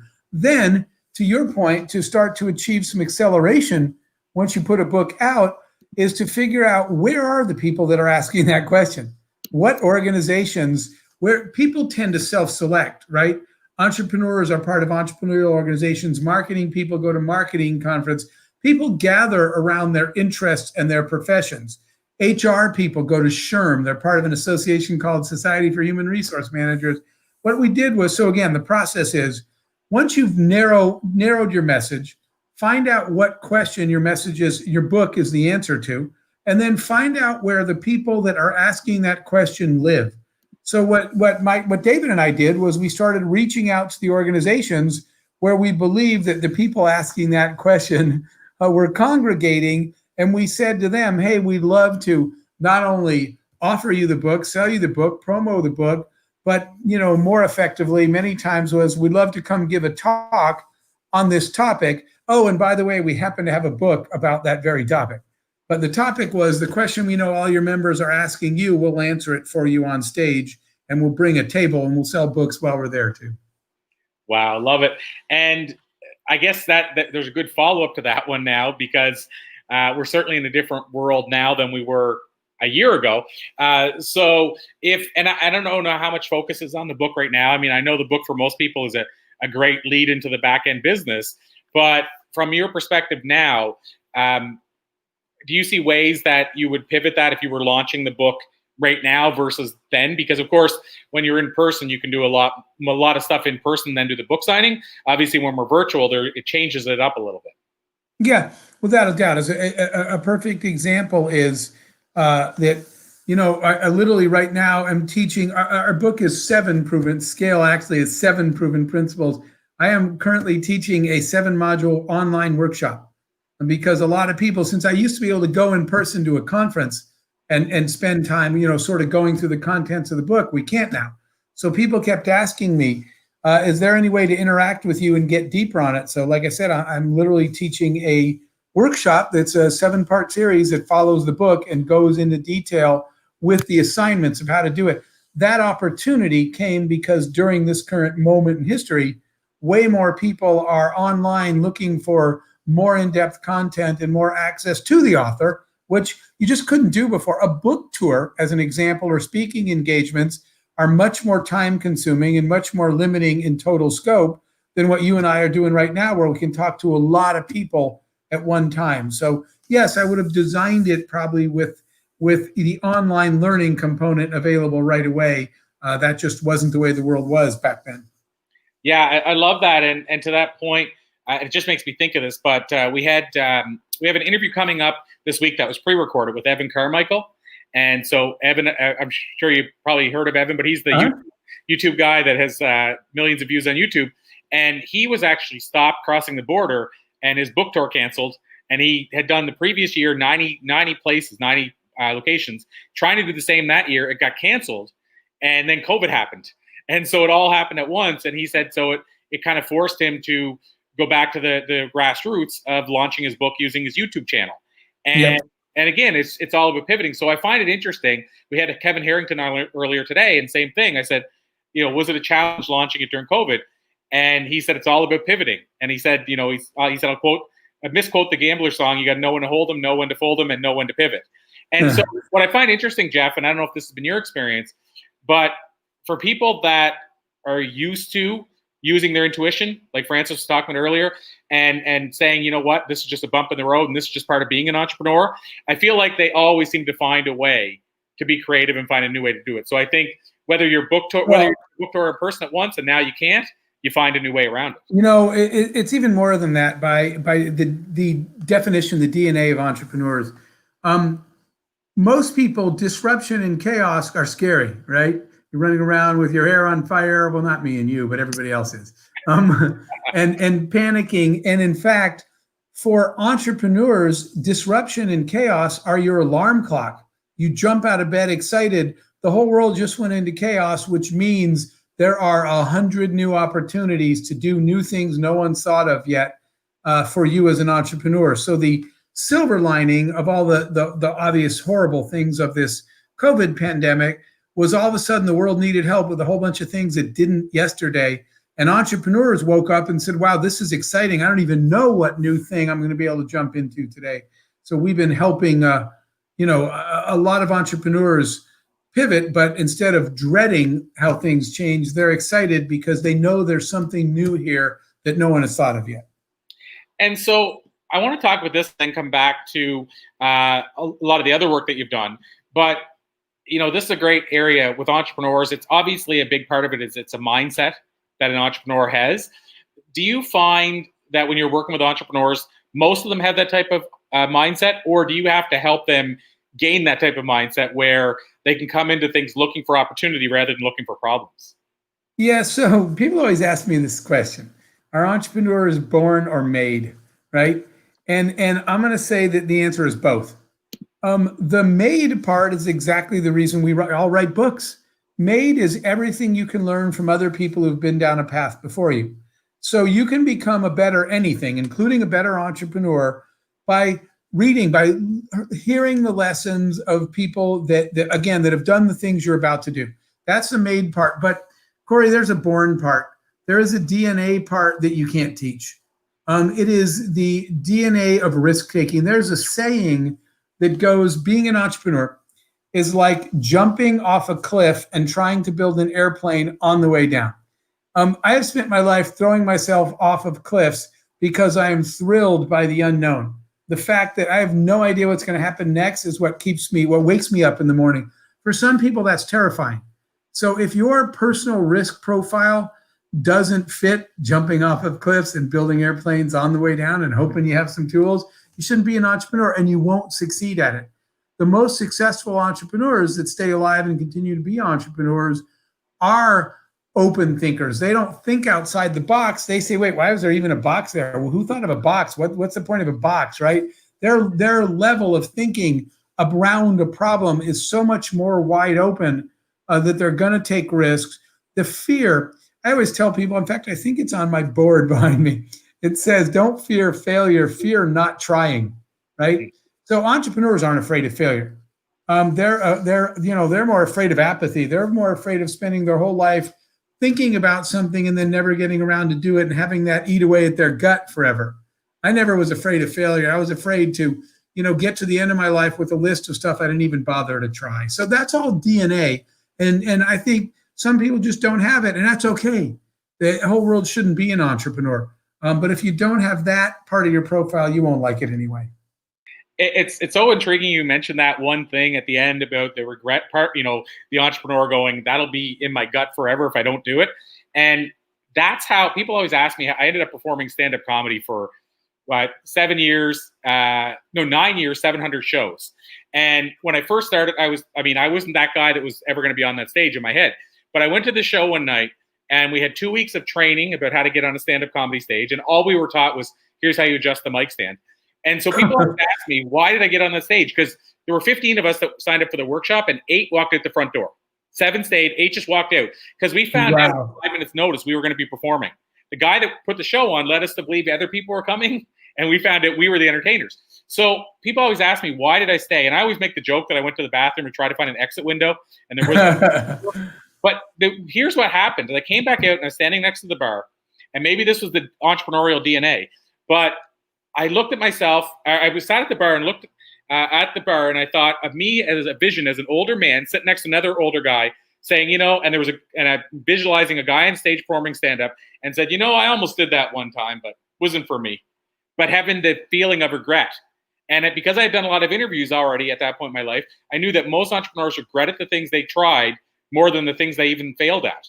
And so what drove me to actually perform stand-up comedy was the fear that I would get to be an old man and regret not having tried stand-up. So it's interesting you say that, because that's so cool. One of my business partners and friends is a singer, it's Pitbull. And Pitbull and I have launched a business together. But the other day he said, the only real risk you take is not taking any. And I was like, okay, that makes a lot of sense. Wait, you just inspired me. I have to read this really quick. It was a sign I saw in a restaurant. I'm reading it off my phone because it's very much what you said. This is what I read the other day in a restaurant, so I took a picture. Life should not be a journey to the grave with the intention of arriving safely in a well-preserved body, but rather you should skid in sideways, chocolate in one hand, a glass of wine in the other, your body thoroughly worn out and screaming, "Oh my God, what a ride." I saw that yesterday, and I love that. Skid in sideways. That's how life should be. So who knew what was going to happen when you took the stage at a comedy club, but at least you were living. At least you were sliding in there sideways, man. And the truth is, it launched my speaking career, and it launched everything almost that followed it, because obviously stand-up comedy is a really good light shiner of what speaking is going to be like. So way harder. Well, way harder, but it was such a good learning ground. Like I learned. No, I'm saying comedy's way harder, really, really fast. One night I was booked to give a speech. I was backstage.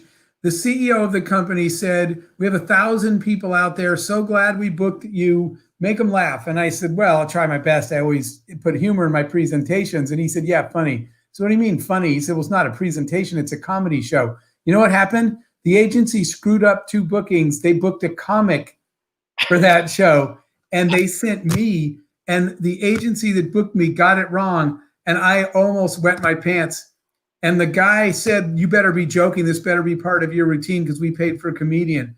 And I called my agent, and she said, "Oh my God, run out the fire exit and I'll take the hit." And then the curtain opened. And so I did my one and only stand-up routine in my entire life. And I actually am still standing here. You know what I did, Corey? I went on stage and I said, "You know what's funny? I'm not, your boss thinks I'm a comedian." They all started laughing. I said, "Actually, the booking agency screwed up the booking and I'm in the wrong building. They thought this was a comedy routine." They actually laughed. I will never do your job, the comedy, again. I can't think of anything harder than trying to make people laugh. So my curiosity now, though, Jeff, is that's an amazing story. Did the comic get sent to do the other talk? No, it was the next week. Okay. So they fixed it between then, but I lucked out. Thank God in my job of building companies I was involved in, like Priceline and Booking, I traveled to 90-something countries. You know what I did, Corey? I just told stories about life, funny things that happened in other countries. And then suddenly the time was up and they all clapped. I was like, oh my gosh, I've never had more respect for comedians. Public speaking's hard enough, but it's way harder if you got to make them laugh. Love it. So, Jeff, that's a good segue for me. I want to dive into a bit further of your background as we still got a little bit of time, but as we start to wind down. But correct me if I'm wrong, but when I was reading some of the stuff on your bio, you produced a Grammy award-winning jazz album. Did I read that correctly? Yes, sir. I took a break from tech after doing, this was after Priceline and the IPO and all that stuff we went through. After doing a lot of tech companies and working around the clock, I took music's one of my passions. And I took some time off to sort of test an entrepreneurial theory that business is business and that it's called the music business for a reason. So I launched a music company. And I'll skip the details, but it wound up working. We did tours and concerts with everybody from NSYNC and Britney Spears and Elton John and people like that. And then we decided to produce an album of our own. And we produced a jazz album out of respect for jazz being the roots of a lot of other music. And it's almost a comical result. But then we got notified that our jazz album was nominated for Jazz Album of the Year by the Grammys. And we went to the Grammys all dressed up, and then we won. And I was standing there all dressed up on the Grammy red carpet, and people, these paparazzi people, right? They're taking our picture and stuff, and people are yelling, "How do you feel?" And Corey, I said the only thing that I could think of, I said, "This is the dream of software engineers everywhere." And people are like, "What?" And I was like, "Never mind, just kidding. I'm a software engineer. I have no idea what I'm doing here now, except that I applied the skills of entrepreneurship to launch a well-run music business and followed what you and I talked about. I jumped off another mountain and said, I don't know what's going to happen, but at least I won't spend my whole life wondering if I could have done anything in the music biz." So it was an unplanned ending, but it was one of the coolest moments of my life. Well, and to that point, you were talking about the comedy. I mean, just what you said there. It's been a dream of software engineers. That would work on a comedy stage. I don't know if you told that story when you were on the stage, but that I did not. But everybody at the red carpet, they're like, "What?" So I'm a software engineer. I love it. I think, like I said, I think that would work at the corporate thing though, because if you set up the story about how I got into music sort of by accident, didn't plan to go this far with it, and here's what happened. Nope. Love it. So, and I got to ask this too, since it's a good segue. Also, you were involved with an Emmy-winning show. Yes. So interestingly enough, the other executive producer is Kevin Harrington. Kevin and I together executive produced a show called Success in Your City, which is out on Amazon Prime. It's out on Amazon now. But Kevin and I are the executive producers, and last year it won an Emmy. It's a show about redefining success in kind of a millennial, just a new age. The American dream isn't, or whatever country you're in, success doesn't mean what it's used to. We have a generation now that doesn't care so much about title, and they're focused more on experience and impact than they are on just paycheck. So it's a different world now. The definition of success, I sort of define success these days as it doesn't have anything to do with money or fame anymore. You might have money and you might have fame, but that's not the barometer. The barometer is whether or not you can look back at your life and say, man, what a great ride. I love my life and I wouldn't trade it with anybody. That is the definition of success now. So that's what we talked about in the show. And we got an Emmy for a very poignant episode of the show about a professional athlete who walked away from fame and money to become a youth minister because he cared about impact and being happy, not about being rich and famous. So love that. What you made me think of is I used to always say, every day I'm writing a book, and I might not be, the best writer of that book in the world, but if I can close the book at any day, and if it's my last day in the book, and I can close the book and be happy with what's written in that book, I've lived a good life. And then I had a client who one day said to me, which he one-upped me, he said, it's interesting you say that, because every day I feel like I'm doing a painting, and some days it's a Picasso, and other days not so much, but at least I'm still painting. And I love that. Yep. I think it's so true how entrepreneurs view things, right? It's like I think we're starting to realize it's never been about the money, and it's money might be nice to have, it might allow you freedoms and all those other things, but I can tell you I've done over 6,000 interviews now, and I've almost never found a case where whenever I ask somebody what's it all been about, where they said always it's all been about the money. Okay, so let me show you something that is behind me. It says on my board, don't chase money, chase excellence. The other thing, Corey, I wrote that down one day because all the people that I met along the way that were focused on money didn't get there. All the people I met along the way that were focused on excellence wound up getting paid anyway. Money follows excellence. Quit focusing on the money. Focus on creating something amazing in the world.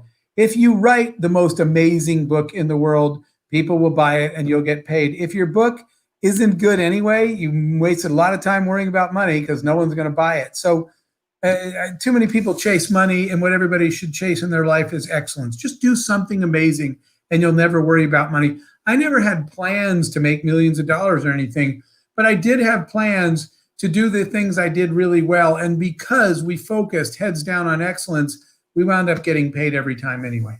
Wow. So we're down to the last couple of questions, Chef. And one thing I want to ask you about, going back to the book for a minute, is in terms of the book on the back end. Because, a lot of people think, okay, I want to write a book, to our point about money. I want to write a book and become rich and famous and never have to work again. And, I've been in and outside of the book business for a long time, and that's few and far between. You don't see that as often as the other. So, you see a lot of people that write a book and end up selling a small amount of copies. And then you see the odd person, the anomaly. We have somebody on tomorrow who I've done some work with, James Redfield, who wrote The Sales Team Prophecy, sold a lot of books. But usually between, you have the people that are writing the business books. I remember Robert Kiyosaki said that, he said, I'm not a great author. Sorry, I'm not a great writer, but I've done really well as an author.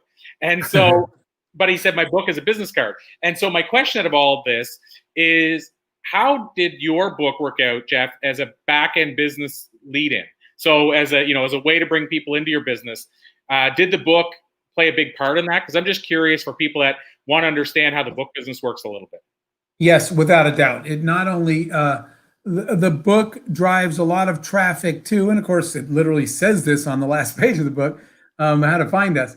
But it drives a lot of traffic to the workshops that both David and I do, to everything from coaching and mentoring to online classes and workshops that basically teach the book. But it drove a lot to that, and it drove a lot of speaking engagements, even if they weren't for the book per se, they were for the message, right? Again, amplify your message. My message was, there are things you have to get right if you want to scale your business. So a lot of speaking engagements came because the book was our voice of authority, and people said, that's a message our customer, our attendees at our event, online or offline, want to hear. Will you come speak about it? So it drove speaking engagements, it drove coaching, it drove workshops, it drove a lot of people to us because our voice of authority on our topic was very clear, and the people that were looking for help with that found us through the book.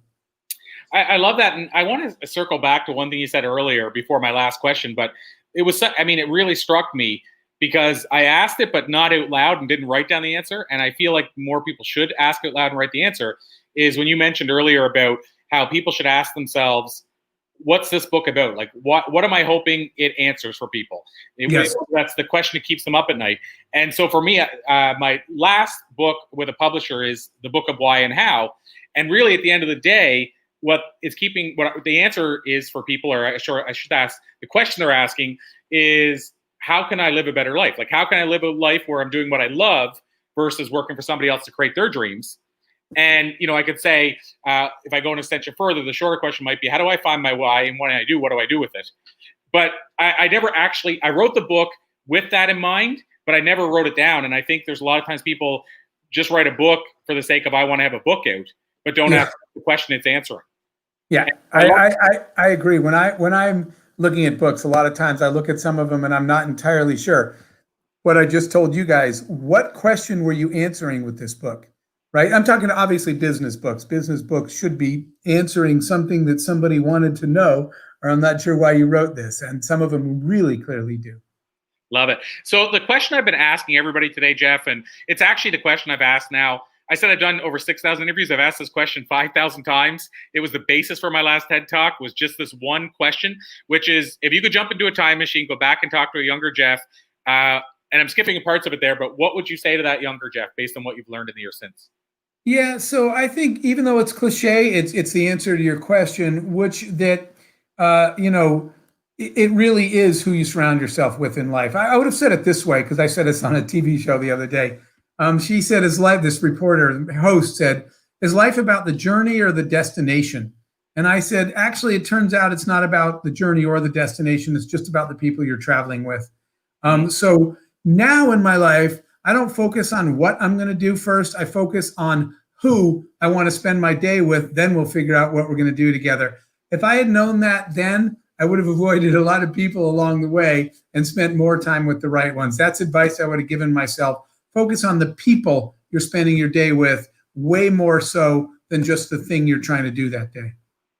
So Jeff Hoffman, I knew it would be. This has been an absolute pleasure. I guess I'd be remiss not to ask you, we talked about the book Scale. Can people buy that anywhere books are sold? And then the second part is, how can people connect with you to learn more otherwise about you and your business as well? Yes, thank you very much. Yep, it is available everywhere. The books are sold, so you can get it right now on Amazon or any of the other places. My email is easiest. I'm LinkedIn. I'm Speaker Jeff at Twitter. Obviously, Jeff Hoffman at LinkedIn. Jeff@jeffhoffman.com is the email. And I have the website, jeffhoffman.com as well. Thank you so much, Corey, for having me today. It's been an absolute pleasure. And Jeff, you're in a very elite category. You're only, I think, the 5th person out of those 6,000 interviews that's ever said, here's my email address. One of the other ones was Mike Lee Gerber. Another one was Tom Ziegler. And I always note that because it's very rare it happens. So I applaud you for doing that. I believe in leadership through service. So love it. Jeff, this has been a pleasure. I thank you so much. I'll call it a to be continued with your permission, and we'll wave the flag for all the great things you're doing. Thank you very much. Thanks so much, Jeff. Talk to you soon. Hello, everybody. Wow, what a great interview. I so appreciate Jeff spending the time with us today. Kelly had to run off, so you might wonder where she's at. She had to run off. I saw a message from her in the background, and so I thought I would sign off everything for today. But what a great crew of guests we've had. I'm so, as always, humbled by the people that are willing to come on and share their message with you. Today's been mostly about book writing. And yeah, there's so many takeaways that I'll have to share really soon. I'll have to think about, what are the 5 takeaways I had today, because there's probably been about 100. And I want to make sure that I share as many of those as possible with you. But in the interim, I hope you guys have taken a lot away about the writing business, how it works, who you should connect with going forward, how you should get your book out there, who you should surround yourself with. And going back to some of the things talked about today, do you have a dream team that you work with? If not, when are you going to start building your dream team? Do you have a way to get your book out to build the back-end business? I talked about that a couple times today with different presenters. Is what about the back-end business? Have you looked at whether or not you want to self-publish or publish? We'll probably talk a bit about that tomorrow as well. Do you have a way to pivot? Maybe the way you plan to launch your book or whatever it is isn't the way you're going to have to do it now thanks to COVID, or it could be any other reason. So do you have a way to pivot, and have you thought about how you're going to pivot? We talked about joint venture partners and how to use joint venture partners to get your book out to the world as well. And I don't mean that in a use way, like use them or manipulate them. I mean, like, actually, how can you leverage relationships with joint venture partners or people in your network to get your book out? Somebody mentioned earlier, think about the people, make that list of people that you know. So it might not be that you are connected to influencers with millions of followers, but it doesn't mean you're not connected with people who might not want to share your message with others. And so just think about the ways you can leverage all these things you learned today to either put your book out or amplify your message, because you may be here listening to learn more about the speaking side. You may be listening to learn about the podcast side, but you may be here every day. So whatever your reasoning is, think about what are the ways you can use what you're learning and leverage what you're learning to amplify your message to more people. I will say, speaking of that, amplifying your message, Blue Talks, that's what we're trying to do with Blue Talks. So I thank you thank you everyone for sharing this today, sharing this live stream as we've been live. I did go out and ask some people in our network if they'd be willing to share it, just with a point about the power of building relationships. And I believe, like I say, that you should build relationships that you can help them, and maybe they can help you every now and then as well. But Blue Talks now, I summarized it at the first, but I haven't talked about it today. And definitely join us tomorrow and share where you can. I'm going to look up the list of who's on tomorrow, get it right in front of me so we can give you a feel for what's going to come up tomorrow. But yeah, find ways that you can amplify your message by reaching out to the right people. And as far as Blue Talks, we're now on multiple platforms. You can find most of the stuff at bluetalks.com. You can also go to the YouTube page for Blue Talks, which is youtube.com/Blue Talks. You can also go visit us on iTunes and search Blue Talks. We're on iTunes as well. And then the book is still #1 in at least one category, I think multiple, on Amazon right now. Book's been out for a couple of weeks as well. If you want to go grab yourself a copy of the new book. The first book, I think we have 34 co-authors in the book sharing their personal stories and messages. Blue Talk stands for, the blue part stands for Business Life Universe, if you don't know that part already. And so, again, you can find us on various different platforms, whether it's this virtual event this week, whether it's our virtual events coming up in November, whether it's our live event that takes place next week in Western Canada. We have October 5th and 6th. We have speakers taking the live stage. Whether, again, you're watching our live videos, our speaking videos on YouTube or interviews on YouTube, whether you're watching on our Blue Talks platforms or iTunes or Amazon or, other places where you can buy books and listen to podcasts. So that was a long tangent to say Blue Talks is almost everywhere now. So feel free to join us there. And tomorrow, what you can expect, just as we bring things to a close today, any questions, of course, before I sign off, let me know. But tomorrow, what you can expect, so we have 5 amazing world-class speakers as well. We're starting out with Hannah Fitz, who is the branding expert. I've known Hannah for quite some time, and I know she is going to deliver world-class information and knowledge about the branding world, how to build a brand, the media world as well, how to leverage media. So you're not going to want to miss that. Hannah is kicking off the day at 11 Eastern. Then we have Kimberly Hopsheed. This is one of Kelly's contacts, so I'm going to meet Kimberly at the same time as everybody else. Really looking forward to that. We have Harriet Tinka coming up tomorrow as well, and Harriet's actually the co-author with Dr. Alan Lycka on his best-selling book. We also have an interview that's going to air as I pre-recorded it, so it'll be probably my lunch break that it's airing, so you'll be able to watch it as its own separate video on the different channels. I'm going to upload it to the different channels, and that's an interview that I did with Evan Carmichael, and you do not want to miss this, whether you're wanting to crush it with YouTube, whether you want to learn about his book tour that was canceled and how he rebounded from that, you want to join. And then closing out the show tomorrow is James Redfield, who wrote The Celestine Prophecy. Again, 20+ million copies sold. I think for 2 years it was the best-selling book in the world. It was on the New York Times list for quite some time. And then he wrote follow-up books that also did really well, impacted a lot of people in the world. So you do not want to miss this, because I've taken James down this road a couple times before, talking about what he did to intentionally launch the book and get it to be such a mega bestseller and impact so many lives. And so you don't want to miss this, because James has it fully dialed in about how he did this. And I'm going to pull every bit of it I can out of him so that you can see in real time how he launched this book. And then maybe we'll even talk about how you can take what he did during sort of the pre-online book sales era and how you can incorporate that into the digital world we're into now. So that's what tomorrow looks like. Until that time, I thank you all for joining me. Thank you to Kelly for co-hosting. She'll be back tomorrow as well. Throughout this week, we have different co-hosts. We have Kelly the first 3 days. And on Thursday, the first podcasting day, we have E-Rock Christopher, who's going to be joining us. And then on Friday, we have Elise Rothman, my co-host normally for the Flip Your Script event. And I think Kelly might join us as well. So having said all that, thank you, everybody. I salute you. I honor you. I adore you. I thank you for tuning in. Hopefully, you've taken some knowledge away, whether it's on the mindset side or the author side or the book side, that you can use in your life beginning tomorrow. And speaking of tomorrow, we'll be back talking the writing world again, followed by Wednesday when we talk about the speaking world. Thank you, everybody. Thank you for giving me a purpose. Thank you for being here, and have a magical evening in the interim.